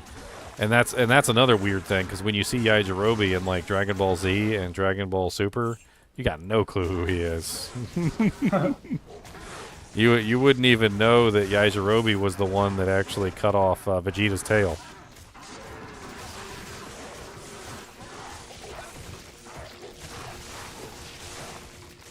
I can't remember the exact moment that happened in the show, but basically Vegeta would turn into the giant monkey or gorilla or whatever, and he's rampaging around. And Yajirobe like comes out from behind something, and he just like slices off Vegeta's tail in one swift movement. I mean, the entire story of Goku is literally him meeting people that were more powerful than him, training with them or against them, and overcoming them. That's literally the entire show. Yep. In the beginning, the first person that he meets is Krillin, and Krillin is more powerful than him at the time. And they train together under Roshi, and eventually Goku starts to outpace Krillin slowly. There's a time when they're even matched, and then eventually Goku is just a little bit more powerful than Krillin and manages to beat him. But then eventually he meets Yamcha. Yamcha is more powerful than Goku for the longest time, and then eventually he outpaces Yamcha as well. And then finally, I think it goes to, what is it, Piccolo? He eventually outpaces Piccolo as well. King Piccolo. Yeah. And then after Piccolo, it's... who was it after Piccolo? Vegeta? Because Vegeta was more powerful than Goku when they first started too, right? Yep. So then it was well, actually we go for Raditz first because Raditz was more powerful than Goku too. He fought against Raditz. They managed to kill him. He goes to the afterlife and trains and comes back, and he's more powerful than Raditz, but he's still less powerful than Vegeta. And it's just a constant, never-ending struggle of him like meeting opponents that are more powerful than him, and then either getting to their level or outpacing them at some point. Vegeta's the only one that's really kept up with Goku the entire time, but it's not like the other people that he outpaced have just stopped in development. I mean, Yamcha is far more powerful than he was when he first met Goku. Krillin is far more powerful than he was when he met Goku. Piccolo is far more powerful than he was when he met Goku. I mean, they're like every single one of them is ridiculously more powerful than they were when they met Goku. They just haven't kept up with Goku's power increases across the seasons. I mean, Krillin himself is literally the most powerful human on the planet. It could easily take on any warrior on the planet that's human and absolutely demolish them. I'm pretty sure he's past Super Saiyan 1 level at this point, like in the television show. I don't know exactly how powerful Krillin is, but he's up there.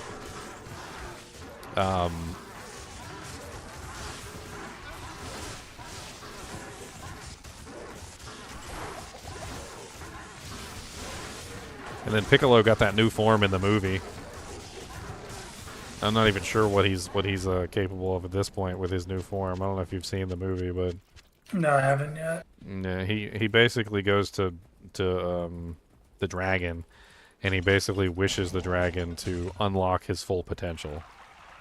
Like he says he's tired of training or whatever, and he needs to catch up to Goku or whatever as quickly as possible. Blah blah blah blah, and he wishes for the dragon to give him essentially his full power. Like right now. And so Piccolo gets like a new mode. Apparently there's some sort of mode that Piccolo can do. What do they call it? Piccolo Orange or something like that? Yeah, Orange. It's called Orange Piccolo. And it's basically his fully power awoken state. Which, I don't know if he ever would have reached it on his own, but he did it through making a wish, which I don't know. And then the dragon also gives him a secondary effect as well, which is a bonus to his strength, which is activated later. Well, I don't really know what it is. It's like it's not part of his power. It's like the dragon giving him an additional bonus. I don't know if it says exactly how powerful he is. Orange Piccolo. He's so stupid, though. He literally he's like, what are you going to call your form? You got to come up with a cool name. He goes, well, I'm Orange. I call myself Orange Piccolo.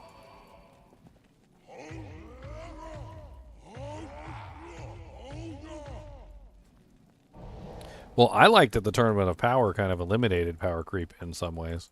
because they brought back characters that were far weaker than Goku that still had a significant play in the events. I mean, I don't think they would have won without Krillin. I don't think they would have won without any of the characters that they brought along. And the androids were like fundamental in winning because they had unlimited power sources. So they were basically able to continually bombard enemies that were far stronger than themselves to slowly weaken them, which actually did work very well. I guess having somebody on your side that never tires out is a pretty big boon.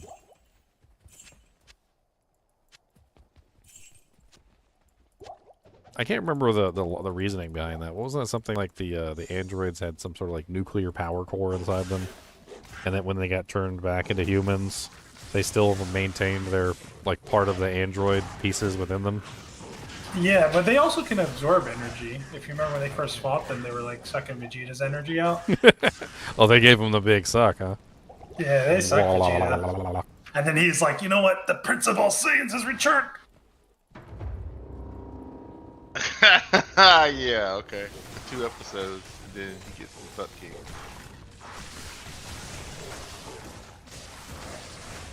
I mean, Vegeta kind of let Cell happen. Vegeta was strong enough to destroy all the androids and whatever mid-form Cell was. He was like, you're a chump, and he just let it happen. Nah, if they had destroyed the androids, then all the universe would have been destroyed. So it just couldn't happen. That's why you never put 2 and 2 together. No. So Krillin is given a remote that he can use to destroy the androids. In an act of love, he decides to destroy the remote instead of killing the androids. And the androids are literally fundamental in winning the Tournament of Power. So if the twins weren't there for the Tournament of Power, they would have lost. And if they lost, it would have meant the destruction of the universe. Oh. Okay. So literally, Krillin's decision to make love, not war, with android, big booty cheeks, not only saved the androids, but also saved the entire galaxy, the universe, and everything in it. All the universes, because they were going to delete them all if they didn't wish for all of the universes. Yes, all of the universes. So if they had taken the easy way out at that time, if they had destroyed Cell by destroying the androids and not defeated Cell directly, they would have doomed the entire universe and everyone in it. So Krillin making the decision not to destroy the androids and Vegeta's pomp and circumstance essentially, and deciding that he didn't want to take the easy way out either, that he could defeat Cell on his own. Literally, those things were paramount in Super to essentially ensuring that the universe actually survived.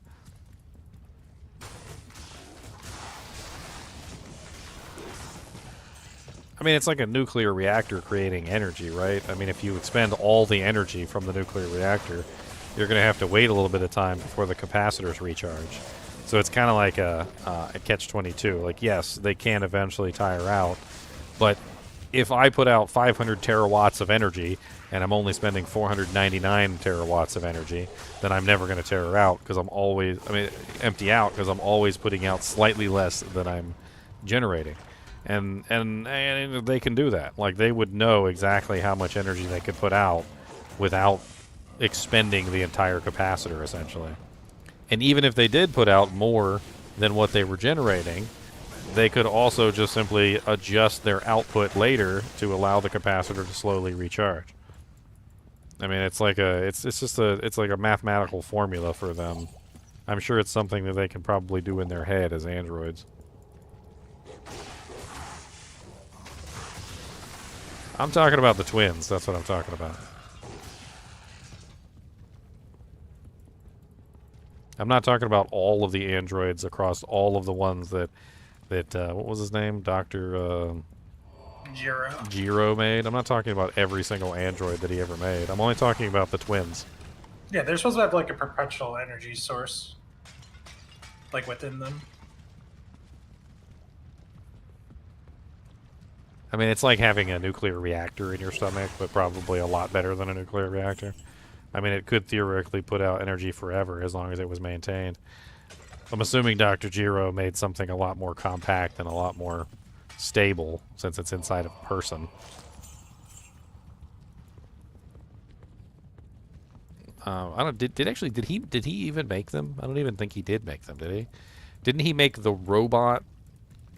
The computer system that made them. He didn't make them. I'm trying to make sure I get my facts straight. Like he programmed a computer system with the data, and the computer system outputted the robots. Because wasn't he dead? Wasn't he dead by the time that the frickin' cell popped out?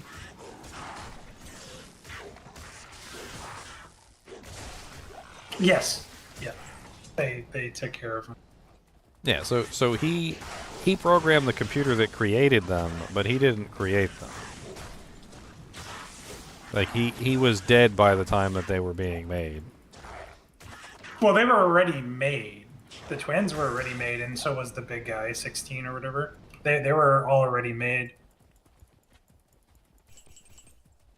He goes there with the one robot guy, like the clown-looking one, and he fights with him. And then I think they kill the clown, and then he runs away. And I forget who kills him in the end, but then they wind up going to the lab, and the androids wake up there, or they wake them up even. They're a little fuzzy on the details exactly. But The androids wake up first, and then Cell wakes up after. Cell came from the future. He used Trunks' time machine, I think, or at least, yeah. I think That was in Trunk. Was that in Trunks' timeline? Or that was a different time. It's In Trunks' timeline. In Trunks' timeline, he did. I remember that. Because Trunks talks about that when he goes and kills Cell, which he does. Which again, he basically kills Cell in the most basic form. They also killed both the androids in Trunks' timeline too. So, unfortunately, that means that they don't have the androids anymore. Cell was growing in the tube after the androids 17 and 18 were created, and he arrived. But his problem was that he arrived after they were destroyed or something, so he couldn't become the full Cell. So that's why he went back in time. Yeah, so that you're talking about the Trunks timeline version. That's the Trunks timeline version. The regular timeline version, he was in the 16 and 17 arrived, and then he arrived and they were still alive, and then he spent the entire time trying to absorb them. He got one of them and got a huge boost in power, and that was enough to give him an advantage, which then he used to get the other ones. They figured out that he was trying to absorb the androids, and that's when they made the remotes. Bulma made the remotes to destroy them. So she was able to figure out the technology and also the destruction mechanisms of the robots, or the androids, really quickly. And so she made the remotes to destroy the androids, but that was when Krillin destroyed the remotes and basically doomed them to a perfect Cell. Yeah, so the Cell that they fight in his tournament is from a different timeline where he kills Trunks and uses his time machine to go there.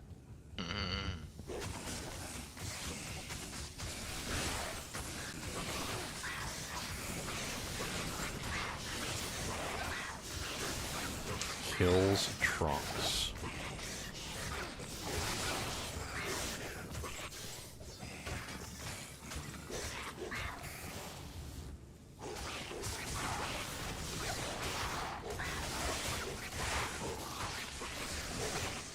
Yeah, who doesn't like some Dragon Ball stuff? Nothing like some good Dragon Ball. Dragon Ball Z, Dragon Ball Super, Dragon Ball Ball, Dragon Ball Ball.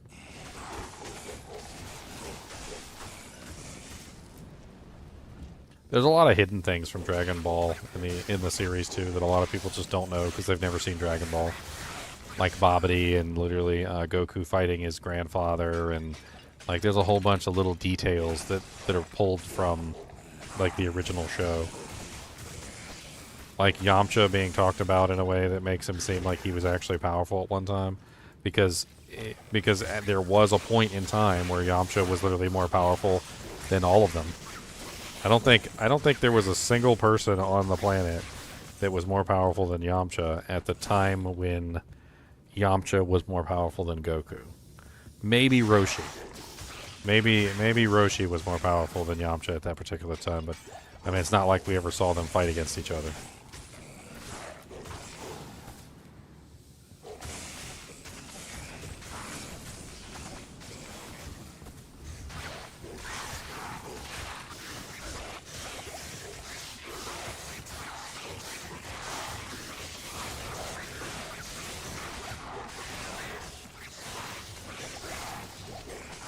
I don't think they can do Dragon Ball in live action. I mean, they tried that one movie; it was horrible. I don't.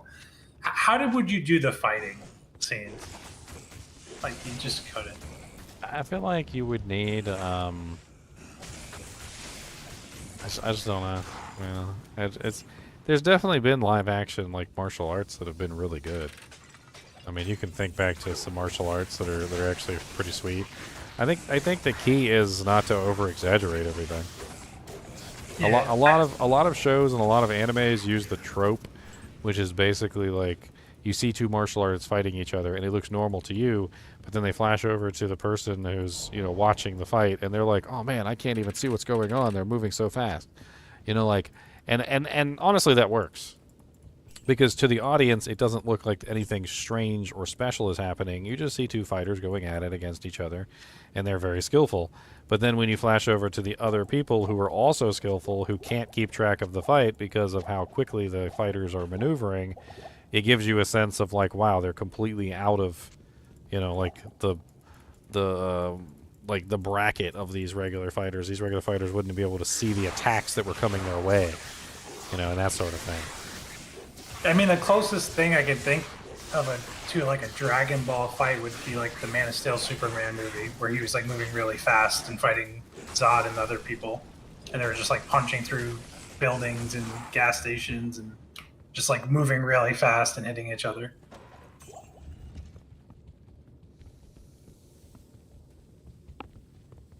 I don't know. It's not that I think that live action anime can't be done. It's just that I don't think we're at the point where that they understand exactly how to do it. I feel like the build up to things is something that they just don't understand either. Like movies are so used to the montage, and then like 5 minutes later the character is like powered up and like overpowered now because they had a 5-minute montage. That's not how animes work. Like, animes are like slow build-ups over hundreds of episodes to a character that is now like capable of taking on the gods, but when he first started, he was a little kid carrying milk. Like, I kid you not. Like, Goku's original starts, Goku delivering milk. This was literally the start of his journey right here, was Goku delivering milk. They basically had a job. Krillin and Goku had a job at the beginning, and it was one of the first training things they ever did, where they literally had to carry milk up the mountain to the place that they needed to deliver the milk. And eventually, it got to the point where they were carrying very large amounts of milk. And I think if I could find the large stack versions of the milk, they had like, at one point they were carrying like 6 or 7 containers, like boxes like this of milk, which I'm sure is pretty darn heavy. I don't know if I can find it.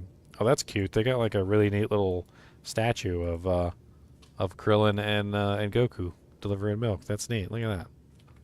That's cute looking. I want that. But that was their original training regimen, was literally just, they also had to wear a turtle shell on their back. See the turtle shell on their back? They're basically like, primitive form of weight training. So they had the big turtle shell on their back and they're carrying milk, and they had to run up the mountain to deliver the milk. That was their first training exercise. So, Ginger, the first like anime style movie I saw, was a film from the '80s called Gunhead. I don't know if you ever heard of that. But when you're talking, it made me laugh when you think about people haven't figured out how to make translate anime into like live action movies. And that was the first thing I could think about, because that was the first movie I was like, what the heck is going on in here? I didn't know I didn't understand anything about Japanese anime, but it was a funky movie, but I didn't understand why. Now I know. Well, somebody told me this once, and that kind of stuck. It was a comment about Japanese anime, like superheroes versus like Marvel superheroes, or like DC superheroes, and it basically comes down to this: in DC and Marvel superheroes, most of the time, not all the time, but most of the time, the heroes are granted their powers in some shape or form, and they go from basically normal people to superpowered people almost overnight. Like Spider-Man getting bitten by the spider, and all of a sudden now he has the powers of Spider-Man, right? And while he does have to learn how to use his powers, he doesn't like there's no journey to get there essentially, right? So he's just immediately powerful upon receiving his powers. Like Superman gets his as soon as he interacts with the sun. Batman inherited his. I'll say that Batman has he's probably the most developed superhero in the arsenal, because he did actually have to train martial arts and train his mind by reading books and stuff. But most of them just simply obtain their powers in some way, shape, or form. Like, they didn't actually earn them. Most anime superheroes don't just simply obtain their powers. They have to learn how to use their powers, train diligently, like gain their powers over a long period of time. And there's something to be said about that, because it gives the characters more credence. Like, if I just told you about a character that had the powers that Goku does, you would be like, oh man, how did he get those powers? Like, what special fruit did he eat? I'm looking at you, Luffy. But it's not that way, right? You go back to their origins, and they're weak. If you put Goku up against Cell from the beginning of the show, he would get annihilated.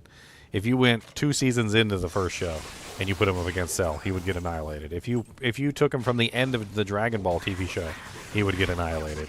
If you took him from the Raditz arc, he would get annihilated. If you took him from the Vegeta arc, he would get annihilated.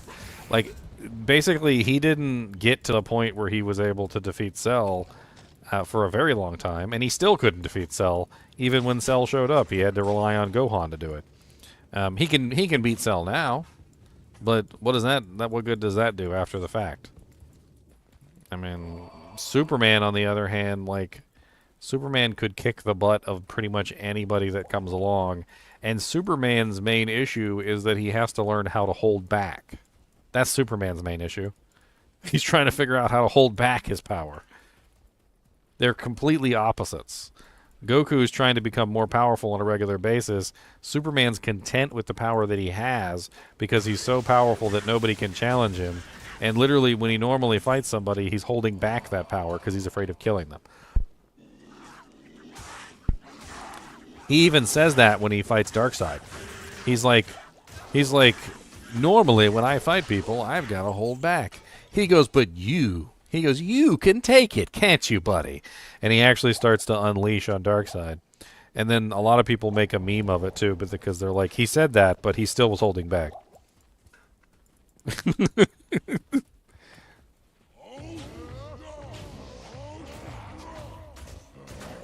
I think he was holding back because he didn't want to kill civilians. Because he was literally like punching Darkseid through buildings, which obviously would end up in civilian deaths.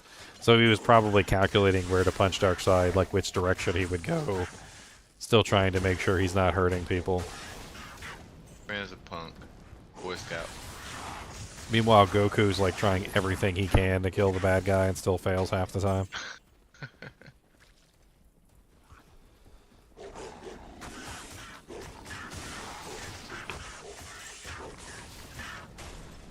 I mean, Superman's weakness is also very obvious too, and I mean, it's a heavily guarded secret apparently to people off the planet. Like Darkseid doesn't know about kryptonite, but but Batman does.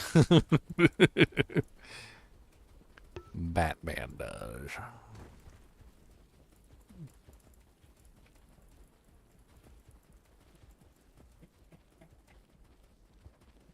Do I think they should add a new expansion? Not really. I don't know. I don't think we need another expansion in this game. I already came up with my idea for Diablo 2. It's Diablo 2 Maker. Give Diablo 2 the Mario Maker treatment. Let people make content for the game. Let them apply their characters to that content.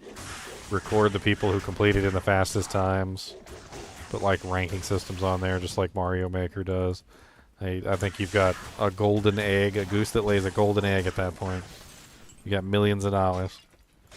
If I could develop it myself and not get sued by Blizzard, I would totally do it.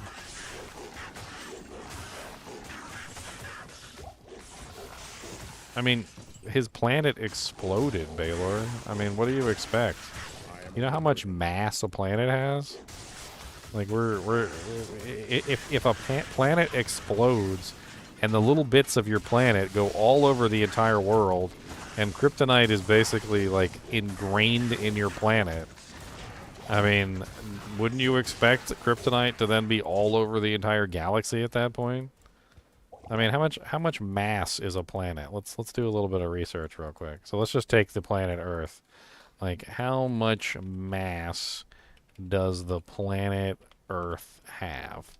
All right, so the planet Earth is, at best estimate, is 5.9722 times 10 to the 24th kilogram, which I don't even really know how many kilograms that is, but that's a lot of freaking kilograms. Then you take just like something that's the size of a, you know, like a little Snickers bar or something, or like a you know, like the king size Snicker bars that comes with like the 2 half-size Snicker bars in it or whatever, right? You take something that's about that size and you divide that into the mass of the Earth and then explode the Earth so that it goes in all directions. I mean, would you not expect kryptonite to be basically everywhere in the universe at that point? I mean, it would be found all over the place. Unless you take the entirety of Krypton and just, like, reconstitute it into a planet, which I do believe Superman actually does at one point, by the way. I think there was a whole arc where Superman Gold remakes Krypton. I think he remakes Krypton. Let me see. I don't know.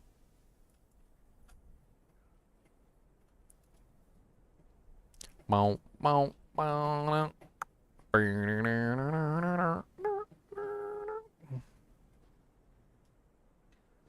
I can't even remember. I don't even know if Superman Gold is even canon. I don't think he's canon. A canon thing. I have to look him up.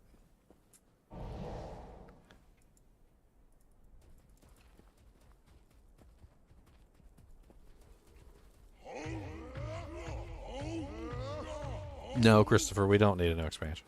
I've seen your comments around, Christopher. I'm calling you out. You're very much so change the game and ruin it on the spectrum of things. If there is 2 sides of the spectrum for adding updates to Diablo, like if we were to put this on a scale, let's make a scale. I'm gonna make a scale here real quick. You guys ready? All right, let's go. We're gonna make a scale. On this side of the scale, it's don't ruin D2 with crazy ideas. And then on the complete opposite side of the scale is add whatever you want, ruin it to your heart's content. I've read your comments, Christopher. You are definitely on the ruin the game side of things. I've literally read like at least 100 of your comments, and literally every single one of your comments is on this side of the spectrum. You would rather completely destroy Diablo 2 and add in whatever you wanted than keep it as it is. And honestly, I think that's reckless. Like you don't take something that's nearly perfect and just ruin it. I'm on the other side of things, which is I want to change the game and update it, but I do not want to ruin it. And I am very cautious. I would even put in here very cautious to not do that, to not ruin the game. Now, you are on the reckless side. You are like reckless ideas of like let's just add in tons of stuff and new classes and new unique items and like new this and new that, and let's just like completely change the game into something that it's not. I don't like this side of the spectrum. I think this is dangerous. This is the dangerous side that will end in ruining the game. and I don't advocate ruining Diablo 2. It's an amazing game that's amazingly fun, and anything that's done to the game, anything that's added to the game needs to be put through a filter of, is this going to ruin the game? And if it even comes close to ruining the game, it needs to just be boop, deleted from existence. Ginger, I'm about to pick a fight with you. Why are you picking a fight? Are you All right. are you on the ruin the game side too? No, sir. But I'm gonna point out something you're currently doing, and that is what happens to the Diablo verse when we all figure out how to create any item we want to. Nothing, because I told you guys once I figure it out, I'm not letting you guys know. You never said that. I did say that. I said I said I'll figure it out. I said there'll be signs that I figured it out, because I'll have like 52 burr runes in the middle of a season, but I'm not telling you guys how to do it. Oh, okay. All right. There will be signs. There will be signs that I figured it out. But do you really think I'm gonna just like completely crash the economy? Oh, and ruin everyone's. You know you're gonna get death threats if you do that. People go like, "You're ruining our threats." blood. Yeah, I'll send them some burr runes.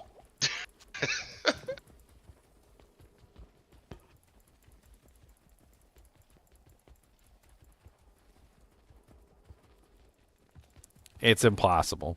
It's impossible, Christopher. In 24 years since Diablo 2 has been put out, no game has even come close to the level of perfection that this game has. It's impossible. You're like, just do it right the first time. In 24 years, hundreds of game companies have tried to do it right the first time, and they all have failed. It's not happening. It's not happening. I know. I was there for 24 years trying to find an alternative ARPG. I was there playing every single ARPG that came out. I was literally picking up all the ARPGs on Nintendo, on console, on the PlayStation, on the Xbox, all of them. I was playing like cheapy ARPGs they would come out with. Torchlight. I played Path of Exile. I played them all. None of them hold a candle to Diablo 2. Not a single dang one. Diablo 3 especially not. Diablo 3 is terrible. I remember when Dungeon Siege was coming out, they're like, "This is gonna kill Diablo 2. We're all gonna go play Dungeon Siege now." I love Dungeon Siege. It was great, but it was not a good multiplayer game, and it had no replayability. Exactly.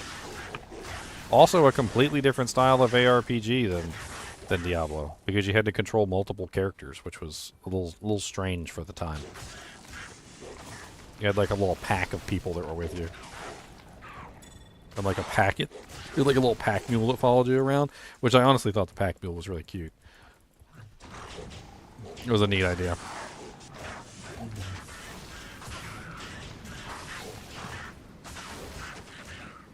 I don't know. My opinion on Diablo 2 is basically this. Anybody calling for a new class, anybody calling for a new expansion, anybody calling for like drastic changes, like hundreds of new unique items and set items, and like the changes that would go well beyond cautious. I mean, honestly, even just adding a new class is something that would be stupid in my opinion. I think because you never know exactly how ridiculous that they would make this class. You add a new class, and then all of a sudden it's like the best class in the game, and now nobody plays any of the other classes because the new class literally just outpaces all of them. I need a key. You're messing with the balance of a game that is nearly perfect.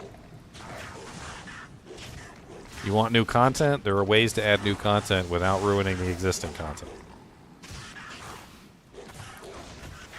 You want more fun things to do? There's ways to add more fun things to do without changing anything about the game. Mario Maker proved that. Mario Maker proved that you could take an existing game, all of the existing mechanics that had currently been added to Mario games, you could take all of those existing mechanics, plug them into basically a way that you could create levels on your own, upload those levels, and people would have a blast playing those levels. You take Diablo, you take all the mechanics of Diablo 2, you take all the items of Diablo 2, you take all the monsters of Diablo 2, all the areas, all of everything, the zones, the little tiny dungeons, the chests, everything. You give those to players to create levels with. You let them create levels and let them apply their characters to those levels the same way you do in Mario Maker. And you have an infinite form of content where people will make the craziest, most ridiculous levels, and all of it will be done with the existing content that currently is in the game. There's no need to add anything new. Everything that you need, every tool that you need is already here at your disposal.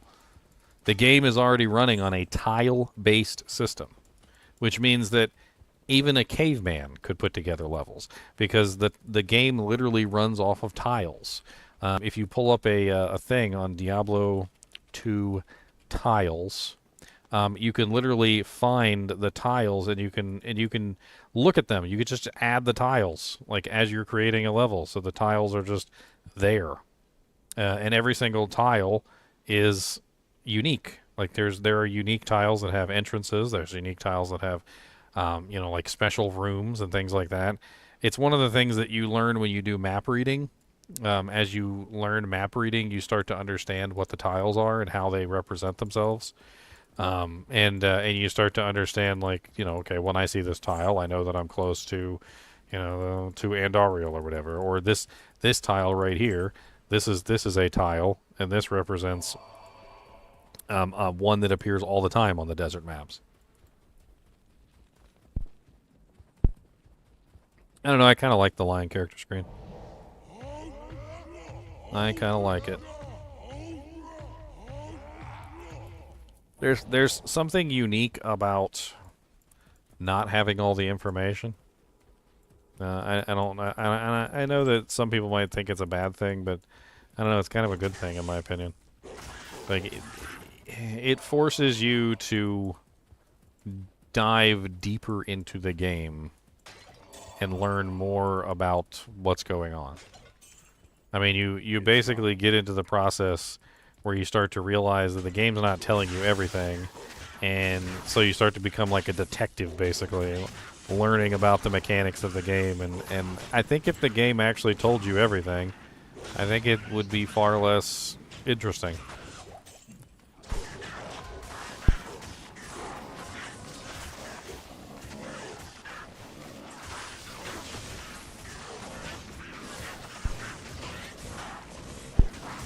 But then again, I'm also the kind of person that comes from video games that didn't have quest direction indicators. I'm not sure if you guys remember that time, like back when a video game wouldn't actually tell you where to go. Like you would have to read the quest notes, and the quest notes would say something like, we believe he's northwest of the village or something like that. And so you would, find the village, you would leave the door, you would then look at the compass, find out northwest, you would travel northwest for a while, only to find out that he wasn't exactly northwest, he was more north than he was west. And so you would travel more north with only a slight cadence to the west. You would find some other clues that would tell you that he was by a river or something. And so you would go northwest until you found a river, and then you would travel up and down the river to see if you could find the guy, and then finally you would find him. But in now this day and age with modern games, they're so hand-holdy that most of the time you just have a quest indicator that tells you exactly where to go, and so you don't have to use any brain power or thought in the process. It's an arrow that just points you in the direction you need to go.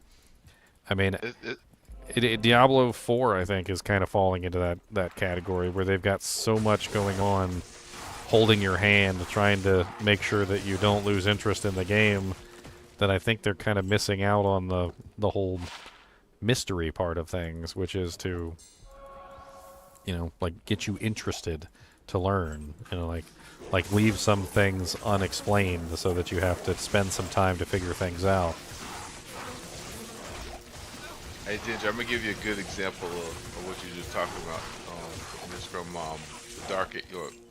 You already know about, maybe the viewers don't know, but anyway, there was a game called a fantasy game called Dark Age of Camelot. It's an MMO, and it was famous or infamous for some of the way its quests sent you like all over the map with like no real indicator of like where things are. You just had to, gave you some direction, general basic directions, but then you had to.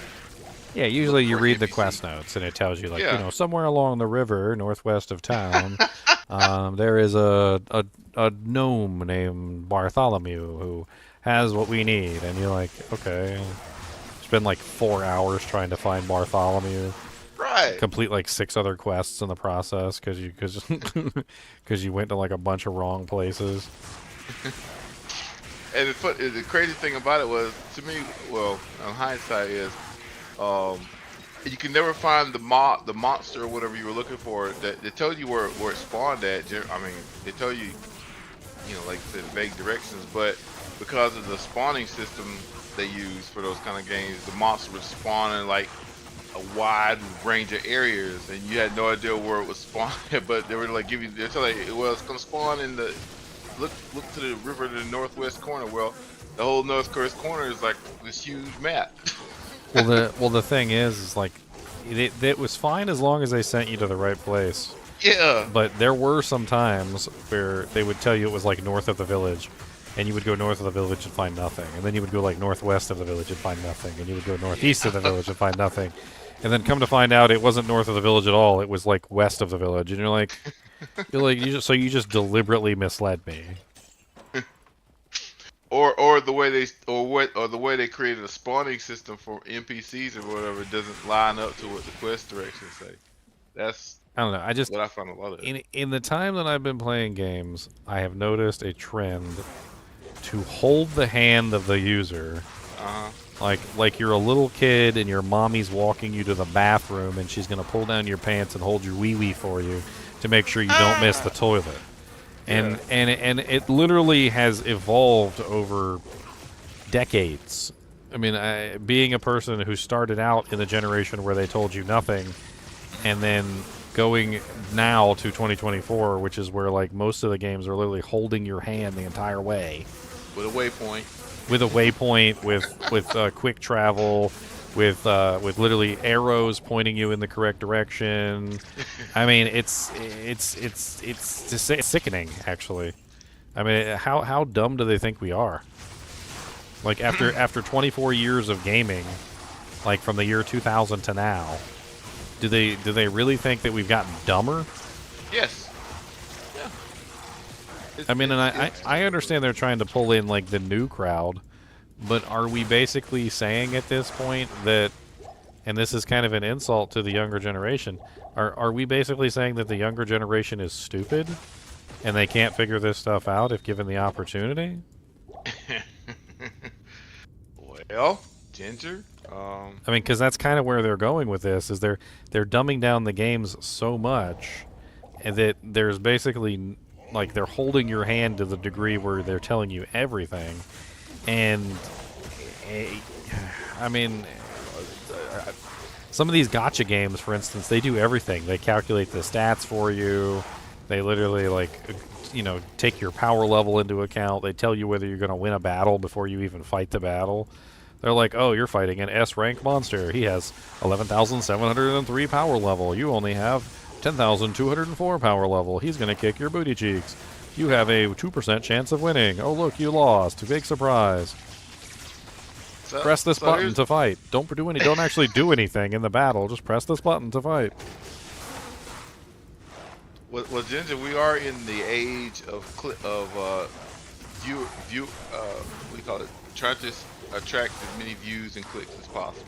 So that's that kind of thinking is gonna permeate everything we do. Like, in order to keep the person interested as long as possible, you can't offend them, because if they lose, they're gonna stop playing. If it's gonna be harder than like the minimum effort necessary, people are gonna lose interest, and so if they lose interest, they won't be watching. If they can't watch, they'll watch. You don't get ad revenue, that kind of thing.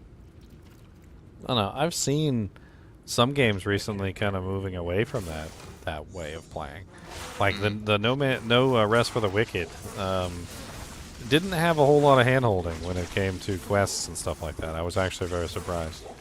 They told you where to go, they told you what monster you were looking for, but other than that, I mean, they didn't really tell you much. There were waypoints, but they were few and far between. You had to strategize where you were going to use them. You couldn't just fast travel. I mean, Dragon's Dogma 2 also didn't really have like a super intricate fast travel system and wanted you to walk everywhere, which was actually pretty fun because there were tons of monsters that would ambush you on the way. First time I was fighting the freaking Minotaur one time, and literally right in the middle of the Minotaur fight, a Griffin comes down and tries to swoop me away. And then I was fighting a Griffin and a Minotaur, and I was like, all right. It's on, baby. It's like freaking. Name one game that's dumbed down for reference. Pretty much any modern MMO at this point. I mean, I hate to say it because I like the games, but Skyrim and Fallout games both basically give you indicators of where to go. Skyrim's a little bit more complicated because they do give you the you have to cast a spell. It's called clairvoyance, but it basically gives you like a footpath to your destination. I'm not even joking. Quite a few of them will literally just give you a pathway on the ground now. Like they've moved past just simply giving you an indicator now. A lot of them will literally just show a path on the ground of where you're supposed to go to the destination. Like as if literally so you can just be completely brain dead about it and you can just follow the footsteps on the ground. Well, Ginger, that's actually started a long time ago. I'm gonna give you 2 examples. Star Wars Galaxies. I can give you examples. MMO Star Wars Galaxies. They had a waypoint system which did that exact same thing. It gave you a trail. And you just follow the trail. Yeah, and also EverQuest 2. But and interestingly enough, not coincidentally, both of those games are from Sony Online Entertainment. Which is not surprising, because Sony is the least game company that ever existed. Don't even get me started on Sony. But the whole point of the waypoint system was to create less frustration for new players, or in their case, the target audience was to attract new players instead of older people who played MMOs before. They wanted they were trying to attract people who have never played MMOs. Can you imagine if you did that in real life? Like let's make a hypothetical scenario and let's pretend that we're doing this in real life to a person. All right, so let's say you go into a mall, and the first thing when you come into a mall, there's a guy standing there, and he's like, "Hello, sir. How can I help you today?" And you're like, "Oh, well, I was just going to the Chick-fil-A in the mall just to get something to eat." "Oh, well, the Chick-fil-A is right over here. Let me show this. Let me show you, sir." And he literally walks you there, holds your hand, and walks you to the Chick-fil-A. And then, and when you're finished with the Chick-fil-A, he's like, "Okay, sir, well, we finished with the Chick-fil-A. Would you like to do anything else, sir?" He's like, "Oh yeah, I was thinking of going over to Hot Topic." He then picks you up and carries you over to Hot Topic, like because God forbid that you walk over there. That's your fast travel button. And then once you get to Hot Topic and you're finally there, you're like, "You know what? I don't really want to go to Hot Topic. I want to go get a milkshake from Chick-fil-A." He then picks you up and carries you back to Chick-fil-A. And then you go up to a sign, and instead of letting you read the sign, he reads the sign for you as if you're an idiot, like an illiterate person that's incapable of reading the sign. You feel that was degrading, belittling. I think that's how I would take that. I mean, there's a certain level, yeah, where it is degrading to the intelligence of the person. It's like, do you not think I'm smart enough to be able to figure out where to go? Like, and not even that, but, the whole fast travel thing, and one of the reasons why I'm kind of against it is it kind of ruins the game. I mean, if you're fast traveling everywhere, you're not exploring, and if you're not exploring, you're not seeing what the developers have to show you. I mean, I'm okay with fast travel being in a game to an extent, especially if you've already been through the area. Like, if you've been through the area before, then let me fast travel back. That's fine. But if I haven't been through this area before, don't let me skip it. Don't give me any way to skip this area. Like, and honestly, I'm with the Dragon's Dogma 2 developers, where they limited fast travel to a certain degree. So they didn't make it impossible to get. They just made it kind of expensive within the game world so that you had to purchase it and you had to earn it. And by making it more expensive and less accessible, they still have it in the game. You can still use it. You can still earn it. You can buy it. And you can do things with it. But you're not going to abuse it the way you do in other titles. Using Skyrim and Fallout as an example. They even punish you in Skyrim and Fallout, but you can basically abuse the ever-loving crap out of the mechanic in Skyrim and Fallout. But what's the mechanic? What's the balancing mechanic that they use in Skyrim and Fallout to prevent you from fast traveling too often? Ooh. Time. Yeah. So when you fast travel in Skyrim and Fallout, time actually advances. Days go by. Things happen like within the world. Like so if you're just fast traveling all the time, you're going to constantly change the day and the date. And the day and the date might have specific consequences, like you might miss out on a specific quest, or like a specific NPC that might only be available during nighttime, et cetera, et cetera, et cetera. So they didn't just take fast travel and just turn it into a quick ability to travel around the world. If you fast travel, yes, you can do that, but you're also going to miss out on time. And random encounters. And random encounters and other things that may be time-based. So they tried to balance it in another way. I think fast travel should always have some kind of balancing mechanic. You know, it'd be really funny is if they gave you like your character an age, like say you're like a 30-year-old man or a 30-year-old woman, and like every single time you fast travel, your character ages and you slowly get less and less powerful as you fast travel, and it takes they just take like actual real time off your life. So, like, you fast travel somewhere that takes, like, 2 months to get to, then you're, like, 2 months older than you were when you get there. That'd be a really interesting way to balance it as well. And you get to the end of the game and you finally beat the boss and you fast traveled so much, your guy's, like, 99 years old and he's arthritic and he's got, like, shaky hands. And he's like, "You'll never conquer the world, demon!" Hey, it's funny. It's funny you said that because I was thinking about games that actually do that. And have you ever played Total War Rome? Total War. I think I might have picked it up once or twice. Nothing deep though. Okay, so in Total War Attila, you can kind of role play a character. You can role play you can take over the Roman Empire. Take on the. Well, you can play as the Roman Empire. It can be Caesar. Yeah, and your character is like hit the head of the Roman Empire, Caesar, whatever you want to call it. You can create a name for it, whatever. But over time, your character ages, and so over time, your character is eventually going to die. So you have to do, if you want to keep your character with the stats that you like on it, you have to do things within a certain time frame, or your character is going to be dead by the time those before things you want done are over with. But you have to also plan into your strategy that the character you make now is gonna die, and eventually you're gonna have to make a new character with different stats. What can I achieve within my lifetime, basically? Exactly.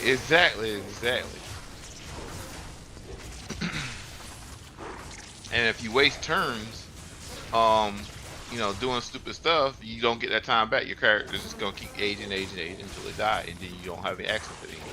I mean, I kind of like the idea of fast travel costing you something.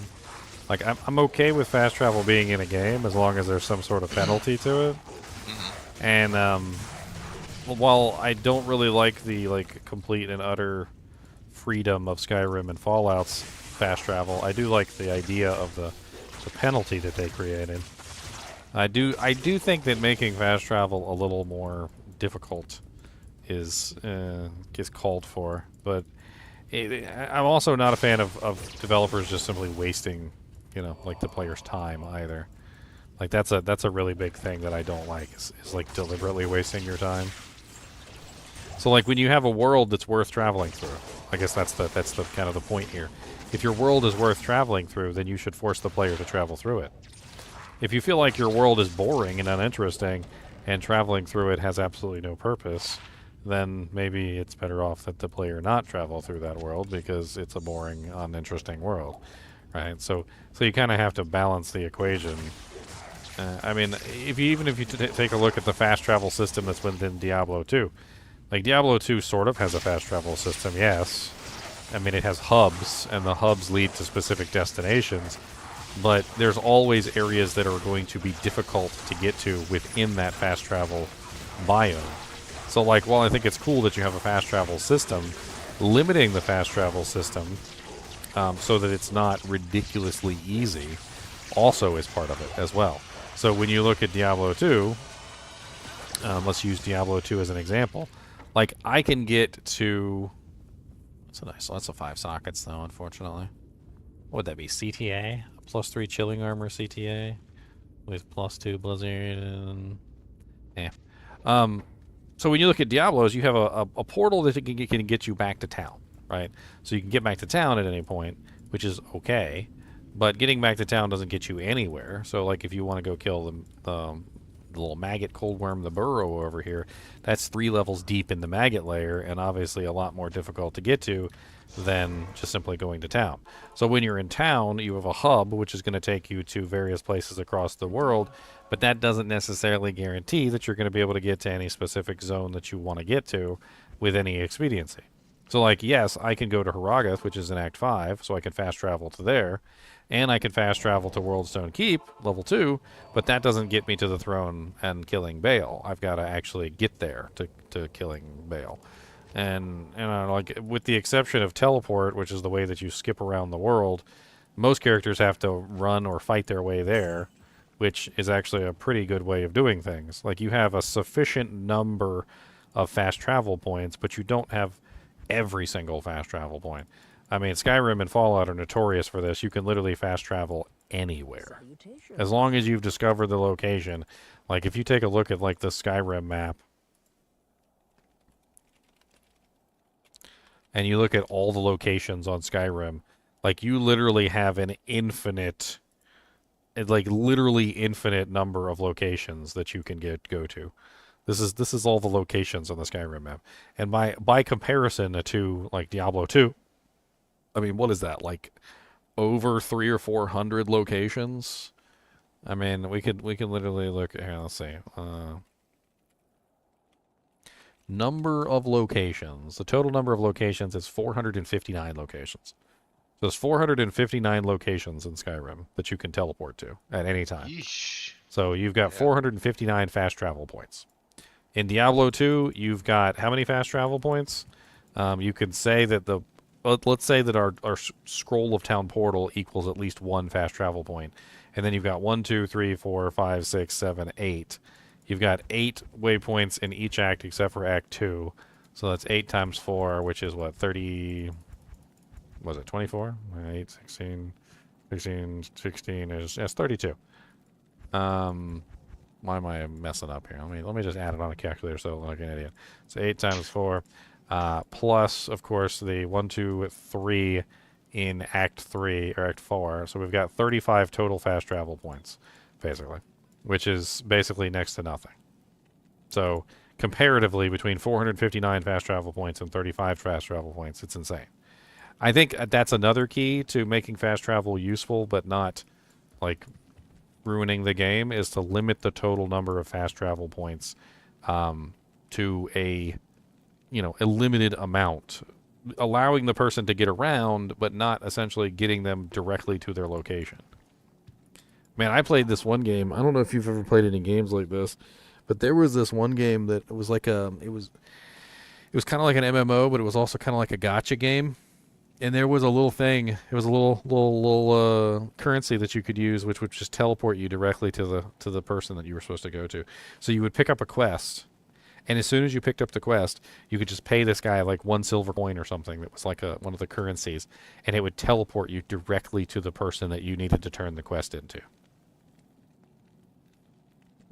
No running around, no trying to figure out where NPCs are, no walking there. You would literally, like, imagine if you will, that I walked up to let's say Charcy, and Charcy's like, I need you to go get my anvil, and then there's a little button right here that says teleport to Hephaestus, the armorer. Or no, what's his name? The smith. Teleport to the smith for 1 coin. You click the button to teleport to the smith. It literally teleports you directly to the anvil. Goes right to the barracks, teleports you directly next to the boss. You kill the boss, get the anvil, and as soon as you pick up the anvil, there's another little button that says, would you like to teleport back to Charcy, 1 silver coin? And then you click on teleport back to Charcy, and poof, you're back here at Charcy. That was what the game was. The whole game was literally just you could talk to an NPC and it would give you the option to teleport directly to the location where the NPC was going to give you the quest, and then you could teleport directly back. There was no walking. You didn't have to find it. You didn't have to use any brain power. You literally just paid a coin and went directly to the location.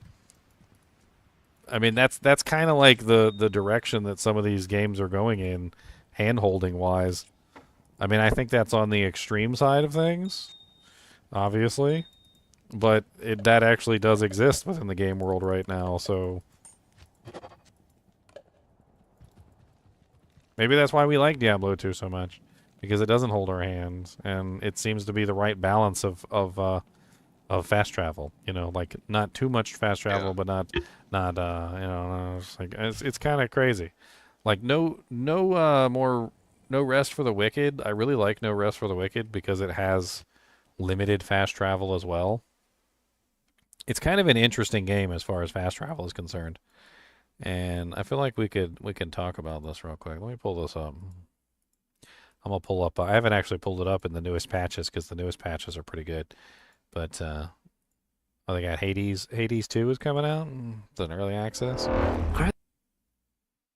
May the 6th, 2024, early access. Okay.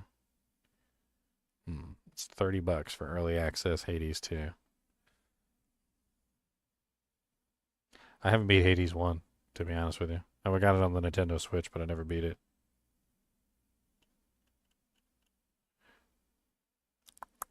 Technical test.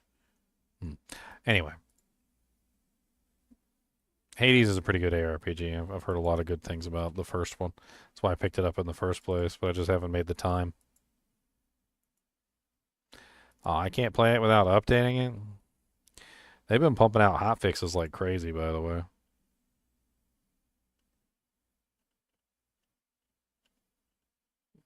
What is that? It's access. That's patch number 1. Where's patch number 6? Oh, wait, no, that's not hotfix number 1. That's patch number 1. Hmm.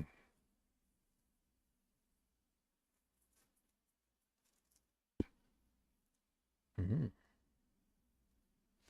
Hmm.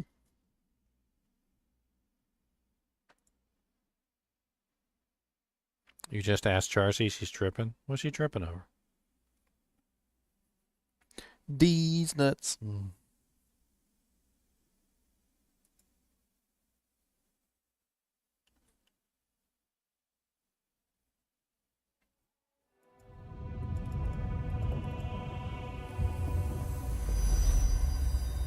Moon Studios. I want to show you the fast travel system in this game.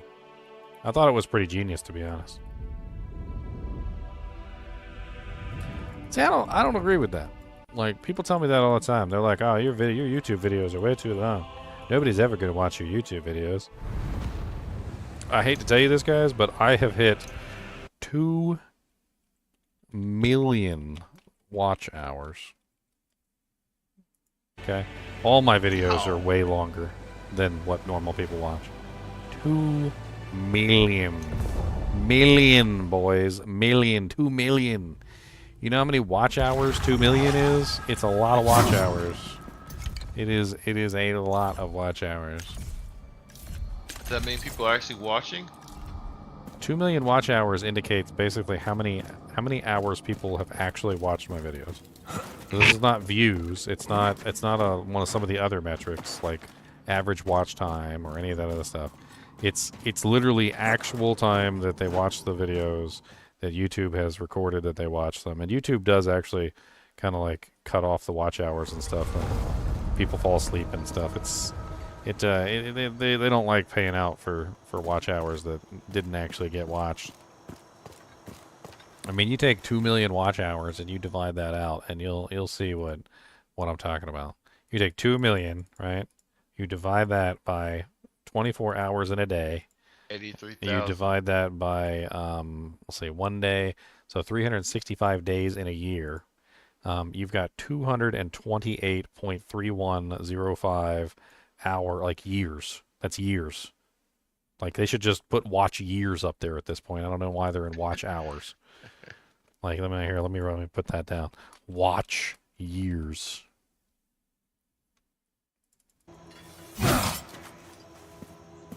On watch. I mean, I get people that watch all my like entire videos. I'll have live streams that are like 12 hours long, and people will watch the whole thing. I don't even know how that's even a thing. I guess they're just hanging out with me for like 12 hours. Do you need any help? I mean, I don't expect you guys to watch all my videos. I don't know. They're there if you need them. I spent way too long making all of them, and there's still more that I want to make too. So helps people sleep. That's right. You put them on when you're going to bed. I will sing you a song to go to sleep. What is it? It's 2 o'clock right now. Yeah, you guys are about to go to sleep. Rock-a-bye viewer in your bed. Got a remote stuck to your hand. Fall asleep and go to bed. Don't mind the stream. I'll be playing when you wake. Rock-a-bye streamer in your bed. Serum? Better wake up before you are dead. Okay, anyway, the fast travel system. I want to show you the fast travel system. The game is really loud, though. Let me turn this down a little bit. I'm just going to mute this for a second. All right, so the fast travel system in this game, how it works is they have these little whispers. You might as well just call them bonfires, because they're basically the same thing as like bonfires from Elden Ring and whatnot. You can only fast travel to the last bonfire, or the last whisper, essentially, that you had activated. There are whispers all over the place, and you can activate them as you go, but you can only fast travel back to the last whisper that you used, which actually it works out really well. So most of the time you have more than enough, like whispers and stuff that you can go to. You can obviously run there. The distance between as zones isn't too ridiculous as well, which is kind of nice. And I've actually been having a lot of fun playing around with the fast travel system in this game, because it's really strategic. You have to kind of keep the whisper that you want active so you can teleport back and forth. And then of course when you go forward and you find a new whisper, you can attach yourself to that one, but you won't be able to teleport back as easily, which is kind of neat. Honestly, the fast travel system in this game is limited but also quite useful. And I think that's really the most important thing, is that you want to have a fast travel system, because I think it's also important that games have one. But you also don't want your fast travel system to be the only way that people are getting around, and that they're not exploring your game world in any way, shape, or form. You want them to follow your game world. Or explore the game world, because otherwise what's the point of creating it?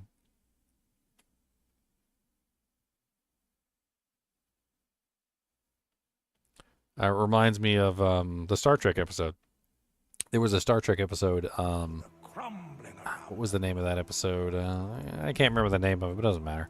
It was the episode where Data was first introduced to Sherlock Holmes. And you have this big story, right, that goes from beginning to end, and you learn so much the entire way through that you're reading the story, right? It's an adventure that you're supposed to see to its ending. And Data walks into the holodeck, sees one crime scene, and immediately knows the answer. He's already deduced the answer. And it's no fun, because they now, instead of going through the entire story and interacting with all the people and slowly deducing the solution to the problem, Data has deduced the solution to the problem in minutes. And Geordi, I think, says something along the lines of, well, that's no fun, and literally tells the computer to create a Sherlock Holmes story that can challenge Data. And that's when she accidentally creates a real Moriarty AI that literally actually can defeat Data, which is freaking hilarious. But, the whole thing is that, without the story and actually learning everything, there's kind of no point. You put too much fast travel in the game, and there's nothing left. You created a whole story, and meanwhile, the guy's already at the end of the story. He hasn't talked to any of the NPCs. Yeah, they made Super Moriarty. Super Moriarty.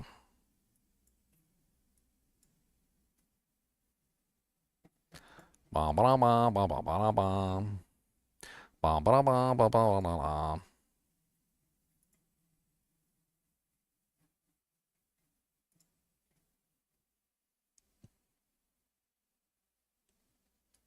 $2 million. And it just says 2.0 M. I don't even know how much individual watch time I have past 2 million at this point.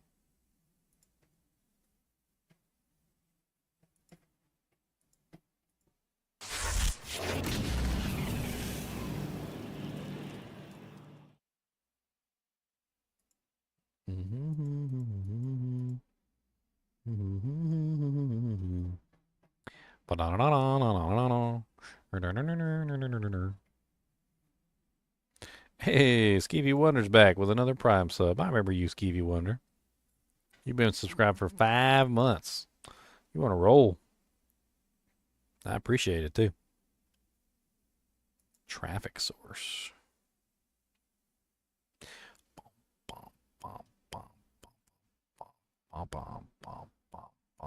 There's a cities option? What's the cities option? I've never looked at this before.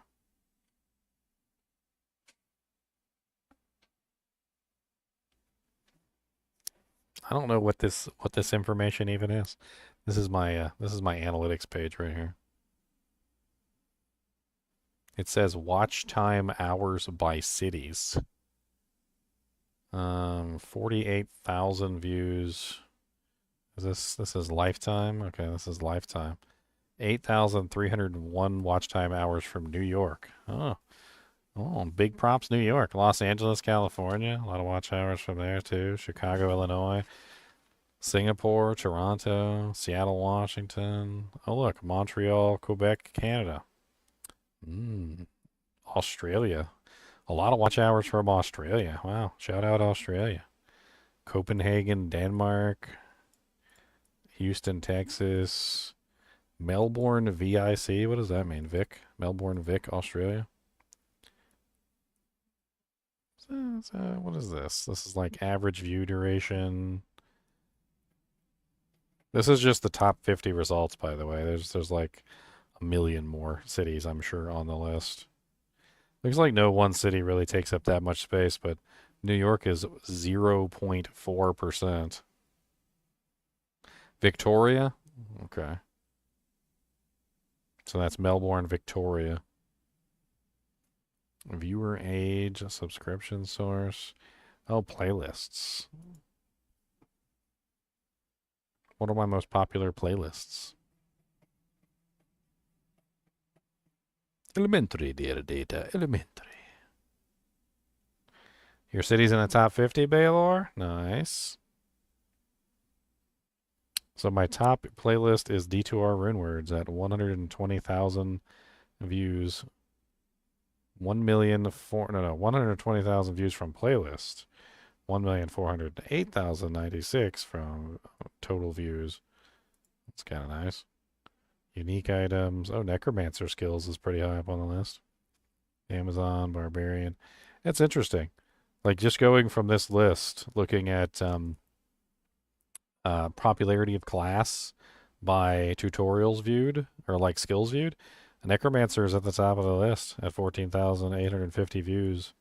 And the highest view count, too, for the videos. I guess the Necromancer is one of the more popular classes. Amazon second, Barbarian is third, Sorceress is fourth, Druid is fifth, and Paladin and Assassin are last. Kind of surprised Druid beats Paladin there. It may be also, Ginger, that people are trying to figure out how to make a Necromancer ideal to play as well. Yeah. Maybe. What do we got here? Age, viewer gender. I already know the answer to viewer gender. I don't even need to see that one. Oh, come on, man. It's male. It's male. I'm spoiling it for you guys. It's male. It's like 99.9 male. Ginger, you got to spend some more effort in recruiting more female gamers into the genre, sir. Come on. So Yeah. 0% 13 to 17 years. 18 to 24 is 3.4%. 25 to 34 is 42.1. 35 to 44 years is 40.1, and 45 to 54 years is 10.1%.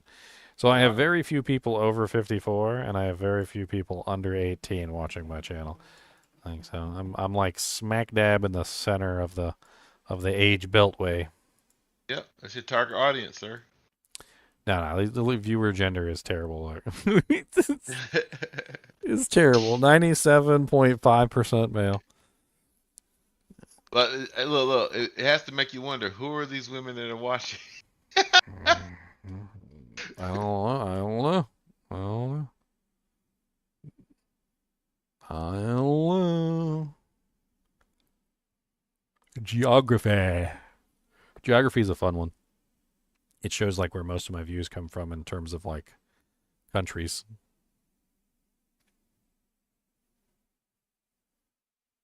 Usually takes a while to load. Of course, United States is top at 41.3%, but it's surprising to me that the United States doesn't even make up half. I mean, that's less than half. It's only what 41.3. It's slightly shy. Canada makes up a big old whopping 8%. You dang Canadians. And Germany, I don't know. Germany is 5.8%. I really don't understand this one. Do a lot of people in Germany speak English, or are they just got like German subtitles going on? Who's from Germany in chat right now? I need to know. And then the UK, a big percentage from the UK as well. Apparently Poland, Sweden, Australia, Denmark, Brazil. There's a lot of people from South America. I get a lot of South American viewers from countries down in South America. That I find interesting. I really find that one interesting. Oh, they love some Diablo down in South America. Brazil, freaking Brazil's a big one. A lot of people from Brazil, Argentina, like there's a bunch of countries down there that are Diablo fanatics. Ah, Heisenberg's from Germany, and Joe, look at that. See, and we got a Canadian gal here. We got a 1%er here. We got an 8% of a 1%. Deutschland in the house. Mexico, Croatia, Peru. Who's watching me from Peru? Like where even is Peru? Like Machu Picchu. this is freaking Peru. It's South America too. Like, Yeah. Like who's watching me from over in Peru? Because shout out Mr. Peruvian. So what we got in Peru over here? The Santuarito Histórica de Machu Picchu. Well, there you go. There's your Machu Picchu right there. What's that? The Huascarán mountain peak? The Gokta waterfall? Sounds like a Klingon word. Ooh. Gokta. Gokta. Ireland, Serbia, Portugal. This is only the top 50, by the way. Israel, Lithuania, Chile, Slovakia, South Africa. Oh, South Korea over here. Is there any North Koreans watching? Like Kim Jong-un, you watching? Oh. Kim Jong-un? We got South Korea, but I don't see North Korea on the list. I don't think they're allowed to track that one. Oh, sir. look, I can pull up the place and see how many people view from each place. So in South Korea, I'm getting views from Gyeonggi, Seoul, Busan, Gyeongnam, Incheon. John Day. There's a bunch of little. I didn't know you could do that. I didn't know you could pull up like individually. Like what about? So if I pull up United States, let's say, let's pull up United States. So the majority of my views are coming from California. Okay. All right, Cali, Texas, Florida, New York, Washington. I guess honestly, at a certain point, this is kind of like pointless data, though, isn't it?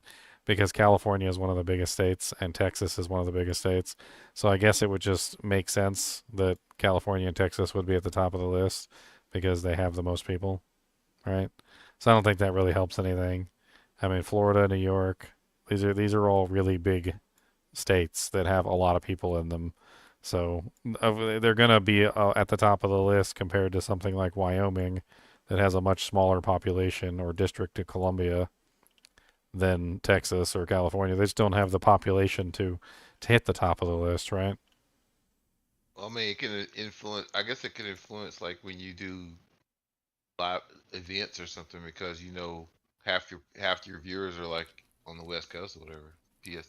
So top Canada cities are Ontario, Quebec, British Columbia, Alberta, Nova Scotia, Manitoba, New Brunswick. Apparently there's 11 people on Prince Edward Island that are watching my YouTube videos. Shout out to the 11 people on Prince Edward Island. I don't know how many of you there are, but My question for that is, are they all related? where is Prince Edward Island?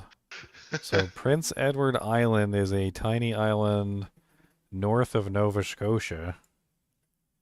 I mean, comparatively, like that's Maine, and there's the island. Got Newfoundland over here. It's much smaller than Newfoundland.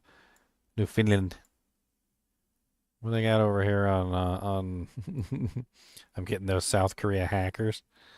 Cape Bear Lighthouse. Isn't this where freaking what's his name landed? The what was his name? The Viking pirate or the Viking that landed in the New World. What was his name? Leif Erikson. Leif Erikson. Yeah, isn't this where Leif Erikson supposedly landed? Was up in Nova Scotia, like this area, like New Brunswick. Oh, I don't know about that one.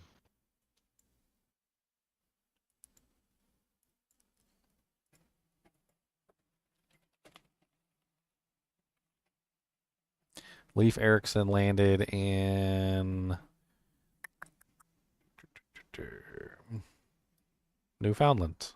So yeah, he landed like just a little ways away from this place. So Prince Edward Island is pretty close to Newfoundland. Newfoundland. It's pretty close. I mean, that's like a hop, skip, and a jump for somebody that traveled across the entire ocean. I mean, that's pretty much just a hop, skip, and a jump at that point to get to the rest of like Nova Scotia and like Prince Edward Island and stuff. That's nothing. There's also Anticosti Island up here.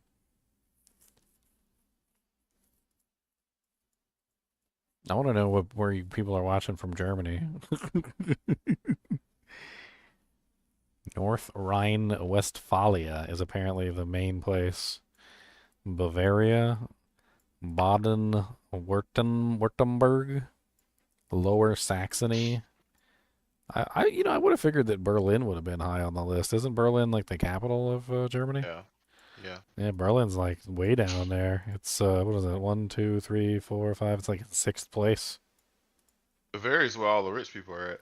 Does anyone watch me from Russia? I don't know. Is Russia on the list? Yeah, there it is right there. I can't click on it though. There's no data from Russia. Apparently if there's a blue thing I can click on it and I can pull up the data on like where they're looking at me specifically. But if there's no blue doojank, I guess they don't record that information. Well, the UK has there's only 4 places in the UK: England, Scotland, Wales, and Northern Ireland. It's broken up into 4 sections. I can't click on Poland. I can click on Spain. Community of Madrid, Catalonia, Andalusia. I don't know, Valencian. I'm probably butchering these names, by the way. I apologize in advance.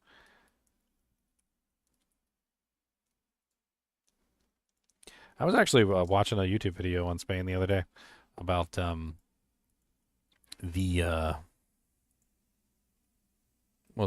kind of like fall from power, because Spain used to be a big player in the European community for a long time. They were constantly warring with England. They had like the biggest fleet in the ocean, and there was a certain time period where Spain kind of started going downhill as a power, like a big power in the world. And I was kind of like looking into it to kind of see more about how they declined. Apparently, it was something to do with a bad lineage of kings, basically. Like one king leading into the next, which kind of like did not so great things, which led into the next king, which also did not so great things, and eventually led to somebody who was not part of the bloodline, apparently, who ended up becoming the king, and he kind of just like ruined everything. Of course, there was also the when the Spanish fleet got destroyed. That was a pretty big blow too. Lost all the gold, matey. Apparently, there was some sort of war that took place that really like devastated them financially. Though it was Invaded Devon. I can't remember the war. They ended up winning the war, but it was at such high financial cost that it ended up like almost nearly bankrupting the country.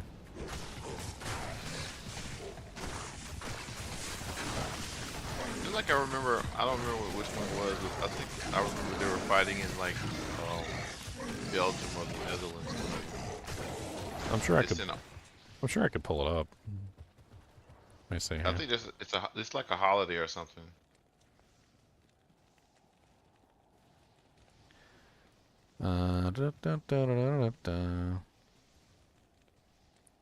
Okay. Spain went bankrupt 9 times. Never mind. But it was the War of Spanish Succession, which was fought during 1701 and 1714. Oh, okay. But their decline started really early, apparently.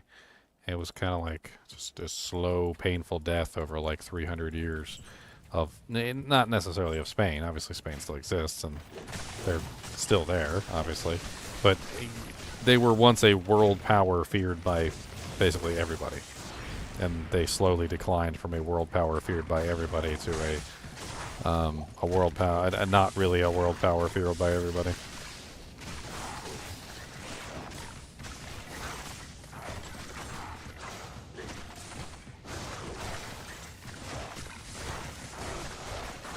I mean, all their overseas colonies started revolt, like Mexico. Well, they sold a lot of them too. They had a lot of stakes in South America, from what I understand. Yeah. A lot of South American colonies. What's his name? Was it Bolivar? I forgot his first name. But maybe that was his first name, Bolivar or something. He was one of the revolutionaries back in like the 1800s, I think. And like a lot of South American countries took his lead, like for independence from Spain. That's why there's like, you know how like there's like a Martin Luther King Jr. road like on like pretty much every city here. There's like a Bolivar. Weren't they like every? Weren't they also the decline of several like civilizations down there too? Wasn't it like frickin' what's his name? What was his name that was searching for the Fountain of Youth? Oh, El Dorado? No, wait, what? Not El Dorado. He went down there and basically destroyed the Aztec civilization. Well, that was Cortez when he Cortez, first, yeah. Yeah. All right, good night, Christopher. Don Quixote.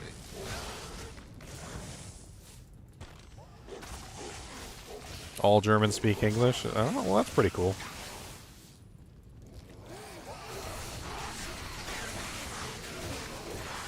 I think Americans have kind of like a different perspective on like the multi-language thing. Like, we're not really sure how useful it would be to learn German or Spanish or Italian or whatever. But I think it seems more useful if you don't speak English to learn English, because it seems like it's pretty widespread. A lot of movies and stuff, though, have also talked about how it would be very important to learn Chinese in the future, because Chinese is, one that could be very widespread eventually, because they have obviously so many people over there. Very large population.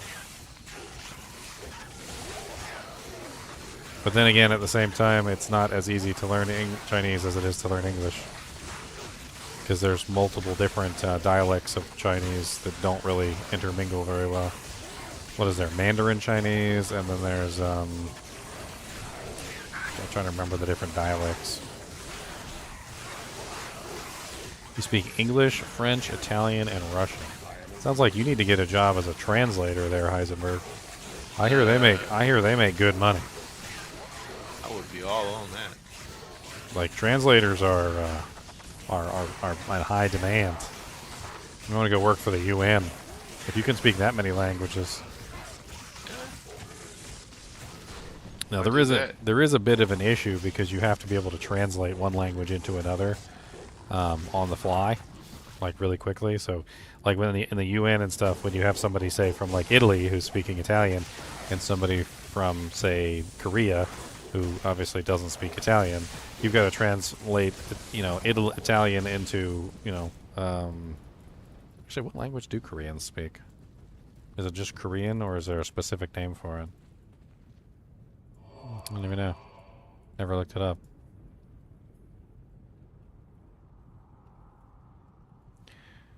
So it's just a Korean language. Okay. I thought there might have been a special name for it. So, if then you got to translate, something from Italian into Korean on the fly. It might not necessarily be as easy. Understanding it is one thing, but you've got to hear it in one language and then translate it and say it in a completely different language, which does require a little bit of an extra mindset.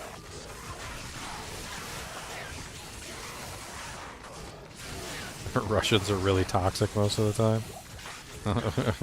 I already know this because I play a lot of World of Tanks, and World of Tanks is a Russian game. And when you play with the Russian players, they're just there. They are. They're really toxic. It's like a whole different world.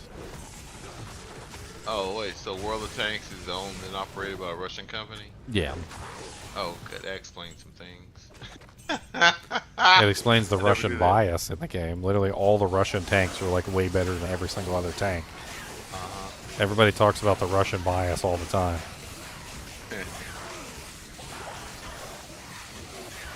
I swear, every single tank in that game that's not Russian has some sort of like horrible flaw placed in it that makes it into like a weaker version, and all the Russian vehicles are like just ridiculously overpowered.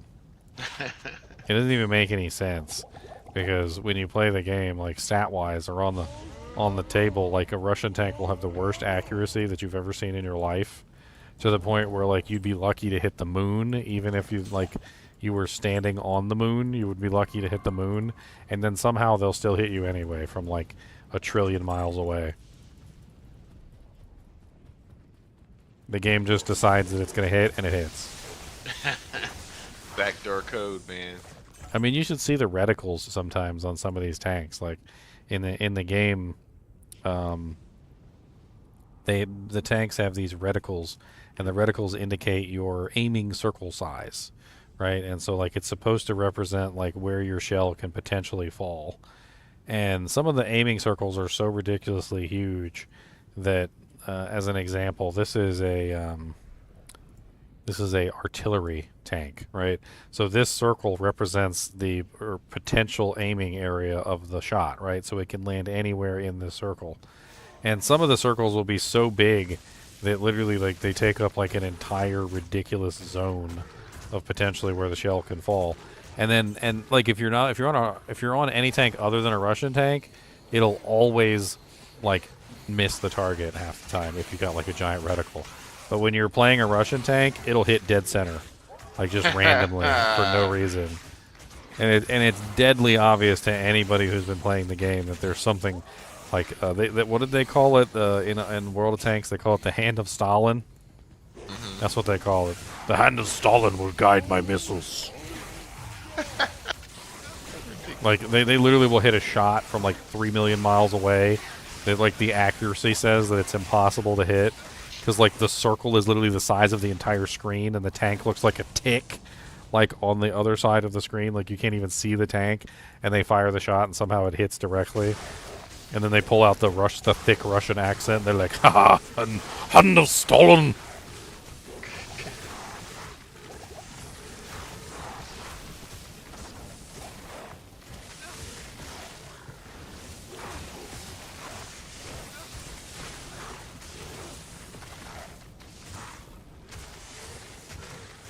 I don't know. I have lots of fun playing World Tanks, but the Russian bias is very serious in that game.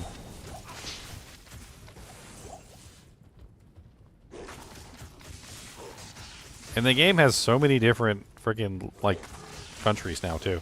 Like it started off, it was just like United States, Russia, and I think it was like Britain. And I think it was like it. And then eventually they kind of like branched out, and they started incorporating like Chinese tanks and Japanese tanks and German tanks and like all the various other styles. So German was in there to begin with too, of course.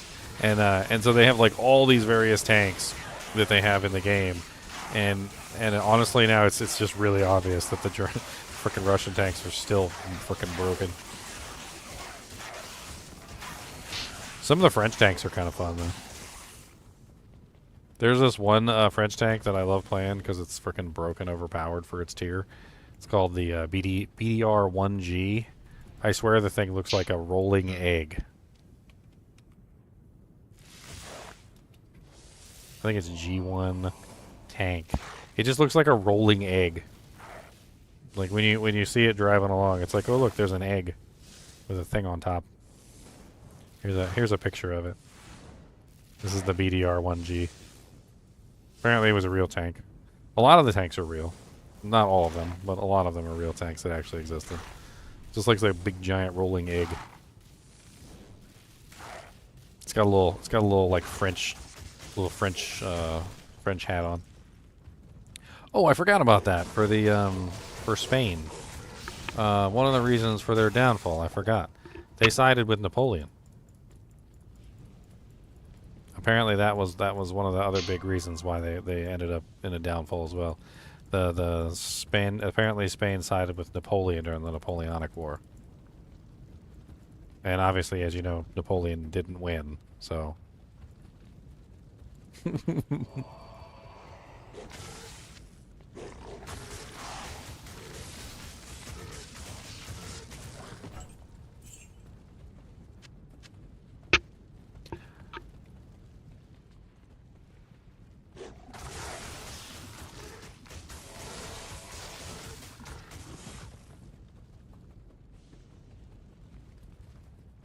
You like your little toxic Russian tanks? Why do you like your little toxic Russian tanks? Hail to you, champion.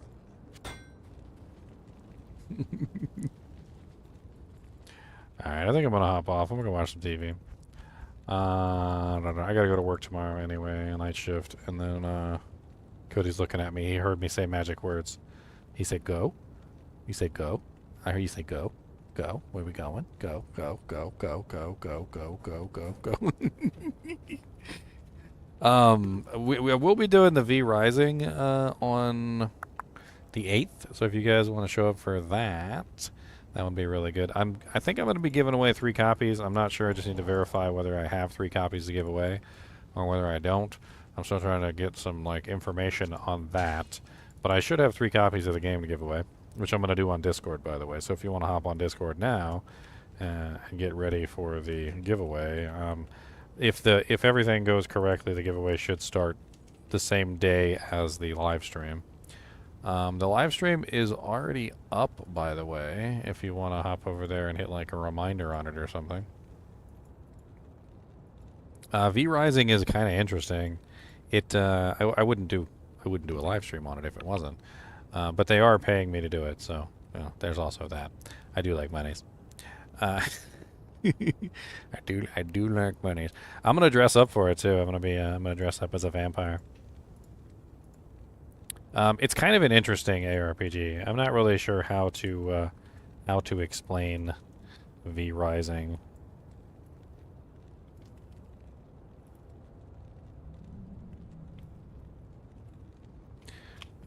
But it's how do I explain V Rising?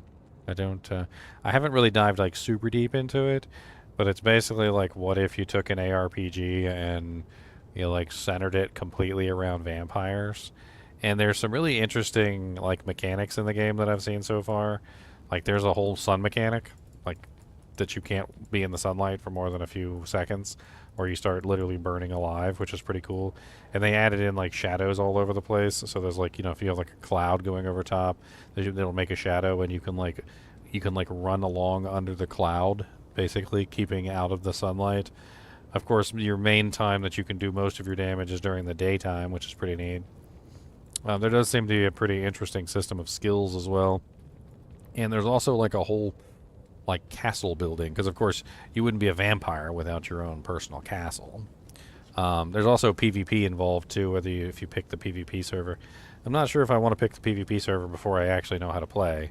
Last thing I want to do is get raided by some guy who's got like 300 hours in the game and like teabags my corpse and says, "Get good, noob." I might want to learn how to play the game first before I hop into the PvP portion.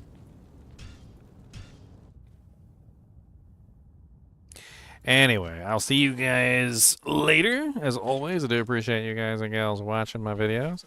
And as always, keep watching.